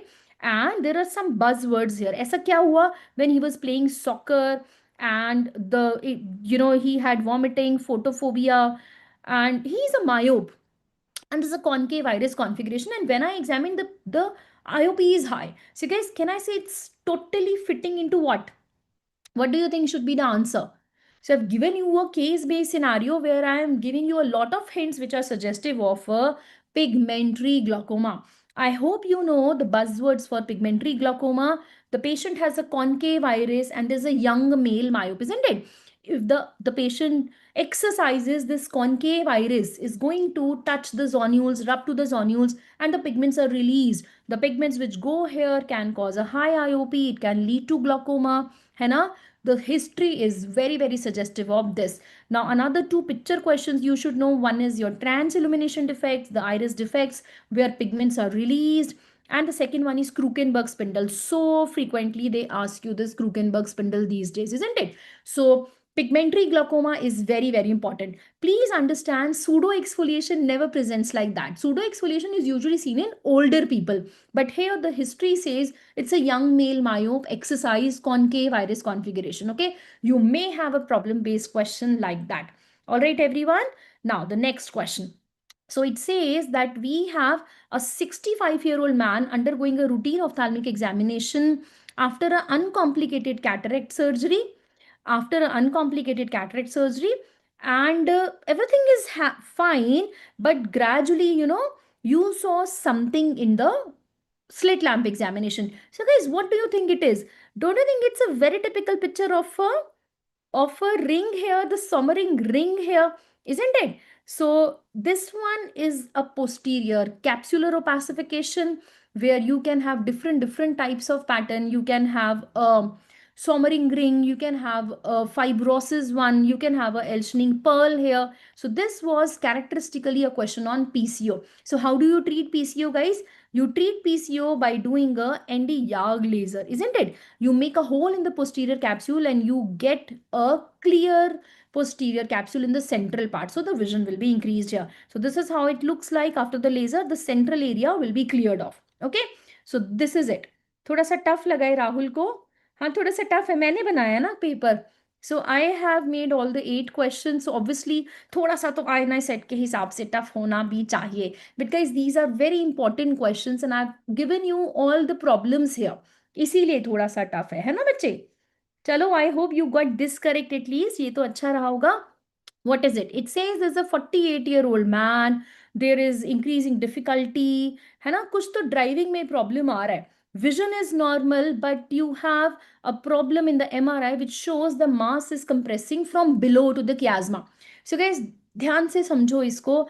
Don't be just biased and don't say that this is a pituitary macroadenoma, है ना? And there is a bitemporal hemianopia. Listen to the question. What the question says. What is the visual field pattern in the initial period? Guys, there is a catch here in the initial period. And once you have this kind of option as the answer, you can't ignore that. So what is this? Please remember, bitemporal hemianopia will be there definitely, but before bitemporal hemianopia occurs, this pituitary tumor which is coming from beneath, what can you see here?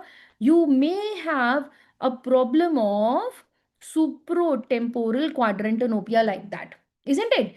नीचे से आ रहा है ना, so it's going to compress the upper fibers first. So that is what you get in the initial stages, right? Now the next one, what about craniopharyngioma? You can get a question on craniopharyngioma also. It's coming from above. So in the initial phase, it can lead to this kind of field effect. Please don't confuse this with pion sky on pion floor. No, this is not pion sky. Okay, beta. Any doubts here, guys? This was little tricky. I hope you understand everything here. So guys, study hard and keep focus, believe in yourself and believe in us, and good luck to all of you.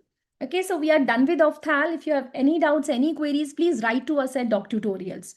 Good luck. We have rankers here and we have got the list also. So best of luck in your preparation, guys.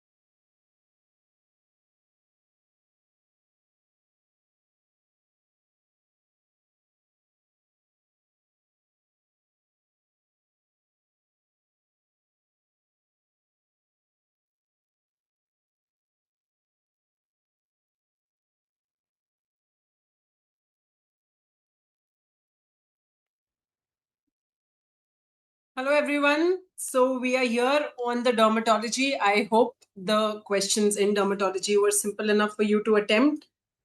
So starting with this question, a 35-year-old man from a rural area presents with a hypopigmented anesthetic patch on his right forearm. So there is a single hypopigmented anesthetic patch, which means there is a loss of sensation within the patch. So I tell you, whenever we study in dermatology a skin lesion with loss of sensation, you have to think of leprosy. So the first sentence itself is telling us that the patient is suffering from leprosy. Biopsy from the edge of the stain reveals a dense, well-formed granuloma with epithelioid cells, Langerhans giant cells, but no organisms are identified on the white stain. Which of the following is the most likely information? Now, even if you cannot understand from the clinical features that this is a case of leprosy, when you read this term, fight stain should tell you that we are looking for Mycobacterium leprae. So there are two hints in this question which take you towards leprosy. And lastly, the question itself is giving us this sentence, which of the following is the most likely classification of leprosy and the expected nerve involvement? Is it TT leprosy with involvement of single peripheral nerve, LL leprosy with symmetrical bilateral nerve, BT leprosy, multiple nerves, asymmetry, histoid leprosy, peripheral nerves with glove and stocking anesthesia? Before we understand this, in leprosy, you have to know when the immunity is good, we are at the tuberculoid pole. When the immunity is poor, we are at the lepromatous pole. If we are somewhere in the midline, we have the three types of borderline leprosy: BT, BB, and BL. When the immunity is good, this is generally a single lesion with loss of sensation. So this is anesthetic. You may or may not have a nerve. If at all you have a nerve, it might be single. Generally, in the slit skin smear, the biopsy is negative. The bacteria is negative. In the slit skin smear, it is negative. In the fight stain, it is negative.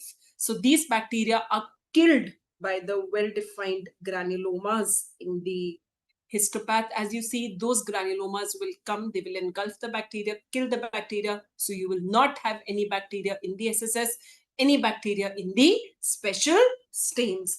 And when you do a lepromin test, the lepromin test is going to come out to be highly positive because of the good immunity. So this is a marker of good immunity. On the other hand, when you go towards poor immunity, which is the LL spectrum, here you will have multiple lesions,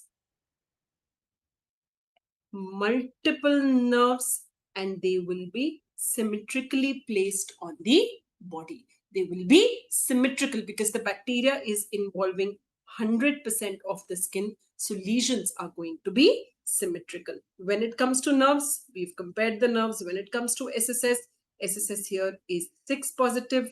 The fight stain is also positive for the bacteria. Granulomas generally not formed because in order to make granulomas, in order to make the epithelioid cells and the giant cells, we need a good immune response. That is not present here. So we don't get granulomas here. What we get are your foamy macrophages, which are full of the bacteria, but they have not been able to kill the bacteria.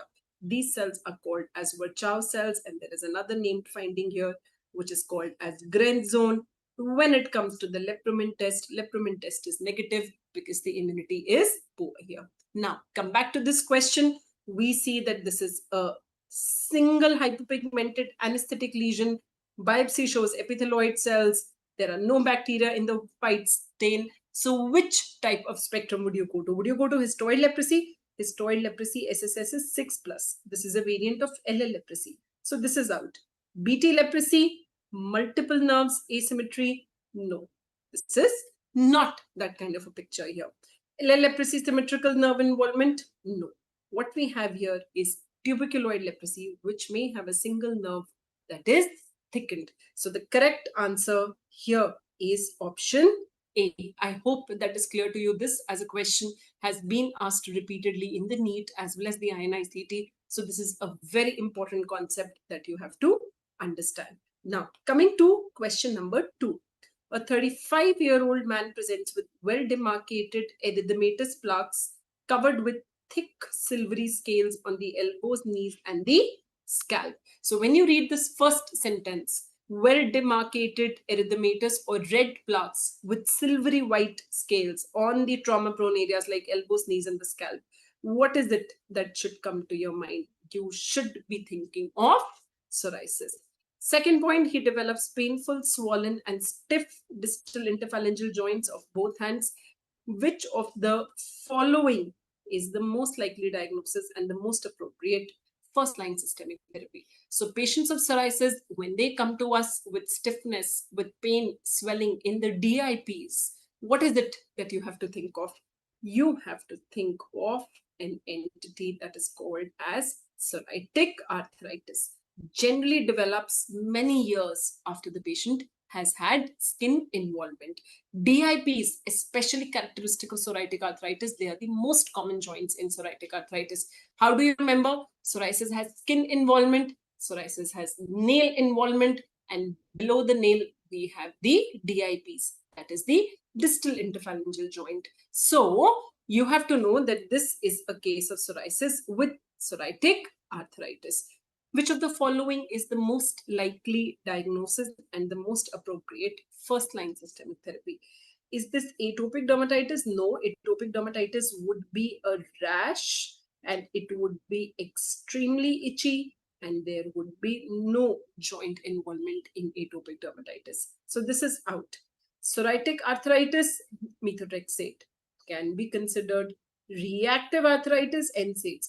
In reactive arthritis, you will have a triad of non-gonococcal urethritis with arthritis, with conjunctivitis. None of these are mentioned in the questions here. Yes, There can be skin involvement in the form of keratoderma planoregicum, circinate balanitis, certain scaly plaques on the body as well, but they come after the joint involvement.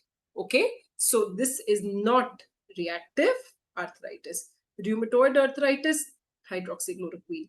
In rheumatoid arthritis, the joint involvement is different and there is no relevance of these skin lesions in these patients. So what is the correct answer? The correct answer here is that this is a case of psoriatic arthritis and the drug of choice is methotrexate, especially when a patient has both skin and joint involvement. It works wonderfully in these patients. What is another drug that works in a patient of psoriasis with psoriatic arthritis? You can give them oral phosphodiesterase 4 inhibitors like apremilast.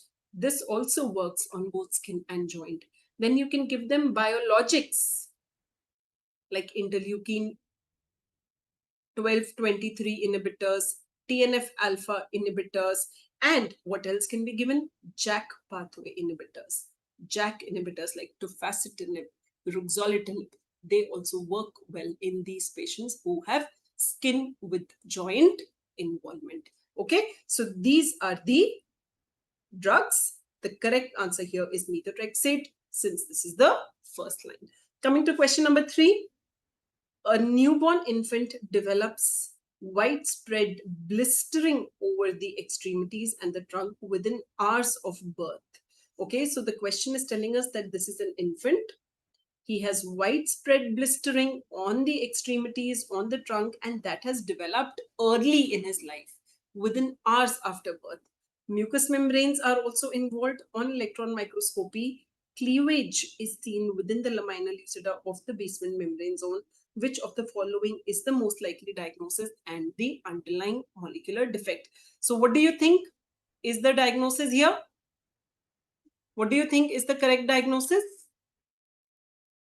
Anyone would like to take an attempt?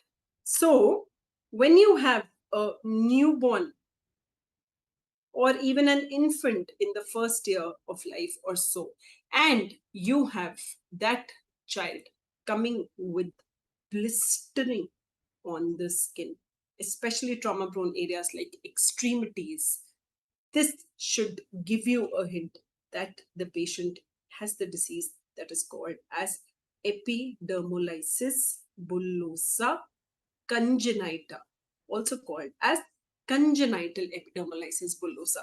Here, mucous membranes can also be involved. This is a genetic disease. It can be inherited in both autosomal dominant or autosomal recessive manner. So in a lot of questions, you may also get family history positive. In a lot of questions, that may also come out to be positive. So when you get a question where you have to classify which type of epidermolysis bullosa it is, you have to see the level of split. So we have 3 types here. Epidermolysis bullosa simplex, epidermolysis bullosa junctional, which is also called as junctional EB, and EB dystrophica or the dystrophic EB. In simplex, the defect is in keratin 514, and this is an intraepidermal split. In junctional EB, the defect is in the laminin protein. The split is at the level of lamina lucida, and in dystrophic EB, the defect is in collagen 7, which are a part of the anchoring fibrils, and this split is at the level of sublamina densa. So this is a very specific INI CET type question. NEET PG, if at all, will give you this clinical scenario and they will ask you the diagnosis. But when it comes to INI CET, they can go a step forward and ask you exactly what type of epidermolysis bullosa it is. So when you look at this question here, where is the split? Lamina lucida of the basement membrane zone. What do you think should be the correct answer? Epidermolysis bullosa simplex, mutation in keratin 514, See, here this will be an intradermal split. This will not be a split in the lamina lucida. Lamina lucida basically means your basement membrane. Junctional EB mutation in laminin could be possible because we saw that there was a mutation in the protein laminin and split at lamina lucida. Dystrophic EB would be sublamina densa. So this is out. Epidermolysis bullosa acquisita. Acquisita is an acquired disease. So this comes in old age. It is an autoimmune disease, as it tells you that there are autoantibodies. So this will be an old man who comes with tense bullae at trauma-prone sites. So EB acquisita is different from EB congenita. Please do not confuse between these two. So this is not simplex, this is not dystrophic. What is the correct answer? The correct answer is junctional EB. I hope this is clear to both of you. Okay, now coming to question number, both of you, I mean all of you. A 25-year-old sexually active man presents with a painful deep ulcer on his penis. So the question here is telling us that this is a painful ulcer. That this is a painful ulcer. The ulcer has ragged, undermined edges, purulent base, unilateral painful, fluctuant lymphadenopathy. Which of the following is the causative organism and the first line treatment? So when a question says painful lesion on the penis, in the painful ulcers, you have to choose between chancroid and herpes. So in these, you have to choose between these two. Chancroid is exactly how the question is telling us.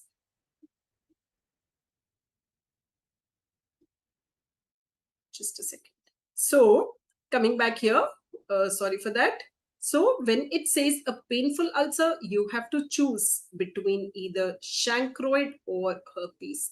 Chancroid is exactly how the question tells us, that this will be a deep ulcer with ragged undermined edges, with a yellow base, with unilateral fluctuant or a suppurative lymphadenopathy. That's exactly how this is.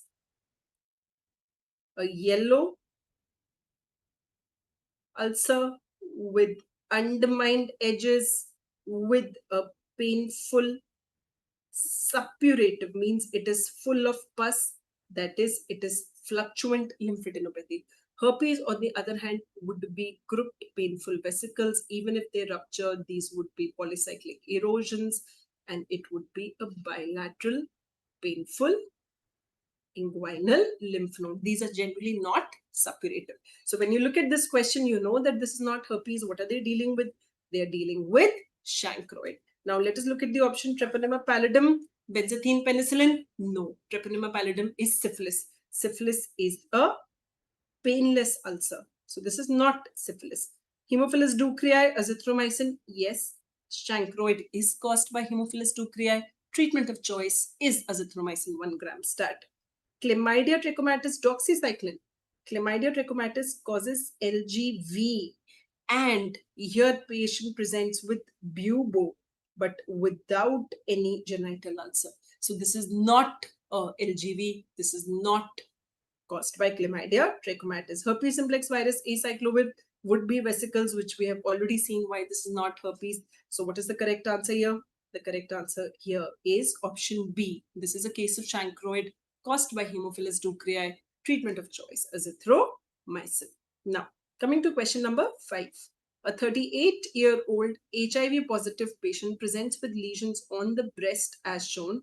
What is the causative organism for this condition? So what is the question telling us? It is telling us that this patient is HIV positive. And what do you see on the breast? You see lesions which are reddish. So you see these reddish papules. These are slightly raised. These are bigger plaques. So you see reddish papules and plaques on the breast. In an HIV positive patient, when you see reddish lesions which are raised, what should be coming to your mind? Yes, tell me, what should be coming to your mind? You should be thinking of what is called as Kaposi sarcoma. A very distant DD in these patients could also be bacillary angiomatosis, But in that case, the history is different. You don't really get any such history here. So think of common things first. This is a case of Kaposi sarcoma purely due to the image that we see here, where we see reddish lesions, which are vascular lesions. Kaposi is a vascular neoplasm. So these vascular lesions take us to Kaposi sarcoma. And what is a causative organism?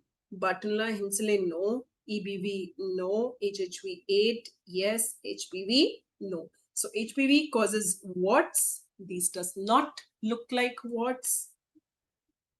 Epstein-Barr virus causes oral hairy leukoplakia, which would be a white lesion that cannot be scrapped in the oral cavity. Bartonella henselae can cause bacillary angiomatosis, but we don't get any such relevant history here. Just based on the image, it is difficult to differentiate between them. But when you think of the common things, you think of the better answer. Better answer here is Kaposi sarcoma caused by HHV8. I left this question deliberately open-ended, and I want you all to think that this could also be bacillary angiomatosis. That is a DD that you should have in your mind for vascular lesions in an immunocompromised individual. But the common one, that is Kaposi, should be on your top. At what CD4 levels does Kaposi happen? Tell me, at what CD4 levels does it happen? Less than 200. This is a true AIDS defining illness. This is the only skin condition which is an AIDS defining illness, because this develops in an HIV positive individual when their CD4 count drops below 200. Last question, match the following. Perfect favorite questions of INI CET. You know, they can ask you 4 different things in one question. That's the beauty of a match the following. So this is matching the histopathological features: a claw-clutching ball, dilapidated brick wall, checkerboard, civet body. So where do you think this takes us? I think the easiest of these is civet bodies. Where is civet bodies? These. Out of these, civet bodies is seen in lichen planus. So let us see which option has 4 with A. Okay, so that is simple. We don't need to think much. We anyway know the answer. 4 going with A is just one option. Checkerboard appearance, this is the NEET PG 24 question. This is pityriasis rubra pilaris. So yes, 3 goes with B. Dilapidated brick wall appearance is Haley-Haley disease. 2 with C. Claw-clutching granuloma is lichenitis. This goes here. So that's a perfect starfish which has formed here. So you can't make out much from the table, but matching 1 or 2 options generally gives you the correct answer here. That is, the key to solving these match the following questions. So 4 coming with A, the correct answer here is option A. These are all very important named histopath findings in dermatology, which you should be very, very, quick. It should be on your fingers, because these are very scoring questions. 1 or 2, you can match the question and get the correct answer. So with this, we finish our discussion in dermatology. Any doubts, you can always post them in the comments. More than happy to help you with the doubts. All the best for your exam.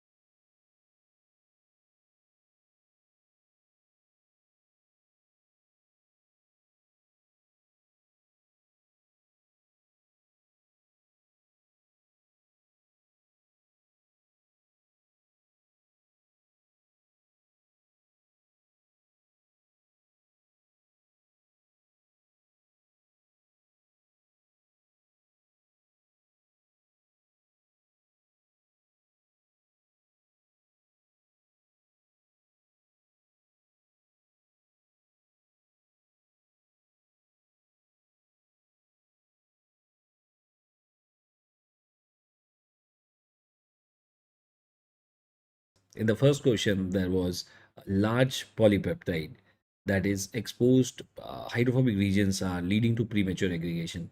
But when a particular substance is added, a specific group, which was helping in the proper folding and which was working via the ATP hydrolysis, right? Basically, they are talking about chaperone. The proper folding, who helps in the folding of the protein is the chaperones, and we are having the ATP dependent chaperones that is working via the ATP hydrolysis, and that will prevent this aggregation. So they're asking that what is the mechanism, what is explaining this? Is it the formation of covalent bonds?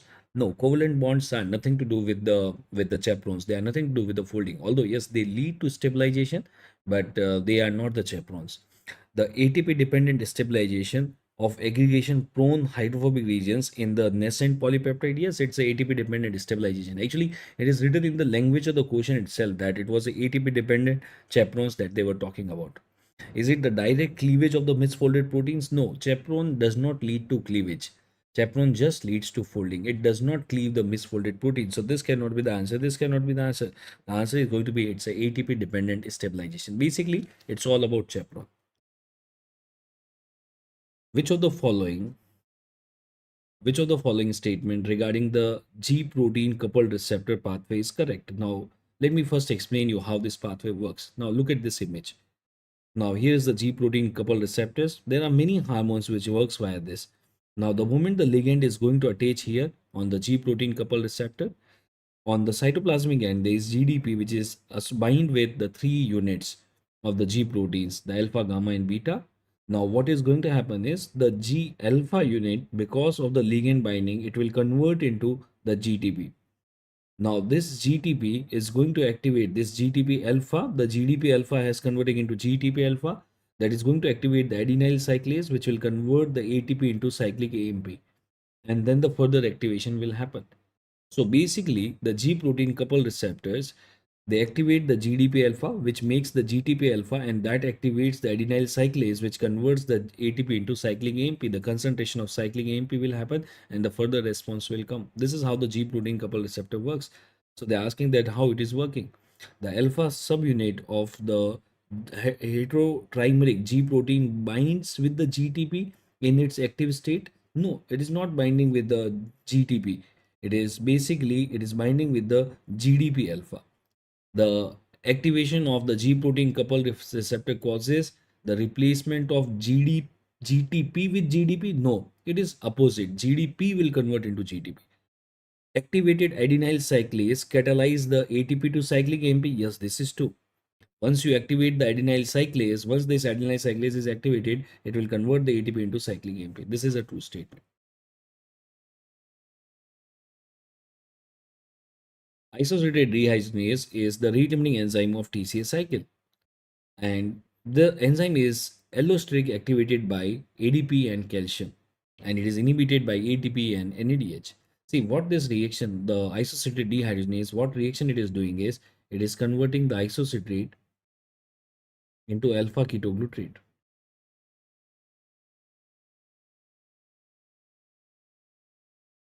In this reaction, one carbon dioxide is going out and NAD converts into NADH. And the name of the enzyme is isosaccharic dehydrogenase. So who is the activator of this? Yes, NAD is required for this reaction. So I can say that NAD is an activator for this. Calcium is also activator of this. And the NADH is going to be an inhibitor of this. So they're asking that, yes, it is the rate-limiting enzyme. And who is the activator? Yes, ADP, NAD, calcium, they are activators. And the ATP, NADH, the energy, basically why we do the TCA cycle to make the energies, right? ATP, NADH, if they are already there, they are going to stop this pathway. So ATP, NADH, yes, they are the inhibitors. Whereas the ADP, NAD, they are going to be activator. Calcium is also activator for this.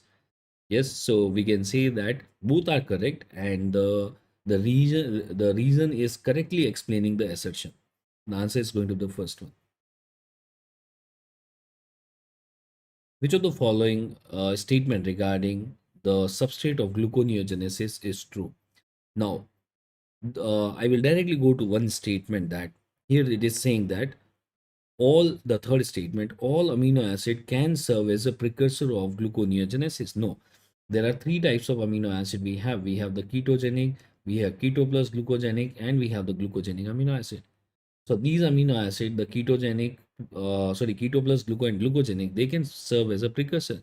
But we have pure ketogenic amino acid also, such as leucine. From leucine, we can't make the glucose. So all amino acid are not the precursor. This is not a true statement. 3 is not a true statement. And if you see that they're asking that which of the following is true, so this cannot be the answer. This cannot be the answer, because 3 is coming there. Automatically, we are left with one choice, that is 1, 2, and 4. But still, let's read the option. Glycerol released from the triacyl glycerol hydrolysis can enter in the gluconeogenesis. Yes, glycerol can lead to glucose formation. Lactate produced in the anaerobic pathway can convert into glucose. Yes, lactate is a substrate. Acetyl-CoA is not a substrate. Yes, acetyl-CoA is not a substrate. So 1, 2, and 4 is the correct statement. Which of the following statement regarding ketone body metabolism is correct? Now, if you see the ketone body synthesis, how we are doing the ketone body synthesis is from the fatty acid, we are making the acetyl-CoA. The acetyl-CoA, with the help of the enzyme HMG-CoA synthase,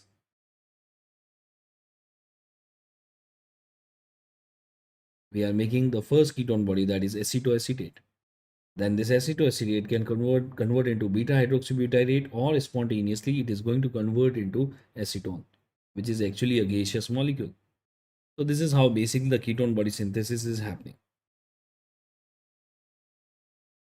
This is how the ketone body synthesis is happening. So they're asking which of the following statement is true.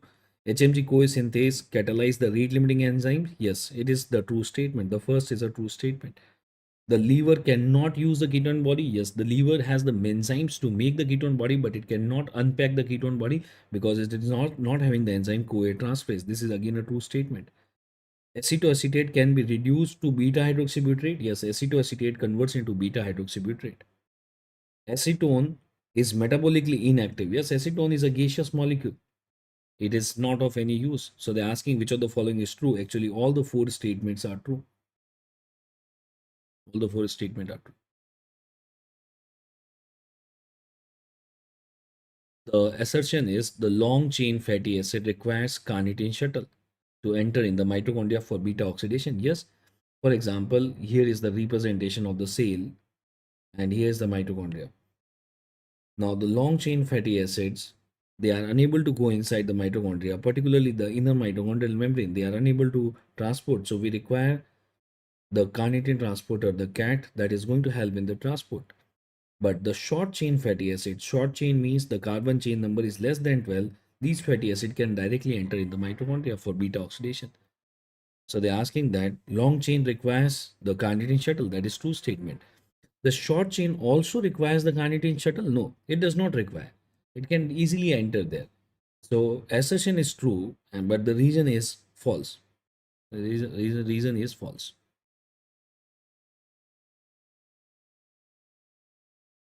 Which of the following statement regarding the regulation of cholesterol synthesis are true? See how we make the cholesterol. Again, we start from the triglycerides. We make the fatty acids, we get the acetyl-CoA, and then we do the reaction with the help of the enzyme HMG-CoA reductase.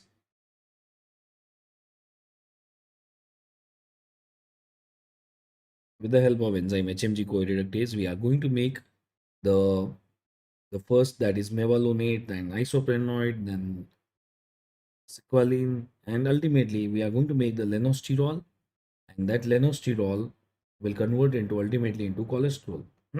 This is how the pathway is happening. And this HMG-CoA reductase can be inhibited by a reversible competitive inhibition. There is a reversible competitive inhibition that we have is via the drug statin.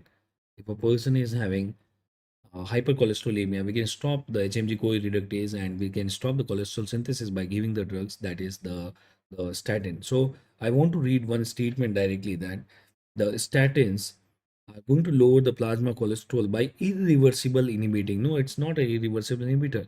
Statin is a reversible inhibitor. So this is a false statement. The fourth one is a false statement. So this cannot be the answer. This cannot be the answer. Now we are left with these two, either 1, 2, 3 or 2 or 3. So now the answer, we have to find that one is a true statement or not. HMG-CoA reductase activity decreases when the enzymes are phosphorylated by the activated protein kinase A. Now, basically, it's a glucose forming pathway. It's a glucose forming, it's a glucose consuming reaction, because how we make the cholesterol is somewhat like this. From glucose, we can make acetyl-CoA. From acetyl-CoA, we can use the acetyl-CoA, and from acetyl-CoA, we ultimately do these all the reaction, and ultimately we can make the cholesterol. So basically, that's a glucose consuming pathway, and all the glucose consuming pathway, the enzymes should be in the dephosphorylated state to have those reactions. And who leads to dephosphorylation? That is insulin. So they're asking that HMG-CoA reductase activity decreases when the enzymes are phosphorylated. Yes, the enzyme activity will decrease when they are phosphorylated. When they are dephosphorylated, the activity will be more. So which statements are true? The first, second, and third one is true.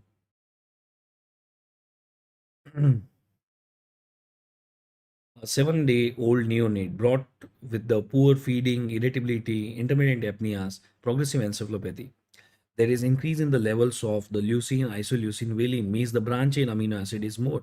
It's a branch chain amino acid disorder, that is the maple syrup urine disease. Maple syrup urine disease is due to deficiency of what? It is branch chain alpha keto acid dehydrogenase. It is made up of 3 enzymes, that is E1, E2, and E3. They're asking that which enzyme is very similar like this enzyme. The PDH complex, pyruvate dehydrogenase complex, it is also made up of 3 enzymes, E1, E2, E3. So which enzyme is very similar to branch chain alpha keto acid dehydrogenase? It's the pyruvate dehydrogenase complex.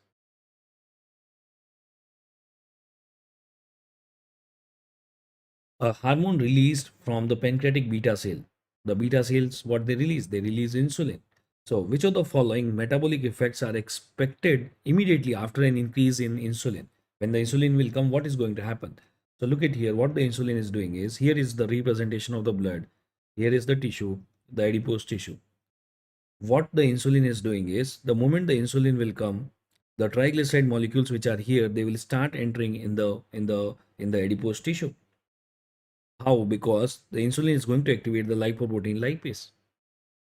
There is one hormone which can take out, there is one enzyme which can take out the triglyceride molecules out of the adipose tissue, and that is hormone sensitive lipase.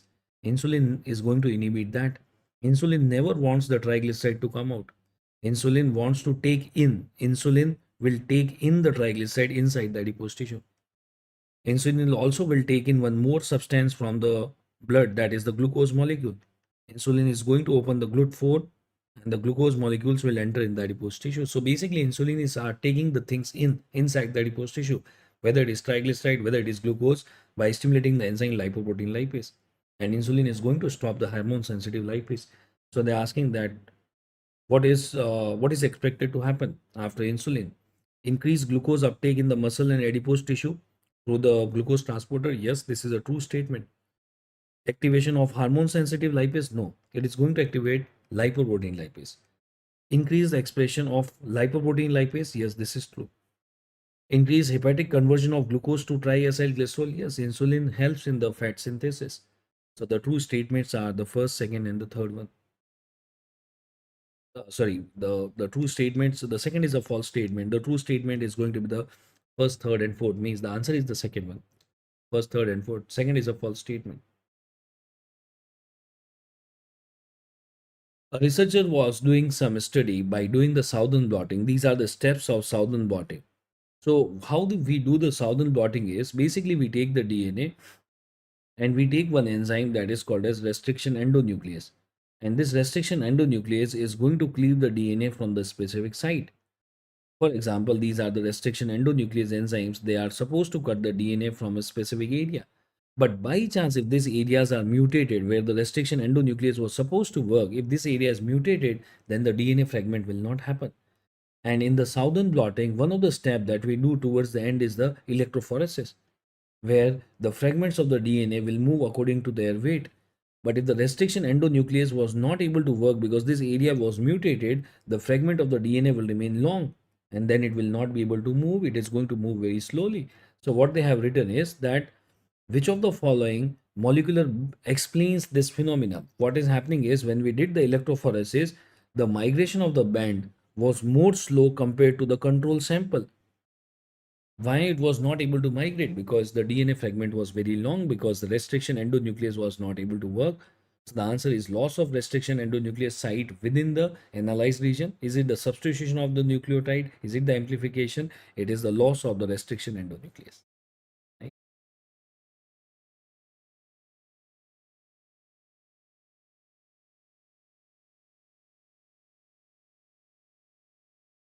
And so in this session, let's discuss the answers to the recent GT, which was related to the INI CET exam. So let's discuss the questions one by one. So in this first question, a 25-year-old primary gravida, she undergoes a routine anomaly scan and it shows that there is absence of both fetal kidney. So mainly we are dealing with renal agenesis. And usually this anomaly scan, which is performed between 18 to 22 weeks, will help you to detect majority of these anomalies. What is the significance of this bilateral renal agenesis? You know, the main source of amniotic fluid is the fetal kidney or the urine production by the fetal kidney. So whenever there is bilateral renal agenesis, there can be associated oliguria and in turn there can be oligohydramnios. So usually oligohydramnios, a very important cause is renal agenesis. So in this you are seeing that there is persistently empty urinary bladder as kidneys are not producing in urine. Even the bladder appears as empty, and in the neonate there is severe respiratory distress after birth. Which of the following best explains the cause of this condition, cause of death in this neonate? So same thing, as there is renal agenesis, there will be oliguria leading to oligohydramnios, and associated with the severe oligohydramnios, there can be pulmonary hypoplasia. These infants have increased risk of pulmonary hypoplasia secondary to the reduced amniotic fluid. When you look at amniotic fluid, the main source of amniotic fluid is actually the fetal urine. Fetal urine.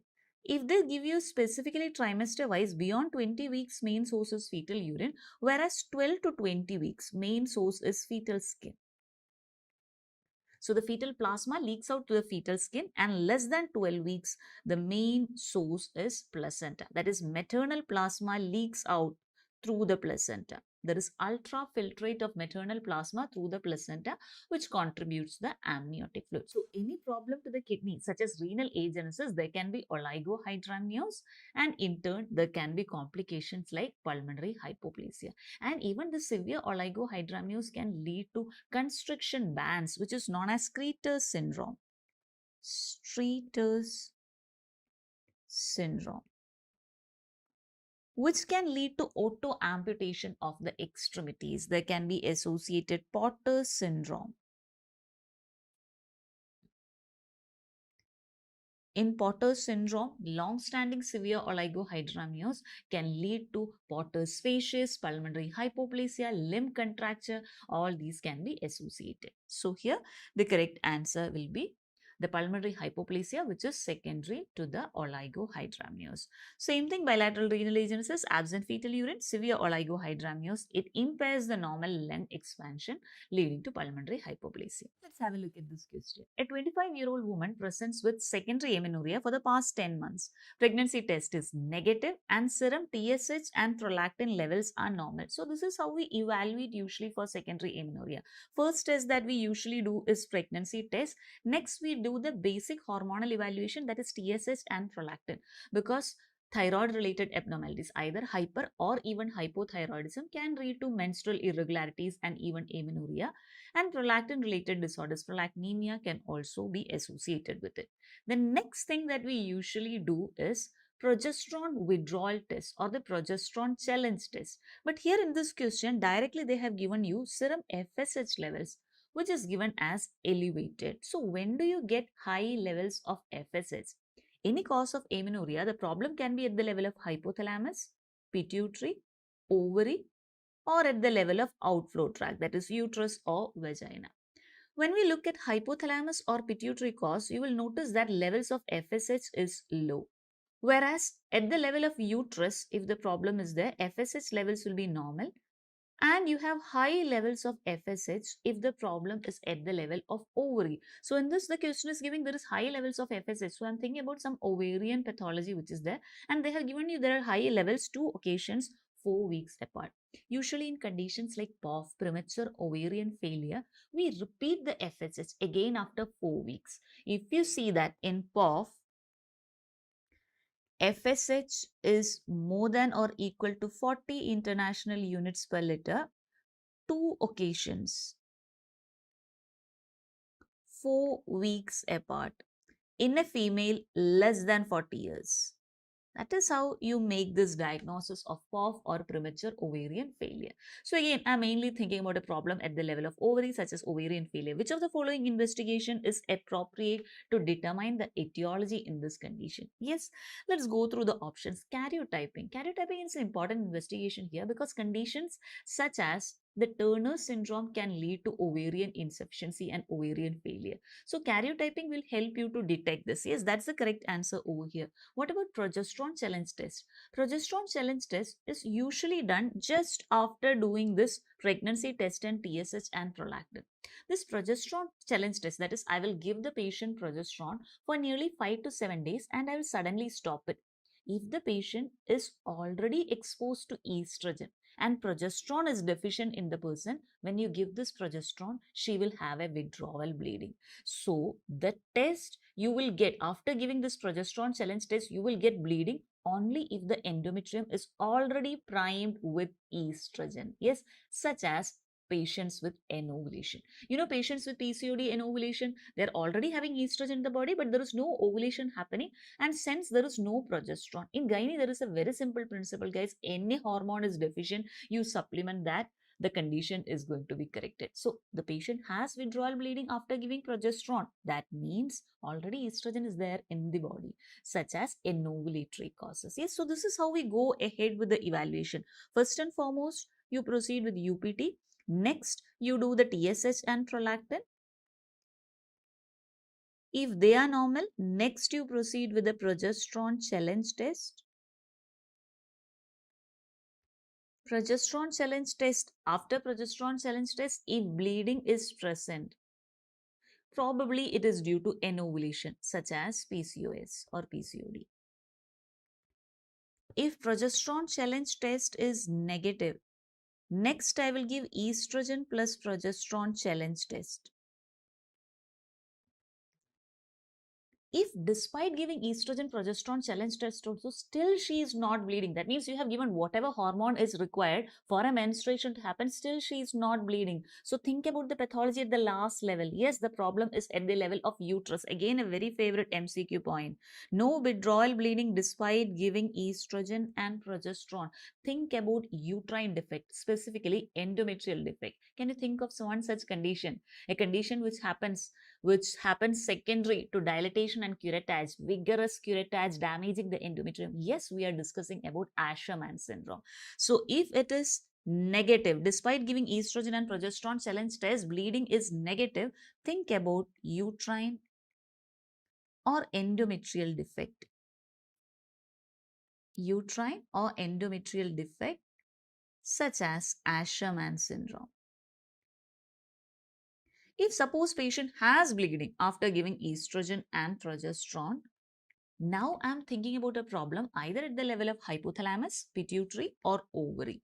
If the problem is at the level of hypothalamus or pituitary, as we discussed, the level of FSH will be low and even level of estrogen will be low. If problem is at the level of ovary, you will notice level of FSH is high and estrogen is low. Yes, so here mainly we are discussing about this pathology. Yes, there is no point of doing progesterone challenge test as of now. Already FSH is high. I'm thinking about the ovarian problem. To understand the etiology, why this is happening, I will proceed next with the karyotyping of the person. Yes, as we discussed, the correct answer is karyotyping. What about MRI of the pituitary gland? If we are suspecting that the pathology is at the level of either hypothalamus pituitary, then MRI might have helped. DHEAs, dihydroepiandrostenediones, they might help you to detect adrenal problems where there is high level of these androgens. So here correct answer is A, karyotyping. So any younger female less than 30 years, it is very important that you evaluate for genetic causes when they have this ovarian failure, such as Turner's or Turner mosaic, which is there. Even further evaluation that can be done here for premature ovarian insufficiency. POI stands for premature ovarian insufficiency, or POF, premature ovarian failure. It could be even due to mutations such as FMR1 gene mutation, that is fragile eggs mutation, autoimmune testing, adrenal antibodies. These are some other tests that you can evaluate for the etiology of this condition. So here correct answer is karyotyping. So this question is from male infertility. In this, a couple has presented for infertility for the past 6 years. The male partner is tested. The semen analysis shows that count is less than 1 million after semen processing. Which of the following ART techniques will you use for this patient? See here, count is less than 1 million. Now you can't choose the option of even IUI or even the regular IVF methods. When you have such low counts, only possibility that you have right now is ICSI, intracytoplasmic sperm injection. So how to choose each of these methods? If you see that the count is between 10 to 15 million per ml, you can proceed the answer of IUI. If it is between 5 to 10 million, go for IVF. Less than 5 million, we proceed with ICSI, intracytoplasmic sperm injection. So this is how you are going to choose in your answer as well. So in this question, a 28-year-old prima gravida has presented 24 weeks. They are basically asking you regarding the normal physiological changes that will happen to the cardiovascular system. So cardiac output will increase approximately by 30 to 50% during pregnancy. That is absolutely true. As the heart rate increases, stroke volume increases, even cardiac output increases. You will notice that in the antenatal period, the maximum cardiac output is between 28 to 32 weeks. And overall, if you take that is both antenatal and postnatal period, the maximum cardiac output is immediate after delivery. That is immediate postpartum period, just after delivery, followed by second stage of labor, where the mother was pushing, the mother was straining, there is increase in heart rate and everything, which leads to increased cardiac output. So overall, if you consider antenatal and postnatal period, it's immediate postpartum followed by second stage of labor. But once you consider the antenatal period, it is between 28 to 32 weeks. In the next option, you will notice that it peaks around 20 weeks. No, that's not true. In antenatal period, as we discussed, it is between 28 to 32 weeks. Systemic vascular resistance decreases during pregnancy. That's absolutely true, which is again attributed to the vasodilation. The diastolic blood pressure and systolic blood pressure reduces during pregnancy, but the decrease in diastolic blood pressure is much more than the systolic blood pressure. Both these statements are true. The plasma osmotic pressure increases during pregnancy. No, plasma osmotic pressure actually decreases. This is again attributed to the hemodilution. This is mainly due to hemodilution. So in pregnancy, you will notice that majority of the factors increases in pregnancy. There are few things that reduces that you have to have a special note of. The hemoglobin. When I say hemoglobin, that is actually gram per deciliter, not the hemoglobin mass, but the hemoglobin concentration which is there. It decreases. That is why there is physiological anemia in pregnancy. When you look at the platelet concentration, that also decreases during pregnancy. The serum level of iron, ferritin reduces during time of pregnancy. When you look at the clotting factors, majority of the clotting factors increases, but factor 11 and 13 decreases in pregnancy. When you look at proteins, globulin increases, but albumin decreases during the time of pregnancy. Majority of the electrolytes, sodium, calcium, potassium, all these serum levels reduces, again attributed to the hemodilution. So here correct answer is statement 1 is true. The statement 3 as well as 4 is correct.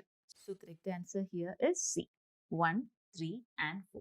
Yes, as we discussed, these are the key changes. As you can see over here, the heart rate increases, cardiac output increases, and peak cardiac output is between 28 to 32 weeks. Average you can even consider 30. It's taken as 28 to 32 weeks. This is when you get the maximum cardiac output. Blood pressure reduces, both diastolic and the systolic decreases, but more decreases mainly for the diastolic blood pressure.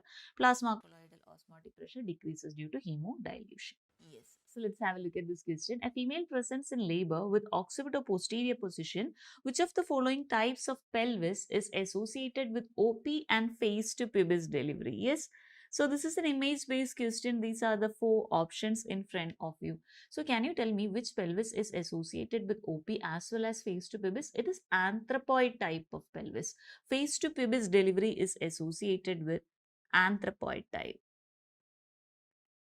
Occipito-posterior can be seen with both android as well as anthropoid, but if they give you persistent occipito-posterior, so if they just give you OP, it is android followed by anthropoid. But if they give you persistent OP, it is again anthropoid. But as you might have noticed, they have not given you these options. They have given you images. From images, how to identify this? When you see that inlet is round, this is gynecoid type of pelvis. If you see a heart-shaped inlet, this is an android type of pelvis.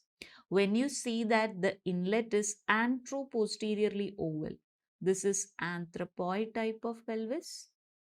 And when you see it is transversely oval, this is platypelloid type of pelvis. This is how you differentiate between the pelvis. So correct answer here is C. Yes.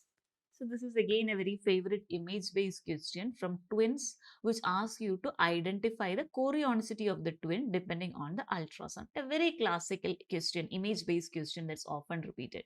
So let's go through this question. Obstetric ultrasound shows at 10 weeks there is a twin pregnancy and they have given the image. Can you identify the type of twin which is there? What are you seeing over here? A very thin membrane in between. It looks like a T. This is the T sign which is associated with monochorionic diamniotic type of twin. Let's just compare it with the other type. So what you're seeing in this first image is the lambda sign, also known as twin peak sign, which is associated with DCDA twin, dichorionic diamniotic twin. Whereas in monochorionic twin, you get the T sign. And specifically, if you have to choose which monochorionic, it is monochorionic diamniotic type of twin. So now, how to choose the answer from this? Depending on the day of split, the types of twin or the chorionicity is going to differ. If the split happens within 4 days, that is between 0 to 3 days, or in other words, I can write less than 4 days, you will have DCDA twin. If the split happens between 4 to 8 days, it will be MCDA twin. 8 to 13 days, it is MCMA, monochorionic monoamniotic. If the split happens beyond 13 days, it is conjoined twin. So as we discussed, this is MCDA twin. Correct answer is B. Yes, when the split happens between 4 to 8 days, you get monochorionic diamniotic where you have this T sign. Let's move to this next question, which is based on the topic of fistula. So a 40-year-old female has come with complaints of continuous leakage of urine per vagina for the past 2 weeks after doing a hysterectomy.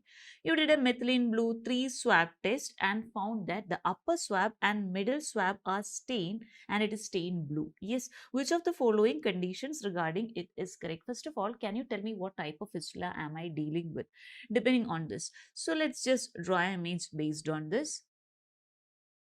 So we place 3 swabs into the vagina. This is the bladder with the 2 ureter draining into it. Suppose there is a connection between the ureter and the vagina. See, the ureter will have this urine, but it will not be stained. The methylene blue dye will occupy only the bladder. It will not go till the ureter. So you'll notice that all swabs can be soaked, but they are not stained. So the buzzword for you in the exam is it is soaked but not stained in case of your uretrovaginal fistula.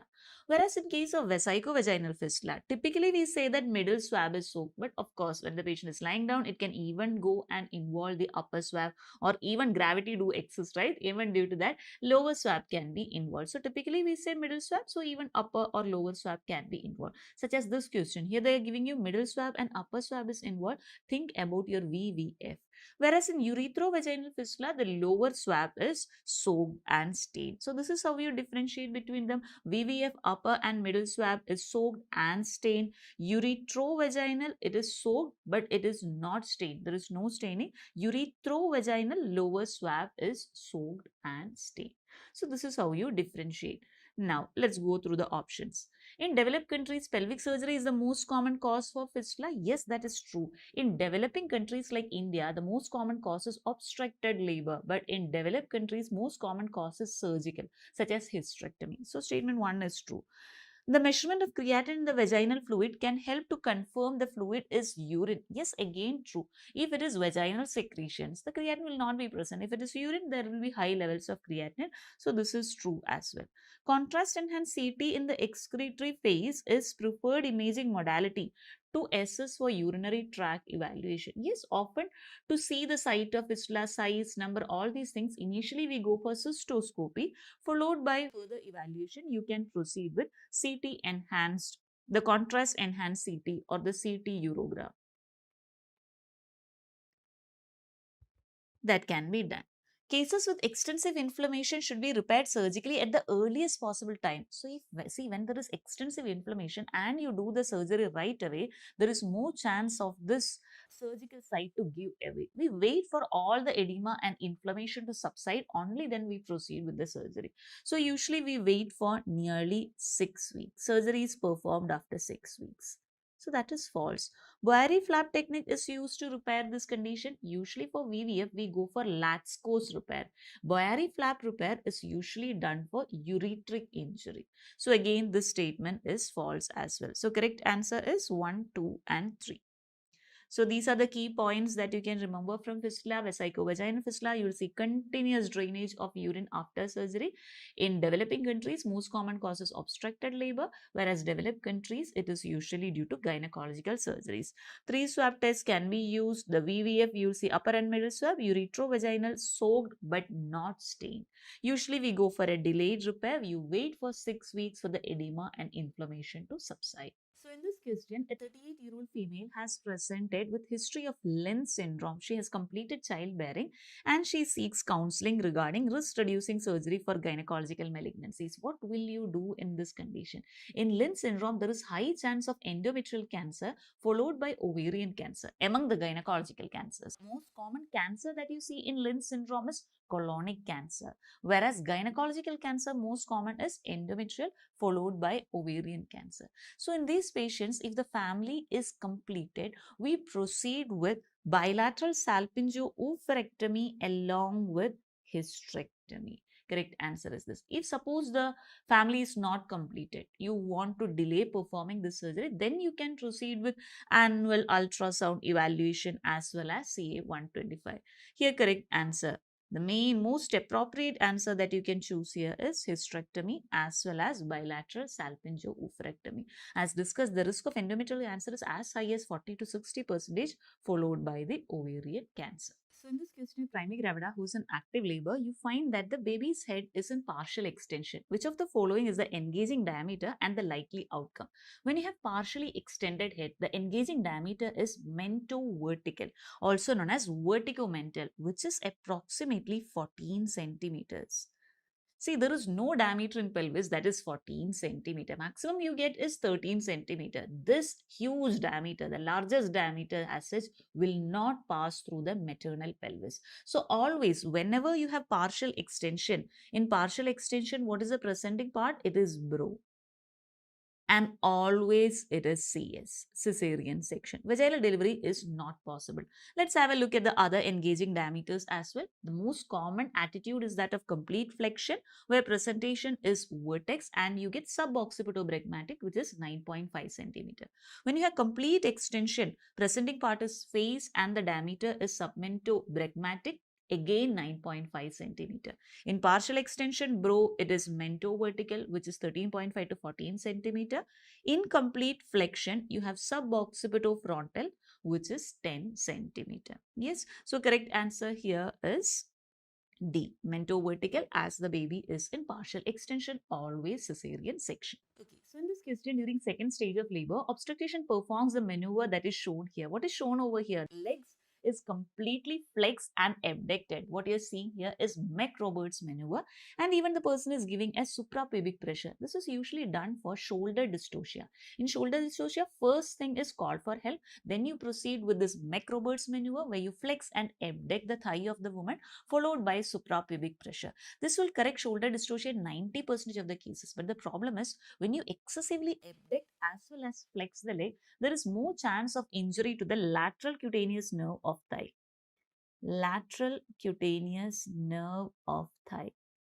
And due to this, the patient can have neuralgia paresthetica. The person will complain of paresthesia or the anterolateral aspect of thigh, that is neuralgia paresthetica.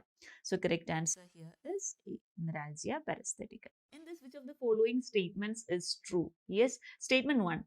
That is placenta accreta. Placenta fails to separate normally from the myometrium after fetal delivery. Yes, that is true. In placenta accreta spectrum, there is defective nitabish layer. The placenta goes deep into myometrium. It can even go outside.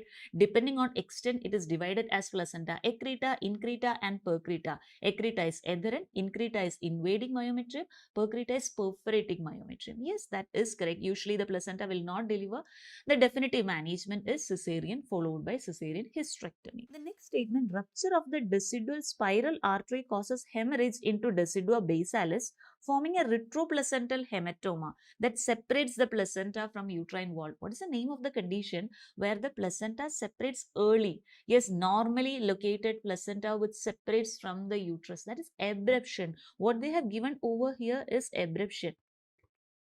This statement is true, but it is for abruption. So both statement 1 as well as 2 is correct, but 2 is not the correct explanation for statement 1. What happens in placenta accreta spectrum? There is defective nitabish layer and even decidua basalis, due to which there is defective invasion of placenta into the myometrium. So correct answer here is B. Yes, you can see the same thing. Placenta accreta, there is absence of decidua basalis or nitabish layer, whereas abruption is what is given over there. So let's have a look at this image-based question. Easy, direct question as such. What is the instrument that you're seeing over here? Something with a tapered ending with spiral groove like this. This is the Leach-Wilkinson cannula. Leach-Wilkinson cannula.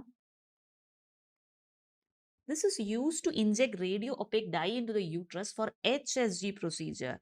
And this procedure will help you to understand the contour of the uterus, whether the tubes are patent or not. For tubal patency, the investigation of choice is HSG. And for HSG, we use this cannula, that is Leach-Wilkinson cannula. Easy.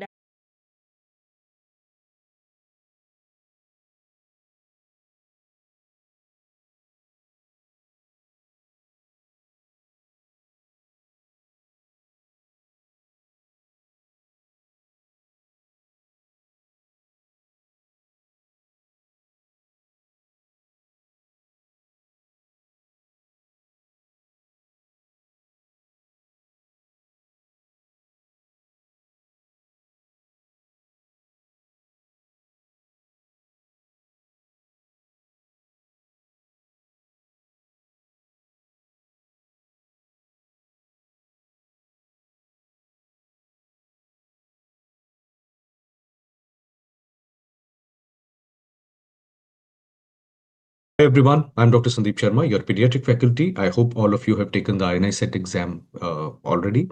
And we are going to do the quick rapid fire discussion of the important questions. And I will be writing some additional points, some additional flowchart kind of images so that you can revise the things better. If you look at the past papers, there has been a trend where they always ask a question on bleeding disorder in a child. There have been questions asked on acute ITP diagnosis, acute ITP management, and even hemophilias have been asked. One neglected area is platelet function disorders and how to distinguish them from von Willebrand disease. This is one area that I'm going to target through this question. Let us start with question number 1. So if you read this question, this is a 14-year-old girl who's presenting with bleeding manifestation. She has epistaxis, she has oral bleeds, bleeding gums are there, menorrhagia is there, requiring multiple transfusions, and examination reveals no organomegaly. Her complete blood count shows a normal platelet count with normal morphology. Bleeding time prolonged, clotting time normal. How to proceed? If you get a similar question, always first summarize what the examiner is trying to say. This is a bleeding child. Although if it is a bleeding adolescent or adult, the approach will remain the same. So whenever there is a bleeding case given to you, the examiner will also mention in the question what is the status of bleeding time and coagulation time. If they say bleeding time is prolonged, but coagulation time is normal, APTT is normal, activated partial thromboplastin time, and if they say prothrombin time is normal, in such a scenario, you are thinking of platelet disorder of bleeding. So there is a platelet cause of bleeding. On the other hand, if examiner says bleeding time is normal, but clotting time is increased and APTT or prothrombin time or both are abnormal, in such a scenario, you will think of coagulation cause of bleeding. Coagulation cause of bleeding. Now, whenever there is a platelet disorder, there are a few possibilities you will think of. First possibility, if the examiner says in the question, and what I'm writing here is similar to the past INI CET question. If the examiner says there is prolonged bleeding time, CT, everything, APTT, etc., they are normal. The platelet count is on the lower side and bone marrow shows megakaryocytic hyperplasia. Whenever you have these words mentioned in the question, the likely diagnosis in the patient is going to be thrombocytopenia. Thrombocytopenia. And the most common cause of thrombocytopenia in the first 10 to 15 years of life is acute ITP. What is ITP? Immune thrombocytopenic purpura. It is often triggered by viral infection. Adults get chronic ITP, but children get acute ITP, generally conservatively managed. But if platelet count falls below 10,000, you have to go for IVIG followed by corticosteroid. This is something we have discussed in the QRP also, in detailed video also. So this is how you make the diagnosis. Secondly, if you find that the patient is having platelet count which is either normal or slightly low. Either it can be normal or it can be slightly low, and they show giant platelets present. They show giant platelet presence. And you are suspecting a platelet function disorder. The possibility, and the third clue they will mention in the question, that there is a abnormality in glycoprotein 1b by 9. There is an abnormality in this particular protein. Your answer in the question will be a syndrome called as Bernard-Soulier syndrome. Bernard-Soulier syndrome is considered to be a syndrome in which there is defective platelet adhesion. There is defective platelet adhesion. Because the receptor for binding to von Willebrand factor is not there, they have defective platelet adhesion. And these patients, you will always find that the test called as ristostatin test, the ristostatin test will be abnormal. It will show no aggregation, but there will be normal response, normal aggregation in response to other agonists like ADP, collagen, epinephrine, etc. And third possibility, if the examiner says platelet count is normal, platelet morphology means size of the platelet is normal, and there is abnormality in glycoprotein 2b3a. In such a patient, the likely diagnosis will be Glanzmann thrombasthenia. In Glanzmann thrombasthenia, the reverse will happen. It is considered to be a problem of platelet aggregation. And in these patients, what will happen? A ristostatin test will show normal aggregation, but the others, the aggregation in response to others will become abnormal.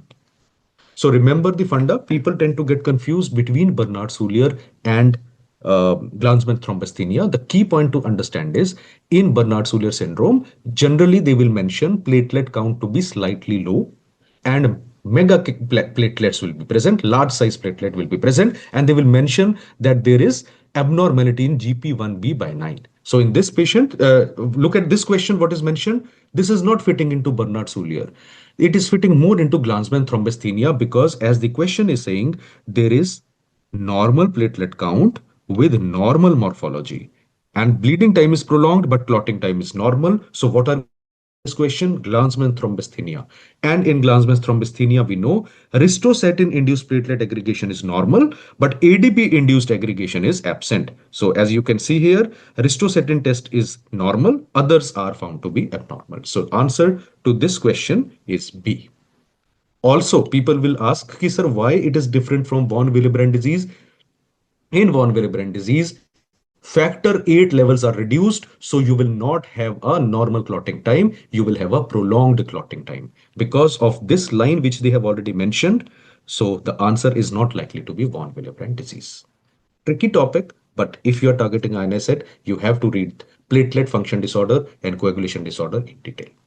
Moving to question number 2. A 3-week-old neonate is brought with poor feeding, repeated vomiting, and failure to thrive since birth. On examination, the baby appears dehydrated with hyperpigmentation of skin and genitalia, hyponatremia, hyperkalemia. There is also ambiguous genitalia. Let us summarize together.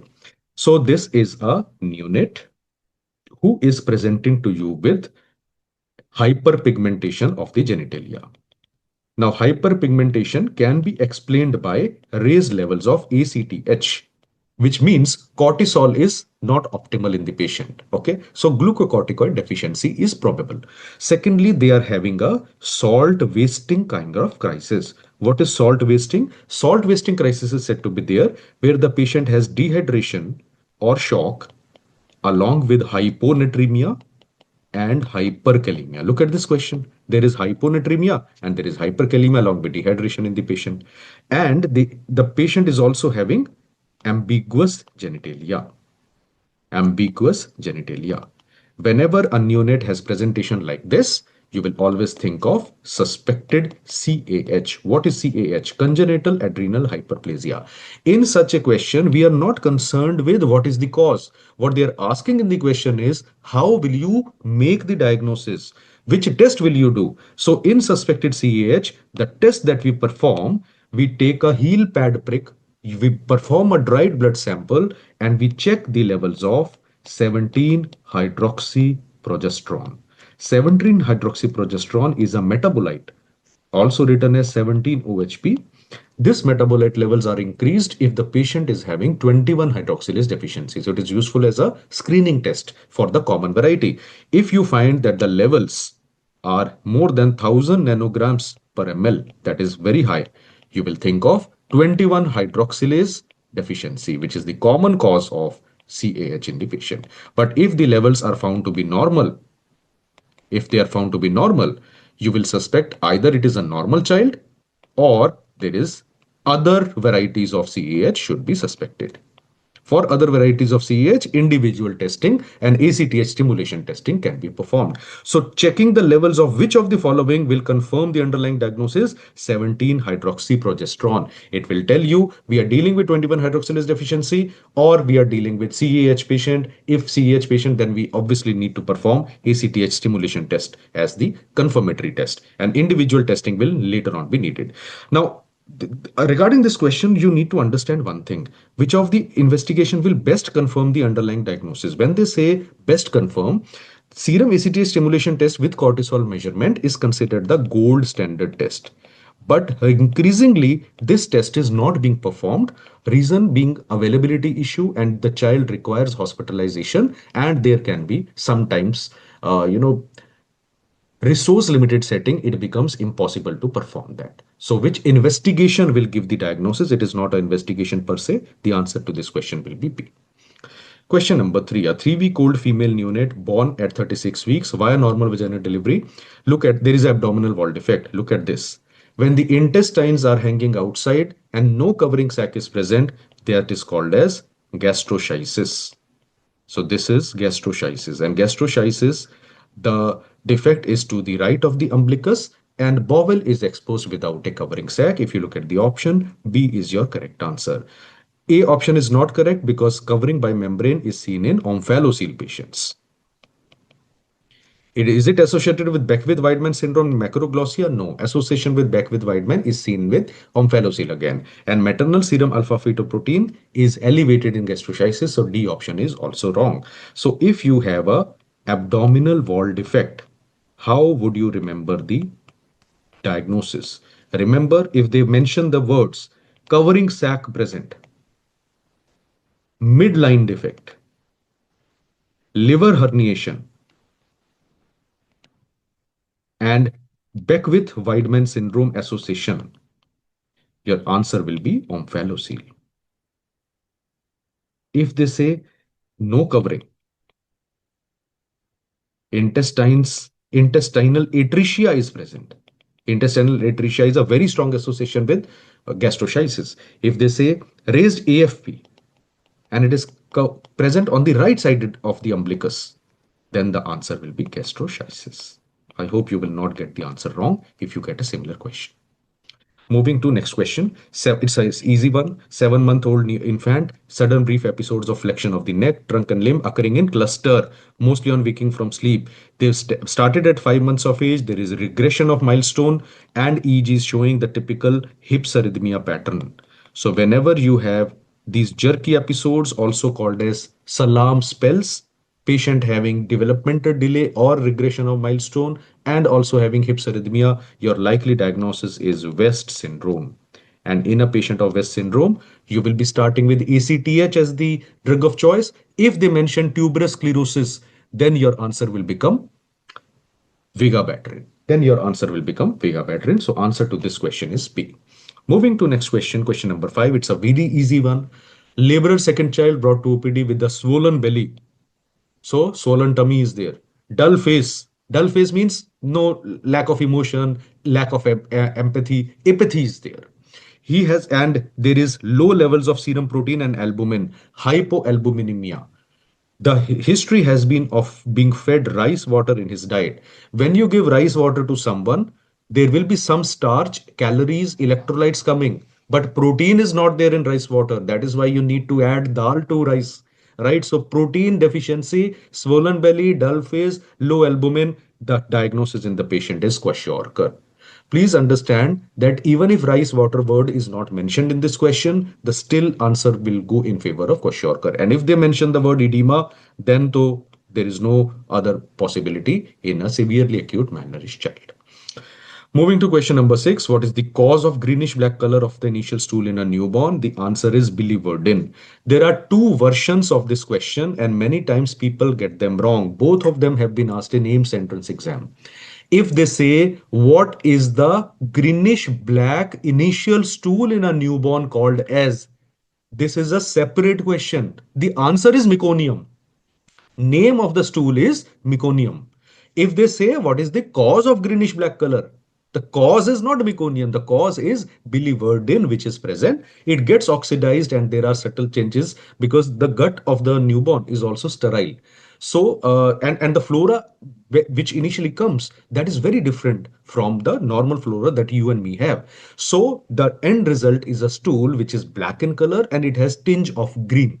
So that is called as biliverdin. So I repeat, if they say name of the greenish black stool, the answer is meconium. If they say cause of the greenish black stool, the answer is biliverdin along with bile salt. Sometimes biliverdin may not be mentioned. You will mention plus bile salts. Biliverdin with altered bile salts are the reason for green color. Moving to question number 7. A 6-year-old boy is brought for evaluation of a heart murmur detected incidentally during health checkup.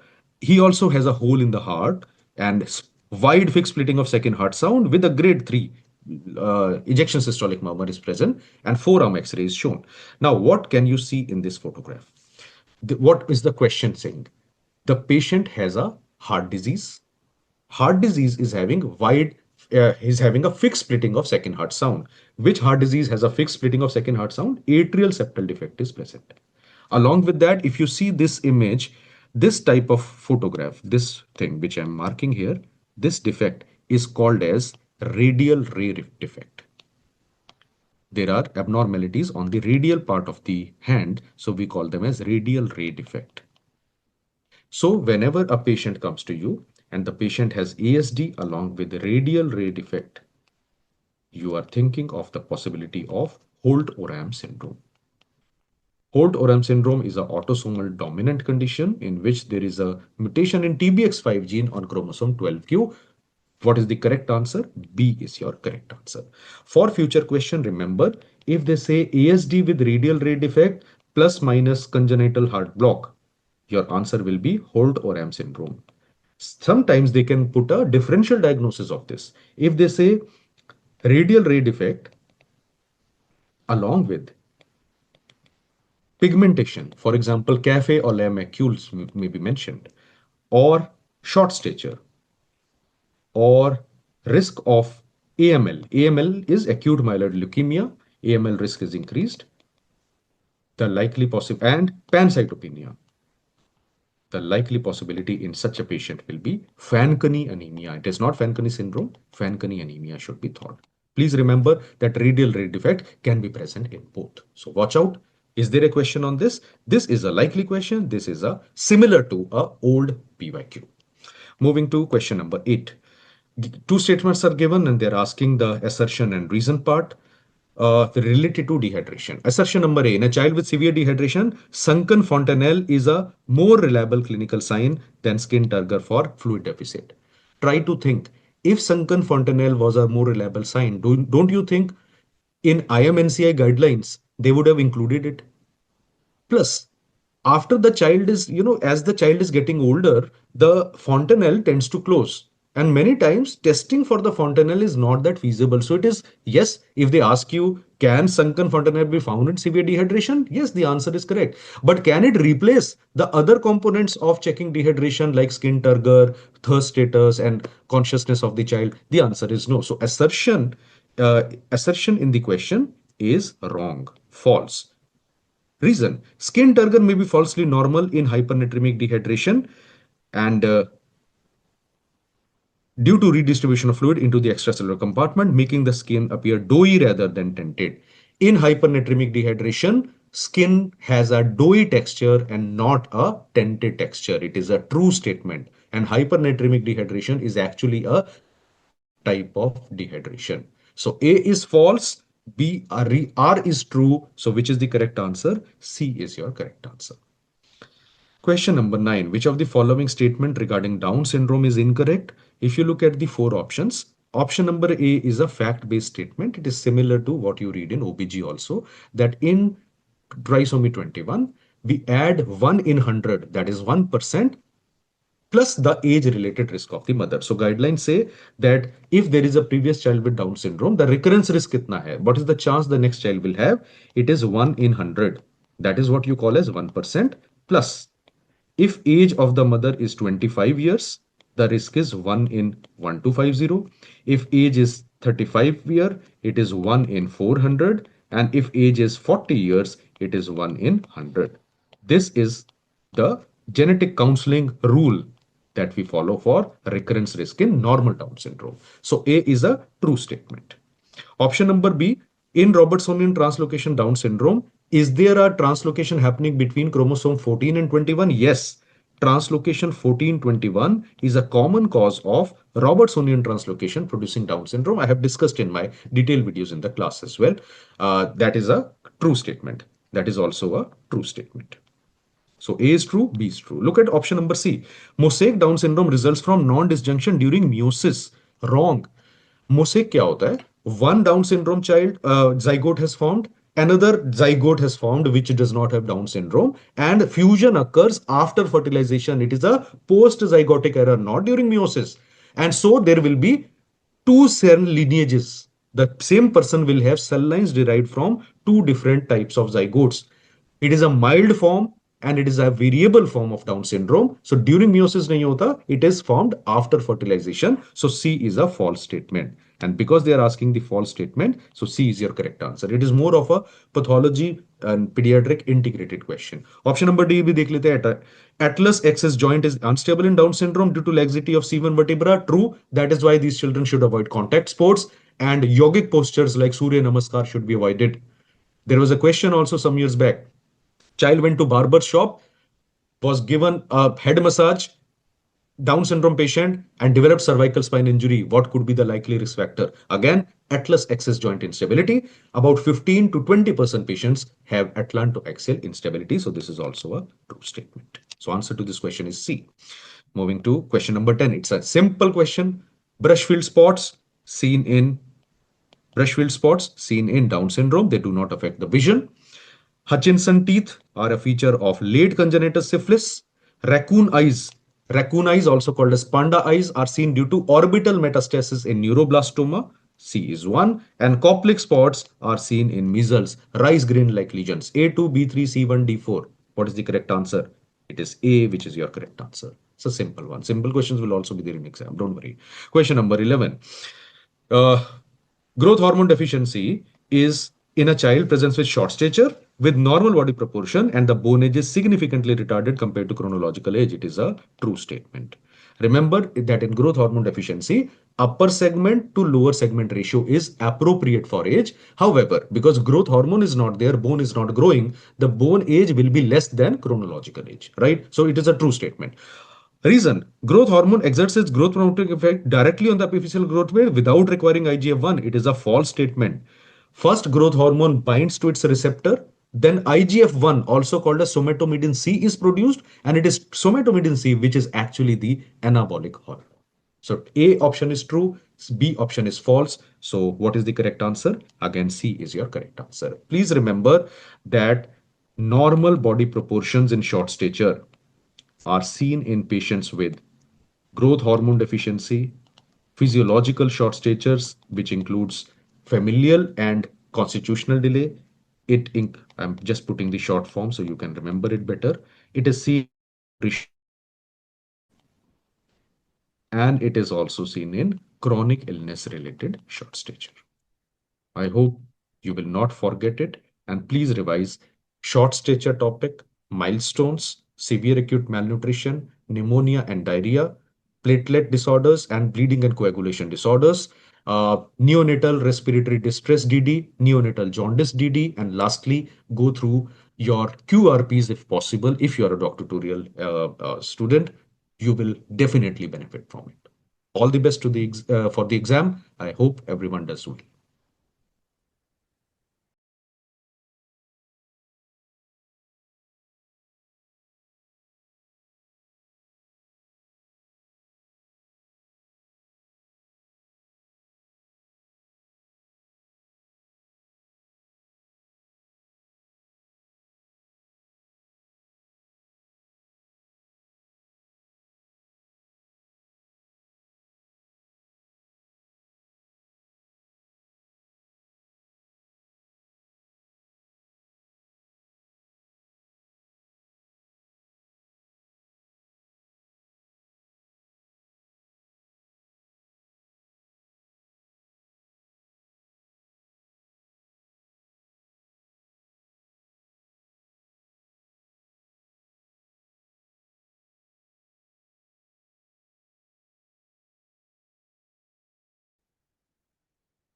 So friends, Dr. Dhawan here, your ENT faculty. So let us quickly see what are the 7 questions asked out of ENT in this INI CET grand test of DocTutorials. Number 1, audiology. Very favorite topic for INI CET.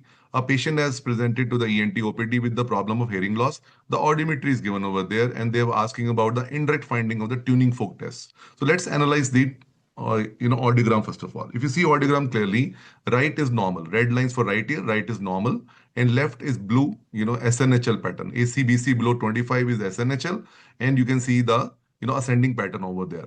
So the right is normal, left is SNHL. So it means right is the better ear. And if you remember, in SNHL, Rene is positive, and the Weber is lateralized to the better ear. In this case, the right ear. So in this case, the tuning fork finding as per the audiogram should be that the Rene should be positive on both sides. Why? Because in normal also Rene is positive, in SNH also Rene positive. So in left side, Rene will be positive, and the Weber will be lateralized to the right ear, because in SNHL, the Weber is lateralized to the right better ear. So look at the answer. So in this case, the answer of course will be the left Rene positive and Weber heard in the right ear. So D is the correct answer. Second question, again, the rank setting topic of TOS and SARDE grading of retraction of tympanic membrane. If you remember, the TOS has graded the retraction of upper part of tympanic membrane pars flaccida, and SARDE has graded the retraction of pars tensa. This question is about the pars tensa grading of SARDE. So grade 1 is mild retraction of tympanic membrane. Grade 2 is retracted TM touching the incus. Grade 3 is touching promontory but still moving on cingulation. And grade 4 is touching promontory but adherent to the promontory so that it does not move on cecalization also. And if you remember, the grade 3 is called the atelected TM and grade 4 is called the adhesive otitis media. So in this case, you clearly see the incus is clearly visible over there. Now this is your incus over there. Now this is incus. So tympanic membrane is draping over the incus. So this is actually the SARDE grade 2. SARDE grade 2. In grade 3, grade 4, promontory will be touching over there, but they will have to give you finding whether it is moving on cegalization or not moving. So it means that if the visual question come out of SARDE grading will be grade 2 mostly. Incus will be shining through tympanic membrane. Let's quickly go through the TOS grading also. TOS has graded retraction of pars flaccida. So grade 1 again mild retraction. Grade 2 is touching the neck of malleus. Now grade 3, grade 4 common thing is scutum is eroded. What is scutum? Outer bony cover of epitympanum. So grade 3, grade 4 scutum is eroded, but difference is in grade 3, the complete extent of retraction pocket is visible on otoscopy. And grade 4 is some part of retraction pocket are unreachable on otoscopy. So that's the TOS grading of the pars flaccida. Very common domain is the glue ear adenoid hypertrophy. Child has presented to the ENT OPD with the keeping the television volume high while watching the Cartoon Network. It's indirect clue for the hearing loss. And excessive snoring also. Adenoid hypertrophy will lead to sleep apneas, and in some cases, and snoring issues can also be there. And there is high arch palate and crowding of upper teeth. Typical presentation of adenoid will be mouth breathing child. Due to mouth breathing, the palate goes high arch palate, pinched nose, crowding of teeth or malocclusion of teeth, dentation issues are there over there. And tympanometry has been done. If you see very clearly, this is the type B tympanogram, flat tympanogram. My dear friend, this is the normal range over there. Okay. So in this case, this is a type B of flat tympanogram. Type B or flat tympanogram is classical feature of the glue ear or otitis media effusion. So what is the diagnosis in this case is adenoid hypertrophy with glue ear or serous otitis media. So in this case, what the treatment strategy over there? My dear friend, A is a wrong choice because A is only about the glue ear. So you're only doing maryngotomy with grommet insertion for the glue ear. Now, tympanostomy tube is the other name of glue ear. So that's also incorrect answer. Only doing adenoid will also be incorrect answer because you are not managing the glue ear part. So the correct answer will be C. Why? Because you are doing grommet insertion along with adenodectomy. So the correct treatment of this patient will be comprehensive treatment is remove the adenoid and manage the glue ear with maryngotomy and grommet insertion. And what is the best method of adenodectomy is coblation nowadays. Okay. Now, just two visual question. Anything like a question mark in the middle ear implants is stapes piston processes. Anything like a dumbbell is a grommet, also called the tympanostomy tube or middle ear ventilation tube. So the second picture is of grommet, and the first picture it belongs to the stapes piston processes, which is used for the surgical treatment of otosclerosis. Radiology is asked very commonly in the nose and sinus category. Again, they're asking you which sinus cell is visible over there with the like red star. Now let's see over there. Now where are we right now? This is the posterior cut for the you can say orbit over there. So orbit is already finished. So if you remember, between the two orbit is ethmoid, and right behind the ethmoid is sphenoid. So my dear friend, this is the sphenoid sinus over there, paired sinus over there. My dear friends, when sphenoid comes, ethmoid should have finished over there because ethmoid ends and then the sphenoid start. But if while in the CT scan, sphenoid is also visible and one ethmoid cell is still visible, very posterior cell. This is ONOD cell because ONOD cell is a variation of the posterior ethmoid air cell system when one cell, actually grows very posteriorly close to the optic nerve area. So basic rule is when you see sphenoid sinus in the cuts of CT scan, you should not be seeing any posterior ethmoid air cell. So this is ONOD air cell extending onto the roof of sphenoid in the region of the optic nerve. Let us quickly see the other cells also. So answer this question is ONOD cell. My dear friend, what is bulla ethmoidalis? Bulla ethmoidalis is the constant and the largest anterior ethmoid air cell. So this EB is bulla ethmoidalis with the yellow arrow over there. Now, there are some variation over there. What are variation? For example, this is concha bullosa. What is concha bullosa? It's an anatomical variation of ethmoid air cell when one cell extends into the middle turbinate. So pneumatized middle turbinate is concha bullosa, and concha bullosa can be contributory factor for sinusitis, and concha bullosa is the most common variation of ethmoid air cells. Now, what about Aganasi? Aganasi is present in everyone. It's a constant cell. It's the anterior most anti-ethmoid air cell. Look at the cut. This is axial CT, and this O is the orbit. Both sides is the orbit over there. And orbit, between the two orbit, we have got the ethmoid bone, and the cell with the white arrow is the Agarnazi, the anterior most anti-ethmoid air cell. Now, look at this CT now. The cell with the white arrow in this case will be concha bullosa again. Okay, white arrow is concha bullosa, but the yellow arrow is Heller cell. Again, Heller cell is an anatomical variation of ethmoid air cell where one cell is in the floor of the orbit. So the yellow arrow is the Heller cell and the white arrow is the concha bullosa, and both are the ethmoid air cell variations. Now, 50-year-old male patient present with the unilateral nasal mass, one-sided with epistaxis. Radiology is also given. Now, my dear friend, there are 4 nasal masses over there which are asked in the examination. Number 1 is angiofibroma. Number 2, inverted papilloma or Ringett's tumor. Number 3, rhinosporidiosis. And number 4, enterocoinal polyp. Now, please understand that, enterocoinal polyp never bleeds. So look at this patient. This patient is having the bleeding over there. This patient is having what? Bleeding over there. So it cannot be enterocoinal polyp. The D choice is automatically ruled out because enterocoinal polyp is a unilateral nasal mass growing backward but without any history of epistaxis. So one choice is clearly ruled out as enterocoinal polyp because polyp never bleeds. Remaining 3 masses, angiofibroma, the inverted papilloma, and the rhinosporidiosis, all 3 bleed over there. Now, my friend, angiofibroma is a very, very clear-cut diagnosis because angiofibroma is typically seen in young adolescent male, generally 12 to 18 years of age, with nasal mass, and recurrent perfuse epistaxis is there because angiofibroma is made of blood vessels which do not have muscular layer. So once cut, they cannot contract or retract. Therefore, they keep bleeding for a very long time. So generally, angiofibroma will be young male with nasal mass with recurrent perfuse epistaxis over there. This is not a young male. It's a 50-year-old male over there. Okay. So this would be having what? The possibility of polyp is ruled out. Angiofibroma due to age ruled out. Now, 2 things are left over there. Now, in this choice, inverted papilloma or maxillary carcinoma. My different maxillary carcinoma will have the feature like cheek swelling, cheek anesthesia, lot of erosion of the bone on the CT scan, which is absent in this case.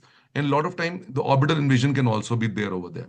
So maxillary cancer is ruled out, and anyway, inverted papilloma, which is the correct answer in this case, also called Ringett's tumor, is more common in the male in 40 to 60 years of age, and it rises from the lateral wall of nose. If you see the CT scan, so some tumor is arising from the lateral wall of the nose, and it is growing into the the maxilla sinus also and the nasal cavity also. Why it is called inverted papilloma? Because on histopathological examination, this papilloma grows inwards. It's called inverted papilloma. Hence, it's a benign, locally invasive tumor. And whenever you do surgery, please do not remove the mass only, because removing the mass only is inadequate treatment of this patient. The complete surgical treatment of inverted papilloma is medial maxillectomy, bilateral anatomy approach using Moore's incision. So the medial maxillectomy is required, for which tumor is Ringett's tumor or inverted papilloma nose. What about rhinosporidiosis, my dear friends? So what about rhinosporidiosis? Rhinosporidiosis will be typically what? The history of patient coming from coastal areas of Tamil Nadu or southern state of the country with history of pond water contact. Generally a villager or a farmer who takes the cattle to the pond for bathing, or there is a history of bathing or swimming in the pond. Because Rhinosporidium seabrai, which is aquatic protozoa, the mode of transmission is water-based over there. So, and generally, this mass is not smooth. It is irregular surface nasal mass, studied surface nasal mass, with whitish sporangia may be visible here and there over there also. So, my dear friends, 3 nasal masses bleed. One does not bleed is enterocoinal polyp. But angiofibroma is classically young male over there. And rhinosporidiosis is classically history of Tamil Nadu pond story over there. The remaining one is Ringett's tumor or inverted papilloma of nose. Now, 60-year-old man presents to the ENOPD with unilateral mild recurrent epistaxis, hearing loss on the left side, headache, cough, difficulty in swallowing.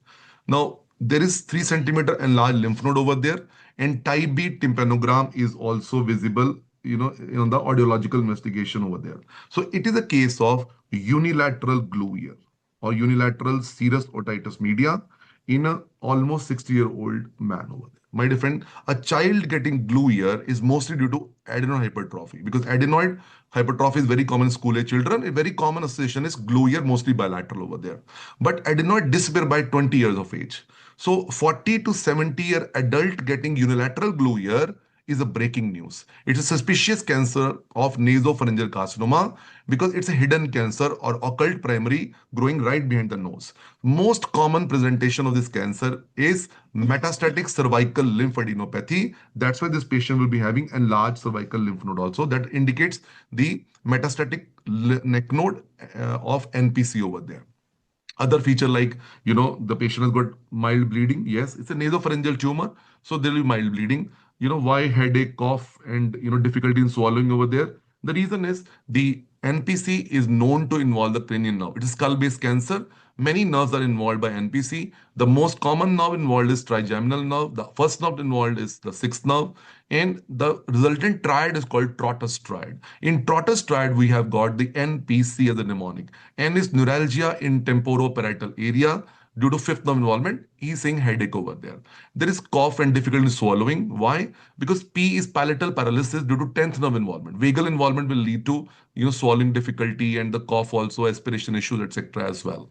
So it's a very beautiful case of NPC, nasopharyngeal carcinoma, very likely question in INI CET NEET PG. The reason is 40 to 70-year-old gentleman or a female with unilateral glue ear is a suspicious scenario of nasopharyngeal carcinoma. In this case, what is the priority of management? Do not go for maryngotomy and grommet insertion for glue ear. The priority of management will be the nasopharyngoscopy and biopsy to rule out the suspicious hidden cancer of NPC. Let's look at the next question of ENT. A patient of thyroidectomy, now surgery is over and patient is being extubated after the surgery. But problem is when the anesthesiologist remove the endotracheal tube, the patient develop respiratory difficulty and stridor. And what nerve would have been damaged during the thyroid surgery? My dear friend, typical case of thyroid surgery and nerve injury, when you are careless or due to tumor being very bigger, if bilateral RLN injury happens close to lower pole of thyroid gland, what will happen? All muscles of larynx get, like paralyzed, except cricothyroid, because that is supplied by external laryngeal nerve, which is branch of SLN over there. So cricothyroid is the only functional muscle after both R, L, N have been damaged. And unfortunately, cricothyroid has got adductor properties. So right after surgery is over, only one muscle working is cricothyroid, and that brings the vocal cord in the midline position. So this is the case of bilateral abductor paralysis of vocal cord due to bilateral RLN injury during thyroid surgery. So patient develops cyanosis, SpO2 start falling. It's a post-operative airway emergency right after thyroid surgery. Patient would need immediate tracheostomy to be saved, from this kind of disaster. And then after 6 months, the definite treatment, if required, will be type 2 thoroplasty or lateralization of vocal cord or suture cordopexy. So answer this question is bilateral recurrent laryngeal nerve injury, and that is the most serious nerve injury in thyroid surgery. My dear friend, if SLN or ELN is injured at the upper pole of thyroid gland, which muscle will lose the function? Cricothyroid. So imagine at the upper pole, you could not locate the SLN or its branch called ELN. The cricothyroid actually loses the function because cricothyroid is supplied by the external laryngeal nerve, which is actually a branch of superior laryngeal nerve. So cricothyroid has got the main tensor action also. Now there are 4 adductor, no problem with adduction actually. But problem is the main tensor of vocal cord is the cricothyroid. And if SLN or ELN is injured, the cricothyroid is paralyzed. So there will be loss of tension in the vocal cord, and tensor gives us quality of voice. So patient will be having poor quality of voice and problem of singing will be there. And if you do endoscopy of this patient, you will be seeing the bow down vocal cord. So the meaning is that if after thyroid surgery, patient is unable to breathe properly, it is a case of bilateral RLN injury during thyroid surgery. But if after thyroid surgery, patient is unable to sing a song properly, it is ELN or SLN injury. And if they ask you, most serious nerve injury is bilateral RLN injury in thyroid surgery. But most common nerve injury in thyroid surgery is external laryngeal nerve injury. So these were the questions of ENT in the INI CET grand test which you just attempted. Thank you very much.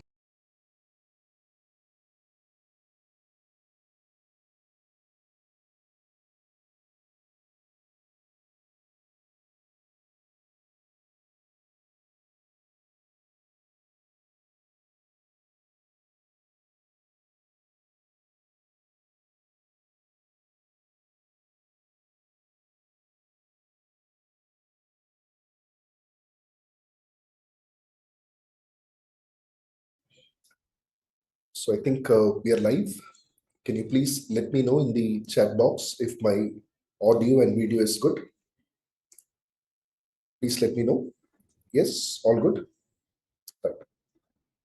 So let's have the discussion of the INI CET grand test of the medicine questions. Just once again taking a quick confirmation if my audio and video is good. Yes, right. Yeah. So I hope the INI CET grand test went well for most of my children, and whatever mistakes you have made, please make a conscious effort to identify your weak areas and work accordingly so that you can improve. Don't panic. You just have a proper analysis of the grand test, identify your weak areas and take corrective steps. Okay. So we'll go for a discussion right now. We'll keep it very concise and crisp. Okay. And most of the questions I've covered in the class, and some of the INI CET PYQs also I have included in this test. So let's start with the discussion. The first question is regarding a 45-year-old man, and he's having an underlying disease. What is it? It is a rheumatic mitral regurgitation. So he's having a rheumatic mitral regurgitation, and the patient is scheduled for dental extraction due to a decayed molar tooth. So we know that dental procedures which involve manipulation of the gingival mucosa, they can often result in bacteremia. Okay, so what can happen is that organisms like strep viridans, they commonly can colonize your gingival mucosa, which is why procedures that require the manipulation of the gingival mucosa can result in a bacteremia. So what do you think in this particular case? What is the appropriate management regarding infective endocarditis prophylaxis? Do you think prophylaxis is required in this patient? Well, the answer is in this particular scenario, the prophylaxis is not indicated. Okay. So in my lectures as well, I've told you what are the high-risk cardiac lesions for which infective endocarditis prophylaxis is advised before dental procedures. So I want all of you to be very thorough with the high-risk cardiac lesions. And prophylaxis before dental procedures is only done for these high-risk cardiac lesions that I've just shown you on screen. We have discussed this in the lectures as well. Prosthetic heart valve, the ventricular assist devices, prior endocarditis, unrepaired congenital cyanotic heart disease, or completely repaired once, but during the first 6 months after repair. So these are the ones which are the high-risk cardiac lesions. Okay. Now, if you look at the question, rheumatic mitral regurgitation per se cannot be considered as a high-risk cardiac lesion. So for this particular question, the answer will be option B. Antibiotic prophylaxis is not required. But sometimes, they can twist the question. What if they give a same scenario, but they say that there is a prior history of endocarditis in the same patient? This patient with rheumatic mitral regurgitation, if he has a prior history of endocarditis, keep in mind that prior endocarditis is an indication for prophylaxis. So if the question is modified like that, then antibiotic prophylaxis will be required. Going to the next question. Which of the following is a true statement regarding repetitive nerve stimulation findings in Lambert-Eaton myasthenic syndrome, which is your LEMS? So Lambert-Eaton myasthenic syndrome, RNS is going to show a characteristic finding. So this particular question is assessing your in-depth knowledge regarding the RNS finding of LEMS. Okay. So when you do a repetitive nerve stimulation, you can do it at low frequency and high frequency. Low frequency means you are doing it at around 3 Hertz, whereas high frequency means you are doing it at around 30 to 50 Hertz. Now, in case of myasthenia gravis, what you do is that you will go for a low frequency RNS, that is with a 3 Hertz RNS. But in case of Lambert-Eaton syndrome, If you do a low frequency RNS, just like your myasthenia gravis, you're likely to get the decremental response. And I'm sure all of my children, you would have heard about the incremental response in the Lambert-Eaton myasthenic syndrome. But please understand that is with regards to high frequency RNS. So just to substantiate that once more, look, when you think about myasthenia gravis, it is low frequency RNS, and what do you get? Decremental response. When you think about Lambert-Eaton myasthenic syndrome, you'll go for high frequency RNS, and high frequency RNS is the one that shows incremental response. But LEMS in low frequency RNS will still show the decremental response. Answer is option C. Coming to the next scenario of an elderly male with background history of chronic alcohol use, presenting with a 2-week history of cough, fever, and progressive shortness of breath. Chest radiograph is shown, and they are asking about the most appropriate antibiotic regimen. So there is a background history of chronic alcohol use, right? And there is cough, fever, progressive shortness of breath. So if you look at the chest radiograph, you can very well notice that there is a cavity, and it is a cavity with an air fluid level. So look at the history: chronic alcohol use, a short duration illness with cough, fever, shortness of breath. This very well can be a lung abscess, possible lung abscess. And in case of alcoholics, such sort of lung abscess is most likely due to anaerobic organisms. If you look at the options, can you tell me which out of the given options will have activity against anaerobic organisms? So if you look at ciprofloxacin, cephalexin, vancomycin, these do not have significant activity against anaerobes. So that cannot be the answer. So what is the best possible answer here? Clindamycin with good activity against anaerobes. Okay. Let's go to the next question. Droxidopa is approved for. Again, very important question. This is definitely a potential upcoming question as well. So droxidopa is approved for what? Let me give you some summary points regarding droxidopa. So this droxidopa is an amino acid precursor of norepinephrine. That means in the body it is converted to norepinephrine, and this leads to increased parasympathetic. It leads to increased peripheral sympathetic tone, and that will cause rise in the blood pressure. And what is it approved for? Neurogenic orthostatic hypotension. And what are the scenarios in which neurogenic orthostatic hypotension can occur? Diseases like Parkinson's disease, multiple system atrophy, and even pure autonomic failure. I hope you remember when I taught you about atypical Parkinsonian syndromes, I told that MSA is notorious to have significant autonomic dysfunction. And Parkinson's disease can also have autonomic dysfunction, but may not be as pronounced as in case of MSA. So these are some scenarios in which you can have neurogenic orthostatic hypotension. Now coming to this, look, droxidopa is approved for.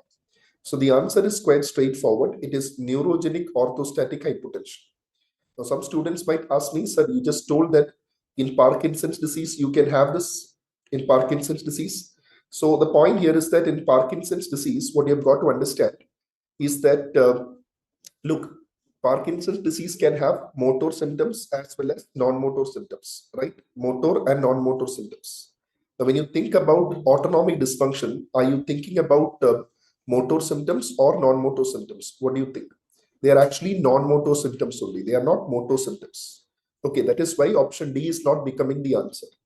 Orthostatic hypotension can be a non-motor feature of Parkinson. Maybe not as pronounced as MSA, but the best answer here will be option A, right? Okay. Coming to the next question. A 35-year-old female being evaluated for dry eyes, dry mouth. Now look, it's regarding a female and there is dry eyes and dry mouth. So you have already got a bias towards the Sjogren syndrome, right? Sjogren syndrome. So already there is a bias towards a diagnosis of Sjogren syndrome. Now you're seeing a set of values that have been given. They're asking regarding the most likely diagnosis. So renal tubular acidosis per se is a very high yield topic, which I've stressed in my lectures as well. Correct. Now, in the routine regular lectures, as well as in the live fast track revision as well, I've stressed about the importance of this topic. And this is the same table that I showed in the live fast track revision on renal tubular acidosis, the comparison between the different types of RTAs. Now you tell me, if you look at the anion gap here, you see the sodium is 139. So if you look at 139 minus chloride plus bicarbonate will be around 127. So which means approximately 12 will be the anion gap. And this looks like, upper limit of normal is what I can say, almost upper limit of normal. So I can just take it to be the normal anion gap, because if you look at the options, all are renal tubular acidosis, and RTA classically will have a normal anion gap, right? Now, what type of RTA am I looking at? So you have got to look at the other points as well. First thing I'll tell you is look at the background history. You've got dry house and dry mouth. So Sjogren syndrome. Now, which renal tubular acidosis are you going to associate with the Sjogren syndrome? It's going to be a type 1 or a distal RTA. And are there findings that substantiate it? The most important finding here will be the urine pH. The urine pH is 6. And any urine pH above 5.5 among the RTA, you should definitely think about type 1 RTA. Correct? Okay. Now, in this particular case, the diagnosis will be a type 1 RTA only. Type 1 RTA. In this case, the urine anion gap is also, again, urine anion gap is also suggesting it is not any sort of GI loss. It is basically a problem with the, the renal tubules. So basically, as I said, when you have a urine pH which is above 5.5, okay, with hypokalemia, you can see hypokalemia occurs here. So in this particular patient, what is the potassium value? 3. But hypokalemia can occur in other type of RTA except type 4 RTA. Type 2 RTA can have hypokalemia. But if you look at all the points together, definitely the answer is going to be option A, type 1 RTA. Coming to the next one, 38-year-old man with HIV presents with 4 weeks of diarrhea, fever and weight loss. Which of the following makes the diagnosis of CMV colitis likely? Look at the options. So, patient with HIV with chronic diarrhea, fever, weight loss, one of the differential diagnoses is CMV colitis without any doubt, correct? One of the diagnoses is CMV colitis. Now, what about the options? Option A is serum CMV PCR. What do you think, my dear children? You can answer in the comment section. Do you think it is CMV PCR? Because I am eliminating this antigen as well as CMV culture, because they are very less sensitive. The sensitivity of the stool CMV antigen as well as culture is very less. Okay, so between option A and option B, what would you prefer? Is it PCR or colonoscopy with biopsy? See, the point about CMV PCR is that this will definitely detect viremia. That's true. It detects viremia, but there is a problem. But this is not colitis specific. Okay, not specific for colitis. So even if there is a CMV infection, but it is not involving the colon, there is no CMV colitis, the PCR might be positive. So just because the serum PCR is positive, CMV PCR is positive, I cannot say that this is definitely going to be a case of CMV colitis. So my best answer is going to be option A. Sorry, my best answer is going to be option B, with this colonoscopy with biopsy. Because when I go for a colonoscopy with biopsy and I am identifying the inclusions, you know that in CMV you can get owl sign inclusions as well. So I'll be able to demonstrate the various inclusions as well. So that will actually help to substantiate the diagnosis of CMV colitis. Coming to the next question, which of the following drugs has best shown to reduce cardiovascular death in patients with heart failure with preserved ejection fraction? So read the question carefully. This is about heart failure with preserved ejection fraction. So I've already told you in class that with respect to the ejection fraction, heart failure can be subdivided into 3 classes. And treatment-wise, the 2 subclasses, that is reduced ejection fraction and preserved ejection fraction, is very important. So when it comes to heart failure with preserved ejection fraction, remember, when it comes to heart failure with reduced ejection fraction, what happens is you've got 4 pillars of treatment. That's why I want you to concentrate on the question carefully. If the question was regarding reduced ejection fraction, you could have thought about the 4 pillars. But when it comes to preserved ejection fraction, the only group of drug with proven benefit in mortality is the SGLT2 inhibitors. You can also give diuretics, SGLT2 inhibitors. With diuretics, this is going to be the cornerstone of treatment. But mortality benefit wise, it is SGLT2 inhibitors. So for this question, dapagliflozin will be the answer. Okay, right. Coming to the next question, this is basically a previous INI CET repeat question. A 40-year-old woman presents with symmetrical joint pain involving multiple joints, along with morning stiffness that gradually improves within an hour. So probably we are thinking about rheumatoid arthritis considering the age of the patient and the symptoms. They're asking which of the following statements is correct. First statement is NSAIDs will improve the symptoms and have got disease-modifying activity. So this is a wrong statement. NSAIDs can bring about symptom relief, yes, but it does not have any disease-modifying action, right? Okay. Coming to the next point, absence of erosion on the radiograph rules out diagnosis. So all of you know that rheumatoid arthritis classically is an erosive arthritis, no doubt about it. And when you compare with SLE as well, that's a very, very important point. There is no erosion in case of SLE, but there is erosion in case of rheumatoid arthritis. But can you say that absence of erosion will completely rule out the diagnosis of rheumatoid? Well, the answer is no. The reason being, in case of rheumatoid arthritis, what can happen is in the early stages, you can have something that is known as periarticular osteopenia. Periarticular osteopenia. So in this very early stage, periarticular osteopenia that can precede the onset of erosions, you are apparently looking at a radiograph that does not have erosions. Okay, so this statement also I have to put it as false. Raised ESR and CRP, yes, this is an inflammatory arthritis, so definitely the ESR and CRP will be raised. And HLA-DR4 is related to prognosis is also correct. So 3 and 4 are the correct statements. Option C is the answer. Okay, right. Okay, coming to the next one. Emicizumab is primarily used for what? So emicizumab, first of all, you tell me what is this drug? So emicizumab, this is basically a bispecific monoclonal antibody. Bispecific monoclonal antibody. Okay. So bispecific means it will have two binding sites. One of the binding sites will be factor 9A and the other binding site will be factor 10. So this is basically a factor 8 mimic. Emicizumab is a factor 8 mimic, right? It's a factor 8 mimic. It's a bispecific monoclonal antibody. This will bind to this factor 9A as well as factor 10. And hence, since it is a factor 8 mimic, this can be used in hemophilia A prophylaxis. In hemophilia A prophylaxis, emicizumab acts as a factor 8 mimic. Okay, hemophilia B is factor 9 only, so definitely that is not going to be the answer. And option C and option D, deep vein thrombosis and disseminated intravascular coagulation, that's also not going to be the answer here. Okay, right.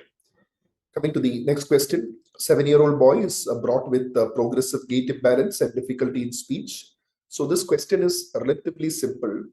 I've told you in my class as well on ataxia, when you get somebody in the first decade of life with ataxia, okay, and patient having telangiectasia, okay, patient having telangiectasia, that is conjunctival vascular lesions are there. So probably it's a telangiectasia. So first decade of life, ataxia, telangiectasia, you're probably considering a diagnosis of what? You're probably considering a diagnosis of ataxia telangiectasia, correct or not? And what about the other features mentioned in the question? Are they substantiating? Yes, past history of recurrent lower respiratory tract infections, laboratory evaluation showing a reduced serum IgA and IgG2. So all these are again substantiating the diagnosis of ataxia telangiectasia. And which of the following additional features is most consistent with this disorder? So I have to find out one feature that is matching with that of ataxia telangiectasia clinical features. So the first one, selective degeneration of the anterior horn cells resembling SMA, false. Increased risk of lymphoid and breast malignancy. Yes, this is a true statement. So in patients with ataxia telangiectasia, there is an increased risk of lymphoid and breast malignancies is absolutely right. Okay. Vitamin E deficiency is the primary underlying defect. That's false. Normal thymus with isolated cellular immune deficiency again is a false statement. Okay, so the answer for this question will be option B. Next is again a repeat question from INI CET. I've just put these questions just to see, like whether you are thorough with the PYQs or not. I know that I've discussed the same question before in our MCQ discussion sessions, but it's very important to be thorough with such PYQs, which is why I've on purpose put these questions. Okay. So a patient with lupus nephritis and biopsy showing wire loop lesions is started on induction therapy. Which of the following agents is recommended for induction treatment? So when it comes to wire loop lesions and lupus nephritis, which class of lupus nephritis are you looking at? You're looking at class 4 lupus nephritis. Okay, class 4 lupus nephritis. And for class 4 lupus nephritis, what is the recommended regimen? I hope in my lectures, you might remember about this slide that I've shown regarding the management of lupus nephritis. So when it comes to class 4 lupus nephritis, you have got a induction phase and maintenance phase. In the induction phase, you go for a combination of high-dose steroids with cyclophosphamide or MMF. And in the maintenance phase, you can go for MMF or azathioprine. The other approved add-ons include voclosporin and belimumab. And in certain refractory cases, you can even try rituximab. So with respect to this question, for class 4 lupus nephritis, steroids alone will not be enough.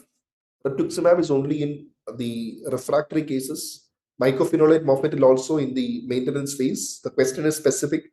It's regarding the induction phase. The answer is high-dose steroids with cyclophosphamide. Next question, middle-aged man with recurrent episodes of severe left-sided headache lasting 1 to 2 hours for 4 months with partial relief using triptans. Similar episode 9 months ago lasting for 1 month. So patient is having a chronic headache. Patient is having episodic headaches. Okay, episodic headaches, but with a similar history 9 months ago. Okay, now though the patient is having headache, you're not showing definite autonomic symptoms, right? And the duration of the headache is 1 to 2 hours only. Now, had the duration been more than 4 hours, I would have still thought about migraine. So maybe a migraine which is not responding very well to triptan is what I would have thought. But this duration of headache is what is troubling me. I cannot actually think of migraine, which is why I'm not going to go for propranolol for the prophylaxis, because migraine is not my first differential diagnosis. Things would have been a lot easier if they had mentioned whether there, was any autonomic symptoms, but no mention of any significant autonomic symptoms. Then, straight away you could have thought about trigeminal autonomic cephalalgias. And it's unilateral. So maybe you're not thinking about the tension type headache. So I'm eliminating that as well. And what could probably be this? Considering there was an episode 9 months back, a middle-aged man with a partial relief using triptans. This could be one of the trigeminal autonomic cephalalgia, and this could be, disease which is your cluster headache. Correct. So when it comes to cluster headache, yes, the duration of the headache will be less than 4 hours. Okay, 15 minutes to 180 minutes is the usual duration that is coinciding with this. It's usually seen more in males, and they also have a periodicity to it. So the periodicity component of cluster headache is also very unique because they can have headache in one particular month and one particular season, and then for a long period it can be asymptomatic, and then the headache can appear again.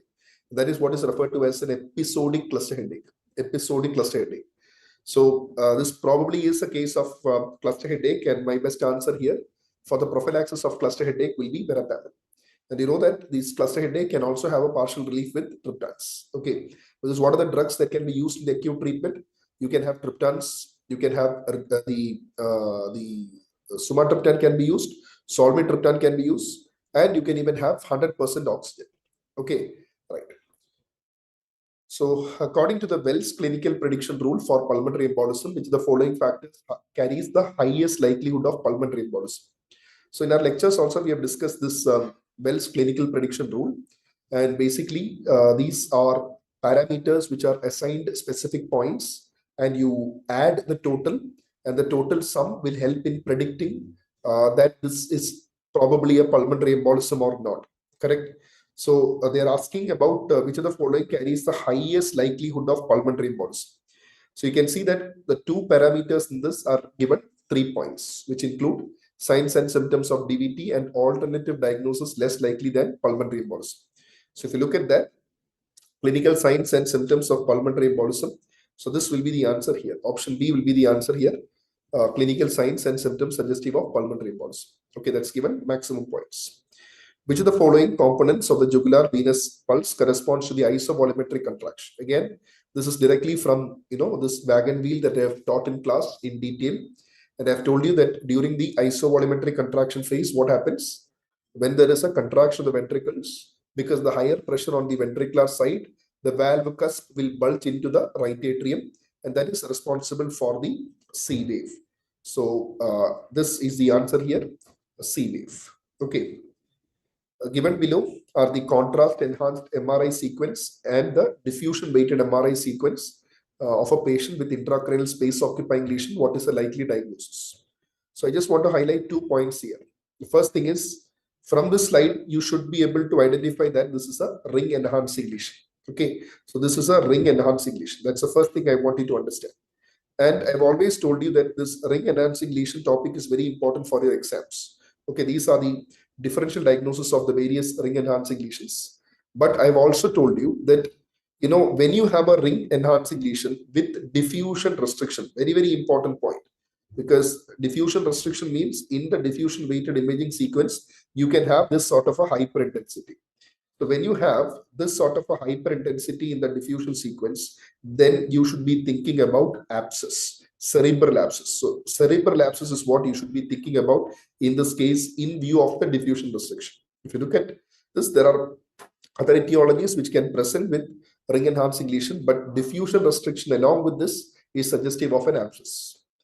Coming to the next one, among the infections, the least common cause of AV block is. So AV block, there are multiple etiologies which we have discussed in our class as well. And some of them are infectious in nature. Lyme's disease is infectious in nature, Chagas disease, bacterial endocarditis. All these are possible causes of AV block. When you have a endocarditis as well, that can cause damage to the AV nodal region, especially the endocarditis around the aortic valve region, that can cause damage to the AV node. So, but HIV is not commonly going to produce AV block. So basically, this is the list of infectious causes of AV block, like Lyme's carditis, bacterial endocarditis with perivalvular abscess, especially involving the aortic area, viral myocarditis, Chagas disease, and toxoplasmosis. Right? Okay. Coming to the next question, which of the following statements about the Hammond's sign is false? Yes, this is seen in pneumomediastinum. Correct. This is a crunching or a clicking sound heard over the precordium and synchronous with the heartbeat, which is best heard in the sitting forward and leaning position. That is not correct. So this is basically seen in your decubitus position only. Okay, which is when it comes to the left lateral decubitus position is where you best auscultate this left lateral decubitus. Okay, so basically you're sitting up and leaning forward, you're considering say findings like pericardial knock, which is best heard like that. So this is left lateral decubitus position only. The answer for this question is going to be option D. Okay. Which of the following agents is used in the treatment of refractory ITP? This is also a previous year question. The answer is romiplostim. So romiplostim is a thrombopoietin receptor agonist. Romiplostim is a thrombopoietin receptor agonist, and this is used in the treatment of refractory ITP. So obviously the first line of treatment will be steroids, but you've got other options as well, one of which is romiplostim. Idarucizumab is antidote for dabigatran. Anakinra is interleukin-1 receptor antagonist that is used in rheumatoid arthritis. And tofacitinib is a Janus kinase inhibitor. Okay, which is why option B is the answer. Which of the following conditions can cause hypokalemia with metabolic alkalosis and hypertension? Okay, so look at the options: Little, Gittelman, Gordon, Barter. So I'm eliminating Gordon up front because Gordon, it is not associated with hypokalemia. This is associated with a hyperkalemia. Hyperkalemia. Okay, hyperkalemia with metabolic acidosis and hypertension. Hyperkalemia, metabolic acidosis, and hypertension. This is what happens in Gordon syndrome. All the others are associated with hypokalemia with metabolic alkalosis. But if you look at this comparison table between Bartter, Gittelman, and Liddle, when you look at the blood pressure, in case of Bartter and Gittelman, it's normal or low. Whereas in Liddle syndrome, you've got a high BP, that is hypertension will be there. So if you look at this, the answer is going to be the Liddle syndrome, because only Liddle syndrome will have a high BP here. Hypokalemia with metabolic alkalosis can occur in the three options, but altogether it is Liddle syndrome. 76-year-old man is referred for suspected ankylosing spondylitis. He is having some abnormality in the radiograph, and he emphatically denies stiffness, pain, or enthesopathy. Examination shows slightly limited spine flexion and normal chest radiograph.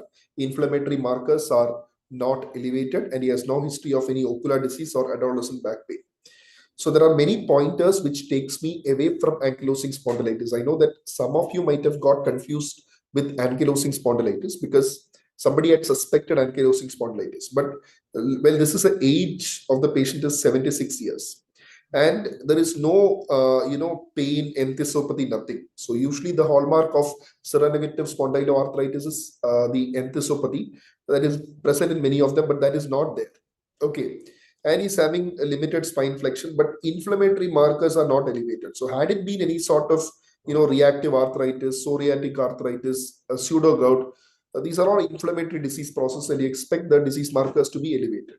And again, no history of ocular disease as well. So again, not ankylosing spondylitis here. What's the most likely diagnosis? So I'm not thinking of any sort of seronegative spondyloarthritis because there is no enthesopathy mentioned at all. I'm not saying every case of seronegative will have enthesopathy, but since that is specifically mentioned, I'm taking the diagnosis away from a seronegative, and also the fact that inflammatory markers are not elevated. So what you can actually see is this appearance where there is a calcification involving the paraspinous ligaments. This is what is referred to as the flowing wax appearance. This is what is referred to as the flowing wax appearance. So in what condition will you get the flowing wax appearance? It's seen in case of diffuse idiopathic skeletal hyperostosis. Okay, so this is known as diffuse idiopathic skeletal hyperostosis. Okay, so that's going to be the answer, which is typically detected incidentally most often. Okay, right. So which of the following IV fluids, when given in large volumes, is likely to cause hyperchloremic metabolic acidosis? So we look at the options. Normal saline has around 154 milliequivalents of chloride. 154 milliequivalents of chloride. Ringer lactate approximately 109 milliequivalents per liter. This is negligible electrolytes. Okay, this is negligible, so it's mostly free water. DNS also has this, saline. So that is almost again 154, you can say. See, what happens is when you give fluids like, so anyway, I'm eliminating 109 here. Now, what should I choose, normal saline or DNS? So one thing I've got to understand, when you give a fluid like normal saline in excess, you'll have too much of chloride. Now, so as to maintain, this, when you compare chloride and bicarbonate, what you should do is, when you're giving too much of normal saline, you've got a lot of chloride, right? So you have got to maintain the anionic compartment as the same. So since chloride is too much, you will have loss of bicarbonate. Okay, bicarbonate will be lost. You will have loss of bicarbonate. So chloride will be there, loss of bicarbonate. Loss of bicarbonate will cause acidosis. That's why there is a hyperchloremic metabolic acidosis. You've got to maintain the anionic compartment constant. Now, if you look at this, which IV fluid when given in large volumes, you're not going to give your normal saline in large pen, DNS in large volumes, right? It is not given as such. It's only a maintenance fluid. So it's not going to be given in large volumes. So when you compare option A and option D, the better one is option A. So that is normal saline. So normal saline will be the answer. Which of the following drugs causes seizures primarily by decreasing GABA synthesis? Well, if you look at the options, penicillin, imipenem, fluoroquinolones, as well as isoniazid. Okay, so look, some of the drugs here are acting via the GABA receptors. When you look at penicillin and if you look at the imipenem, they are basically acting at the GABA receptor level. They're not actually decreasing the GABA synthesis. They're acting at the GABA receptor level. And fluoroquinolone is basically acting at the glutamate level only. Okay, they're acting at the glutamate level. Okay, so glutamate levels will be increased. Okay, glutamate levels will be increased, and here there is an antagonism of the GABA receptor. But the question is, the drug that acts by decreasing the GABA synthesis. So the answer for this is actually INH. So what INH actually does is that INH will actually inhibit an enzyme that is your pyridoxine phosphokinase, which is an enzyme that is important for converting pyridoxine to the active form, which is pyridoxal 5-phosphate. And pyridoxal 5-phosphate is important for the conversion of glutamic acid to GABA. So this conversion does not take place. So GABA synthesis is actually decreased. So you'll have more of glutamic acid. Understand? So INH acts by like that only. So by decreasing the GABA synthesis. Okay. So that's it. We've had a discussion of all the questions of medicine asked for this GT. I hope all of you enjoyed the GT, and stay tuned to this channel for more such sessions. Again, I think one more discussion session is coming up, but I just want to tell you that for the NEET PG exams as well, we are having the CPR sessions. We'll be having test and discussion sessions along with that as well, and all those sessions will actually help you orient yourself to NEET PG, because it's always better to have an exam-driven revision that rather than putting yourself a timetable. When there is an exam, you have got targets. Otherwise, you probably will have difficulty on sticking to your targets. So thank you so much, Ziad, Shiv Chowdhury, Nafisat, everyone for joining, and keep studying well, and God bless all of you. Thank you so much.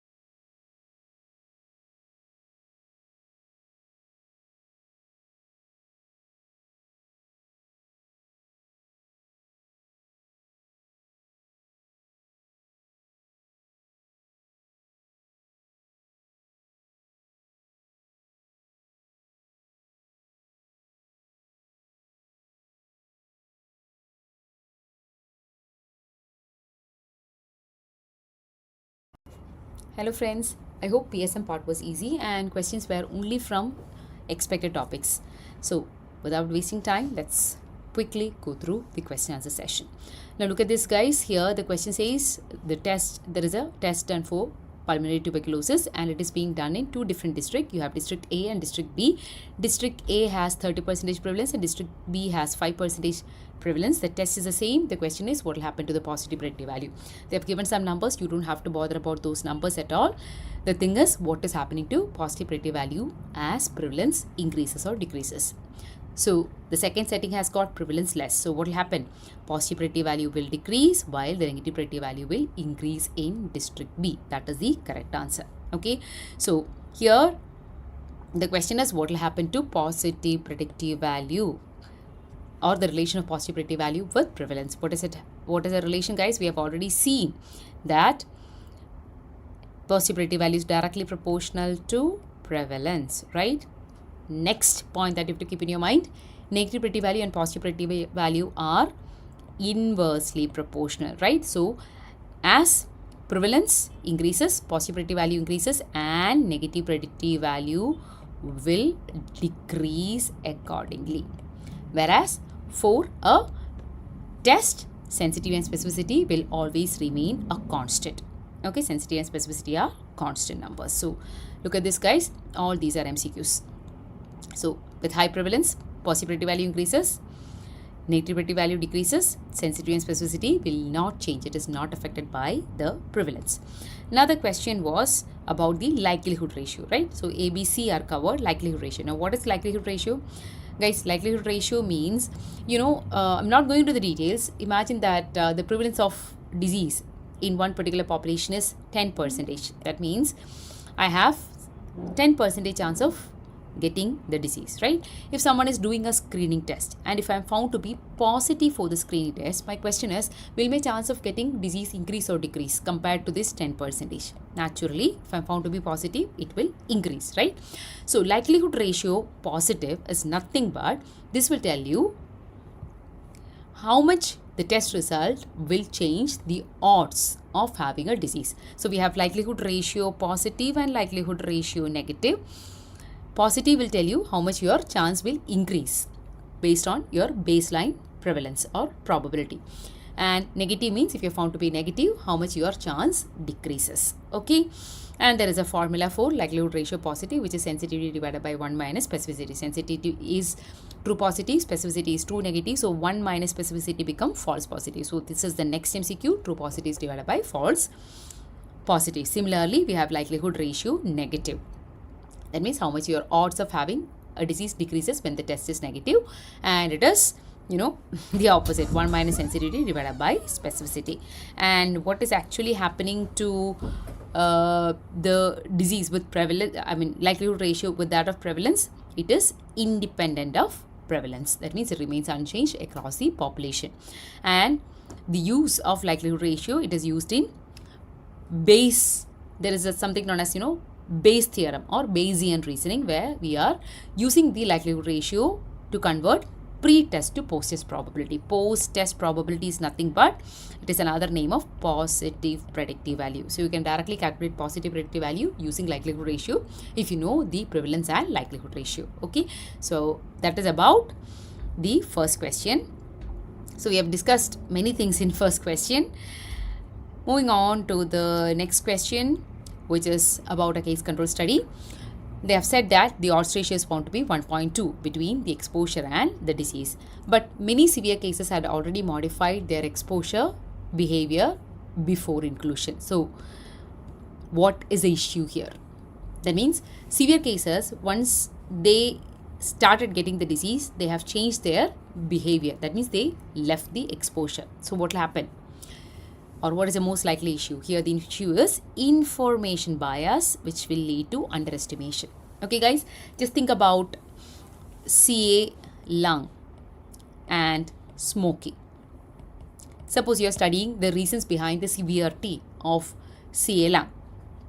And imagine that there are few patients who, after they develop the disease, they have quit smoking. So what will happen? Naturally, when you ask them about their exposure in the past 2-3 years, they will be giving a negative reply because they haven't smoked at all. So this will definitely lead to underestimation of the exposure. That is why you got a small odds ratio which is very much near to 1. That means no association, right? So this is information bias, or this is also known as misclassification bias. This is also known as misclassification bias because these people will be classified as not having any exposure. So mixed classification bias. Okay, recall bias, they won't be remembering, but here that problem is not there. Okay, this is not recall bias. Confounding bias also we have seen. It is a third factor which has some relationship with the exposure, and it is a risk factor for the outcome. With exposure there is some relation, and with outcome it is a risk factor. So that is confounding bias or confounder. Then random error is because of the sampling. So in this particular situation they haven't mentioned about random error. Okay, so just in case you want to know, this is what I said. Once you cease exposure, they will be classified as not having the exposure. It is known as information bias because you are getting a wrong information about the exposure there. Also known as differential misclassification of exposure. Okay, so naturally your odds ratio, since it is underestimation, will be close to 1. Next, it's about immunization session. They have a multi-vial dose of OPV, 10 vial dose, which was used 3 days ago, and it was found that it is stored in +2 to +8 degrees Celsius in ILR. But what happened was, when they opened, they found that the VVM inner square is slightly lighter than the outer circle. Expiry date is okay, it is valid, but the when they looked at the ice line refrigerator, they found that it is partially melted ice packs. That means we are not very sure about whether the temperature was kept adequately. So the question is, what will you do? Will you use it or won't you use it? What is the answer? Answer is use the vial as VVM is acceptable and all open vial policy conditions are satisfied. Okay. Now let's see why this is the answer. Guys, the most important thing that is going to determine, or one of the important factors that determine whether you can use it or not in a outreach session is VVM. That is vaccine vial monitor. I'm sure you know about vaccine vial monitor. This is vaccine vial monitor. By looking at the inside white square, the color will help you to know whether it can be used or not. So this is stage 1 where it is white. Stage 2, it has become darker but less darker compared to the outside circle. Then we have stage 3, as dark as the outside circle. That means the inside white square. And 4 means it is even more darker. And we know that both these can be used, whereas these cannot be used, right? So as per VVM, this can be used. And when you look at the other specifications of open vial policy, we know that temperature is okay, VVM is acceptable, expiry date is also valid, and asepsis is maintained. All these are maintained. So all these are satisfying the the cold chain. Now you might be having a doubt. What is the doubt? Why they have mentioned partially melted ice? Partially melted ice is something which is showing that the temperature wouldn't have been adequate in ILR. But the one that is indirectly, or I would say kind of directly measuring whether the temperature was okay or not is nothing but your VVM. Because this VVM is showing cumulative temperature exposure, right? And if it is within either stage 1 or stage 2, that means temperature exposure was not that much. Are you getting the point? Okay.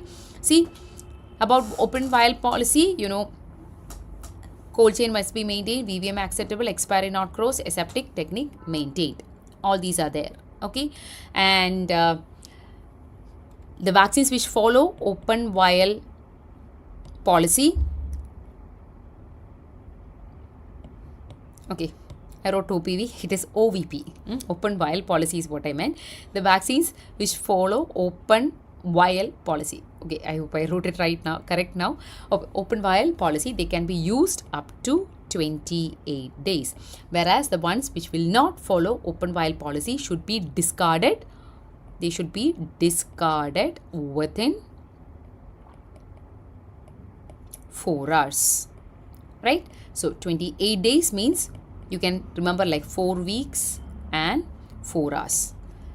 The ones which follow can be used up to 4 weeks. The others should be discarded within 4 hours. Okay. Now the question is, which are the ones that will not follow open vial policy? We know there are only few vaccines. Which are they? I have told you, big medical journal.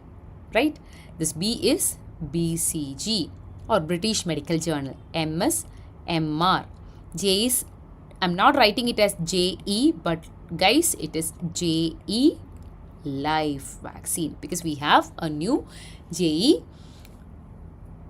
killed vaccine which follows open vial policy. So these are the MCQs that you have to remember for your INI from this particular topic. Moving on to the next. Okay, a 6-month-old child is coming to your PHC.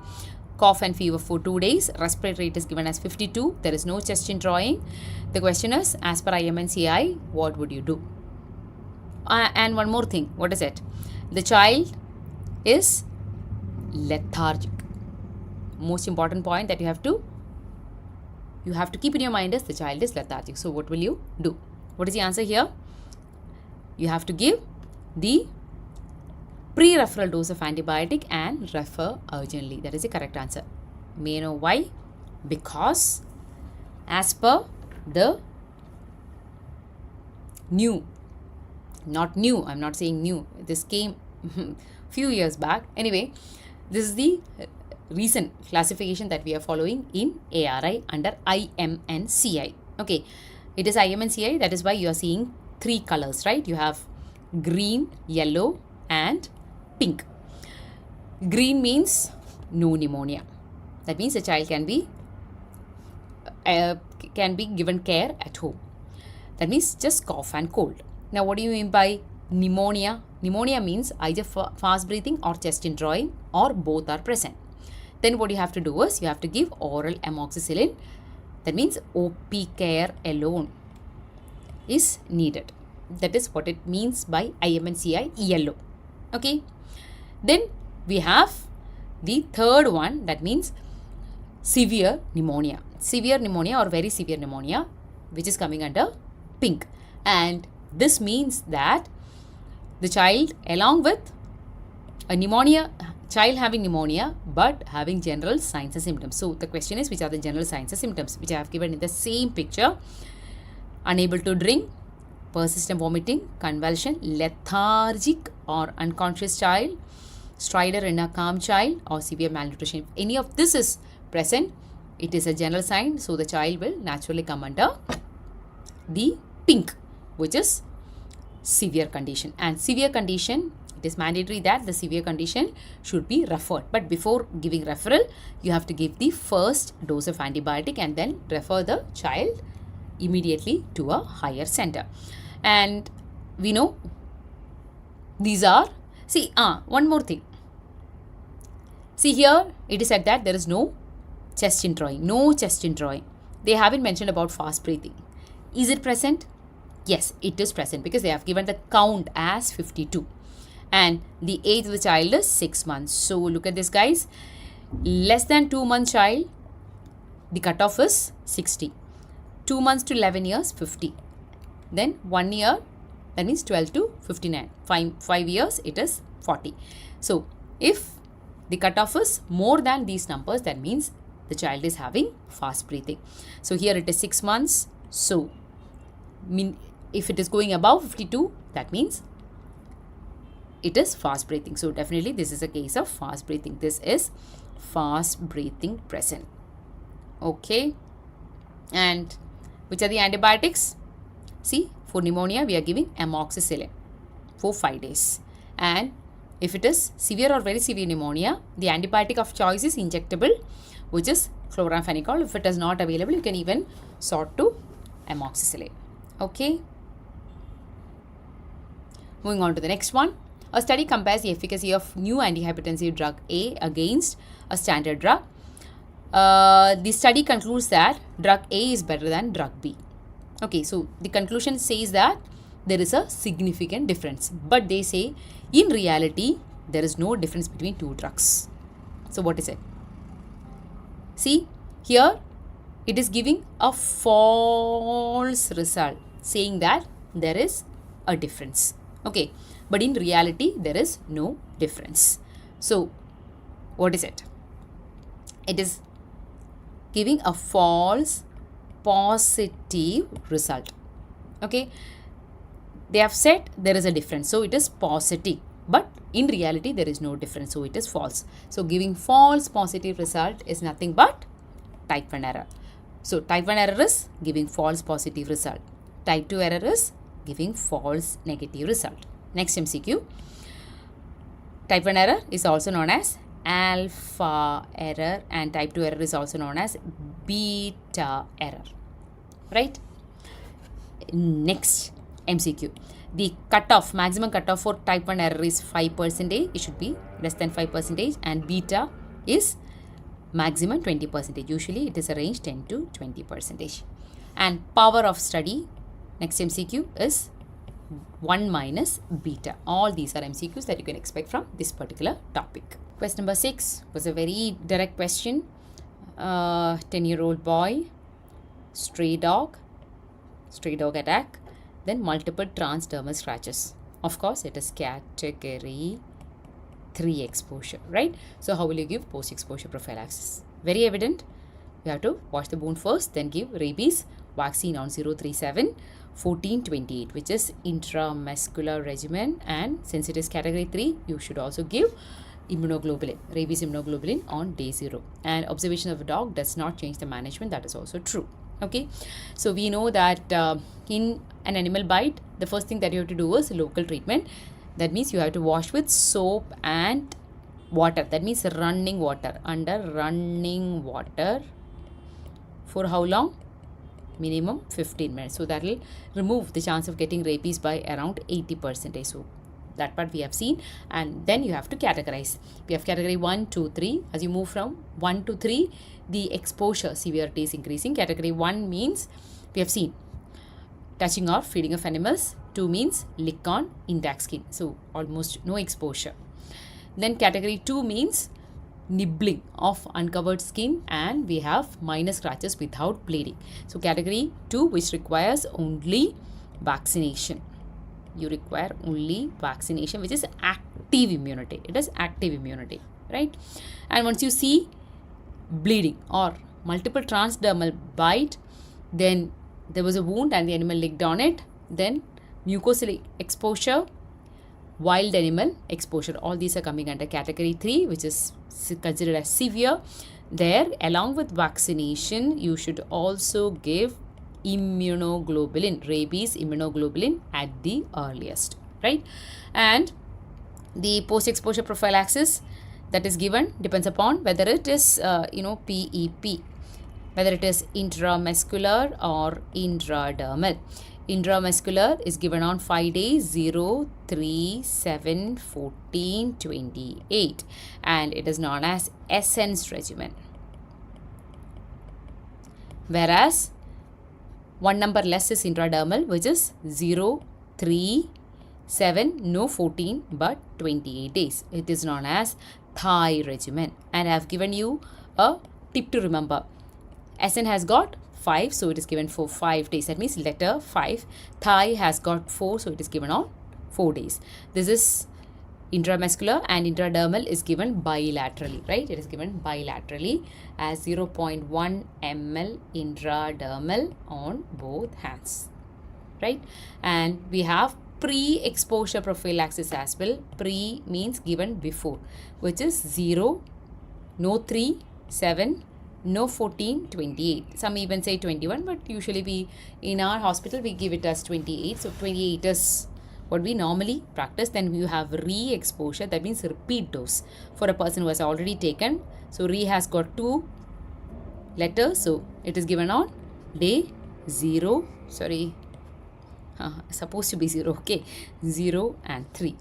And that again depends upon whether when was the vaccination taken. This is required only if the previous vaccination was 3 months before, and if the previous vaccination was within last 3 months, then you don't require any vaccination at all. Re is not required. Another MCQ that you can expect is the dose of immunoglobulin. Dose of immunoglobulin, if it is ERIG, it is 40 international unit per kilogram body weight, and if it is human immunoglobulin, then just half, that means 20 international unit per kilogram body weight is what is required. Okay. Next is a question. It's a big question, but actually it's very simple. In a disaster affected area, people are residing in a temporary settlement. Few things are being done by the government, like periodic treatment of shared water, common water resource, syndromic reporting of fever and GI problems, targeted vaccination in selected clusters, environmental modification around the habitation area. Simultaneously, damaged transport routes are being restored. So the question is, which of the following best characterizes the primary epidemiological objective of the first set of measures? Okay, so first set of measures means let's consider these. Okay, up till here, what is the use? This is for interruption of transmission dynamics to prevent excess post-disaster morbidity. Now we know that in post-disaster phase, few diseases are very common, right? It is not about the endemic diseases. Not endemic diseases, no. Endemic diseases means which is already present in that area. It's not that, but some other diseases are common in post-disaster phase, like there is an XMCQ, GI, that means gastroenteritis, respiratory, leptospirosis, rickettsiosis, rabies, and equine encephalitis. That is exactly why the very first thing that you have to do in a disaster-prone area is you have to immediately chlorinate all the available water bodies. And the next MCQ, the residual chlorine that we are expecting in a post-disaster phase is 0.7. It should be more than 0.7 parts per million. Okay, and there are 4 phases in disaster management, right? Once a disaster is striking, immediately following disaster, the first phase in, immediately following disaster, the first phase is response phase, where you do triage, then you tag the patient, and then you transport them to hospital and you give transport. Okay, then you give treatment. After that, you have recovery phase, where you are reconstructing the roads, reconstructing the area that is affected, as well as you are rehabilitating the people who have survived. Then you have mitigation phase, where you are reducing. Mitigation word meaning is to reduce. Okay, let me write it as reduce.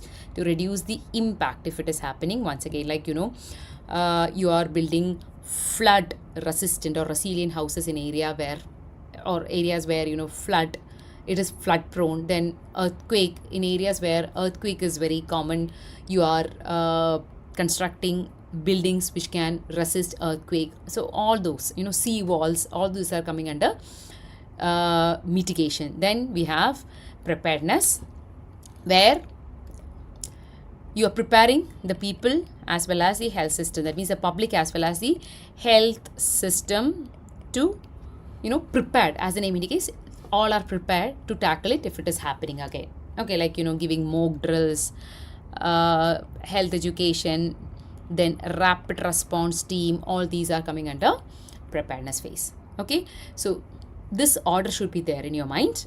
Okay, usually in many books it is said that you have to first start from here, then go to this, then go to this. Of course, that will happen, and then this, and it's a cycle. Okay, and this is the triage colors. We have red, high priority, yellow, medium priority, green, low priority, and black is least priority. This is moribund patient. They always ask this order. Green is for people who can walk.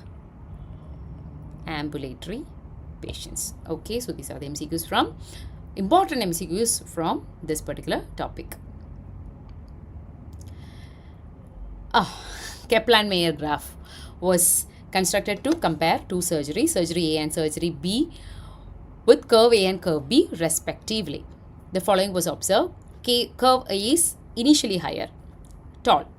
Then curves crosses at the midpoint somewhere during the follow-up. Then B is becoming higher. So what is your best conclusion? Before coming to the answer, let's see what is Kaplan-Meier. You have written something, right? Anyway, what is Kaplan-Meier? What you see here is a Kaplan-Meier. It is known as Kaplan-Meier survival curve. That means you are calculating the survival rates. That means cumulative survival rates of a particular treatment or some therapy or some surgery, whatever it is. Okay, some medical intervention. And as you can see here, you started off with few patients, and at every point, one patient is dying. I hope you are seeing. You are calculating the cumulative survival rate for the rest of the patients, and you do it till all patients are dying. Okay, so based on this, we have a survival curve which looks like a ladder, a step, I would say. Okay, so this is known as Kaplan-Meier survival curve. Okay, and here you are calculating the probability of survival. As you can see, at every point one patient dies. Okay, at every point a patient dies. Okay, so along the y-axis you have the cumulative survival rate. So you get something like this. Now I'm just going to tell you what it means. This means that, see, all patients survived up to 4th month, then one person died. Then what happened? The survival rate has come down to 80%. It continued like that till 10th month. Then one more event happened and it has come down to 60%. Then it continued like that up till 14th month. Then one more event happened and it has come down to 40%, right? Okay, 60, 40. Then it continued like that, and at the end of 2 years, it has come to 0 survival. Okay, so this is Kaplan-Meier survival curve. And you can even compare two different treatment like this. Okay, so this is your treatment 1, or let it be surgery 1, like we said, surgery 1. Okay, this is treatment 2 or surgery 2, whatever.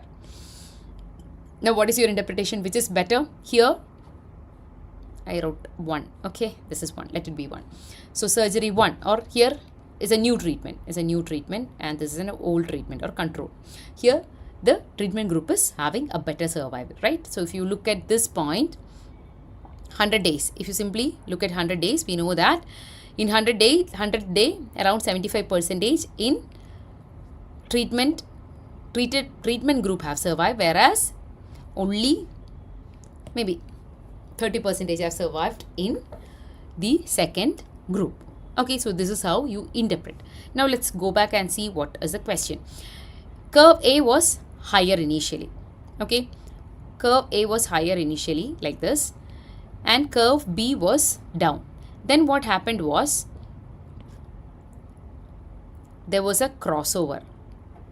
Okay, there was a crossover, and I think it has gone like this, something like this. Okay, they haven't given the pictures, but we are simply assuming. So initially curve A was better, and then curve A is coming down. The mortality in curve A after some time is actually happening. More people are dying. So what is it? The effect varies over time. You cannot say that curve A is better, or that means surgery A is better or surgery B is better. It is varying over the time. So surgery A is having better prognosis initially, but in long run surgery B is having a better prognosis. So it is varying over time. Okay, and next question. A study evaluates the effect of a drug on mortality. The results are shown as overall relative risk. RRS relative risk is 1.5, and they have actually done the study among males and females. But when they did a stratified analysis, that means when they divided them into 2 strata, this is overall, which include males and females. But when they stratified them into males and females, they found that the relative risk in males has actually gone up to 3, whereas in females it is 1. Okay. Now, I hope you know what is the interpretation of relative risk more than 1. Relative risk more than 1 means it is a risk factor. Less than 1, more than 1. Okay, less than 1 means it is a protective factor. Equal to 1 means no association, right? No association. Now, when you combine males and females, it was 1.5, right? But when you stratified, we found that males have got a very high risk. So actually the risk is increased among males. Okay, so there is the risk is being modified to a higher range when we have stratified. That shows that there is something in males, which is having an additive effect. Okay, so there is some risk factor which is present. We don't know which the disease is, we don't know what the exposure is, but whatever it is, males have got a higher chance of developing disease. Whereas in females, we know there is no association in females. But since when we combine both, we got 1.5. So what is it? This is an effect modification. It's an effect modification that you are seeing, because there is a change in the strength of association when you stratify it. Okay, I hope it is clear. So that is about the effect modification, or in short, effect modification means if there is a modification in the effect, that means if the outcome, or if the here outcome is relative risk, right? If there is an increase or a decrease in the outcome, that means it is being modified either to higher side or lower side. When you are stratifying, it is known as effect modification. That means the effect is being modified. Okay, now moving on to the next question. Here it is said that in a particular community, we are giving few interventions like promoting exercise in general population, then banning trans fat in processed food, identifying obese children in schools, providing diet therapy to obese children. The question is, what is the correct order? So let's see one by one. Promoting exercise in population.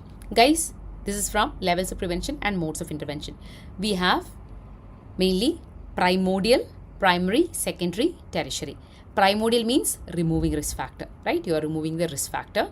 Then primary means risk factor present, but you are eliminating or you are preventing the occurrence of disease. Then secondary means you are doing screening, disease developing, you are detecting the disease at the earliest and starting treatment. That means you are intervening at the early pathogenesis phase.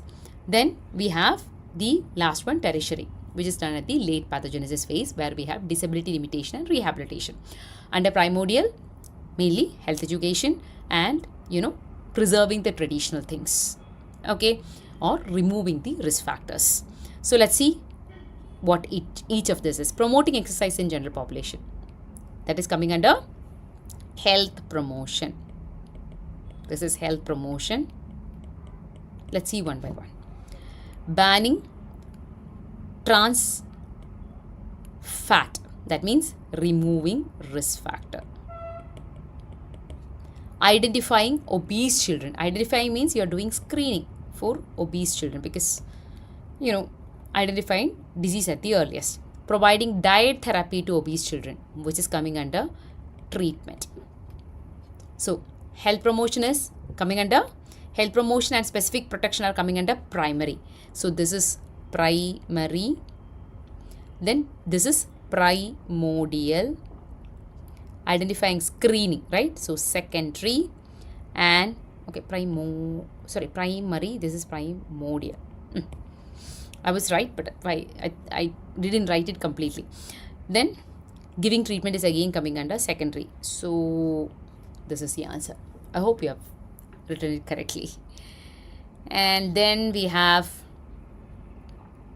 a village reports an outbreak of illness after consuming rye. Okay. Patient's presence with severe burning pain in limbs, black discoloration of fingers. Some patients have hallucination.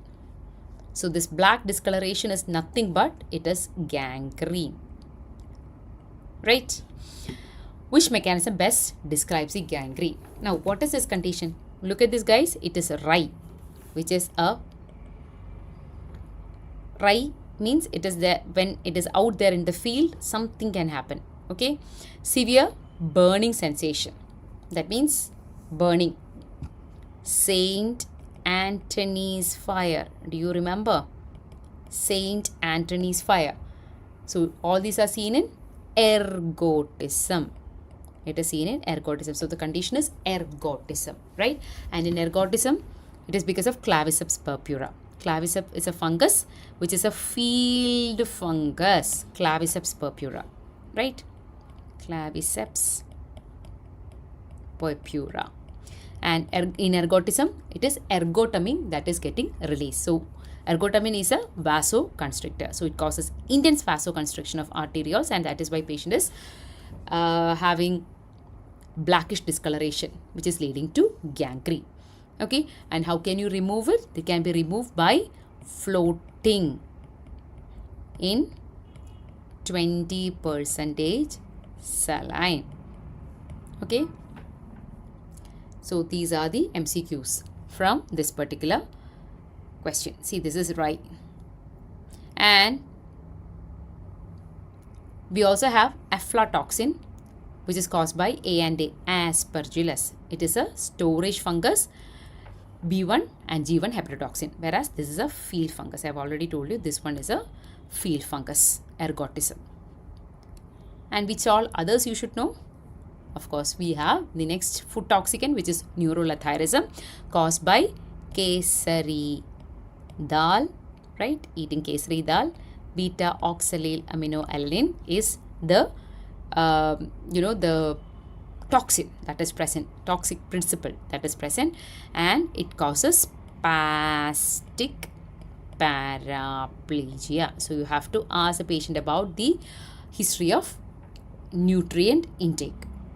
Then we also have endemic dropsy, which is caused by, drops are caused by oils and water. So I have told you many times it is caused by an oil, argemone oil, which has got sanguinarine. And the manifestation or clinical features are in the form of water.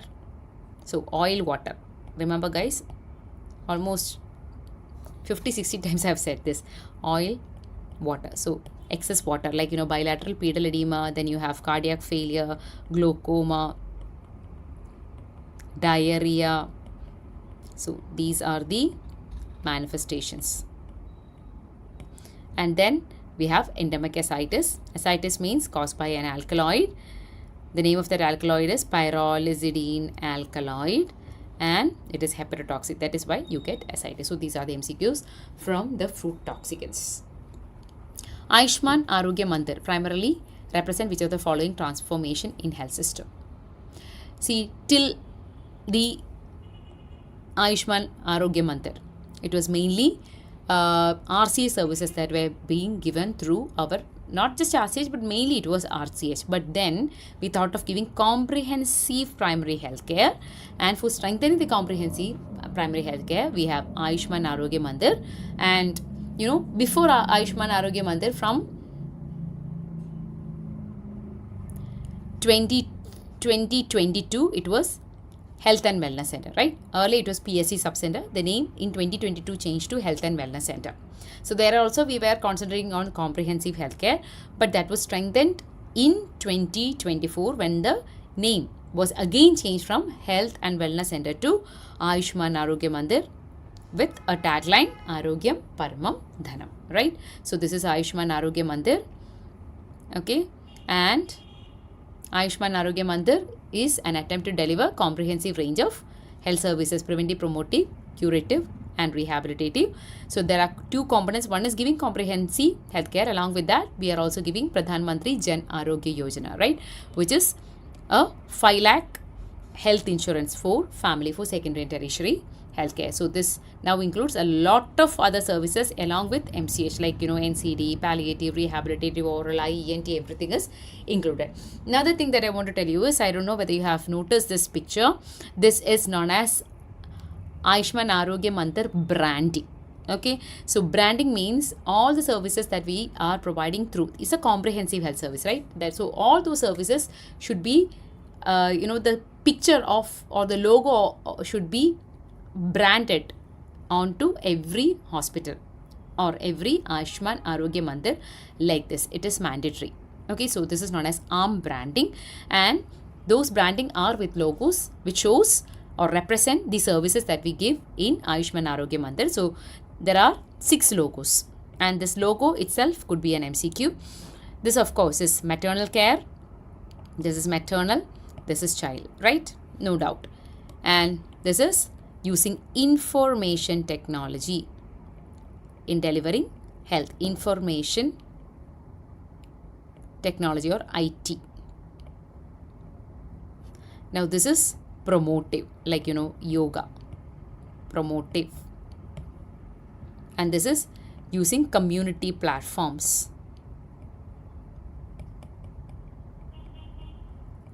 For awareness, health awareness, and this is treating vulnerables.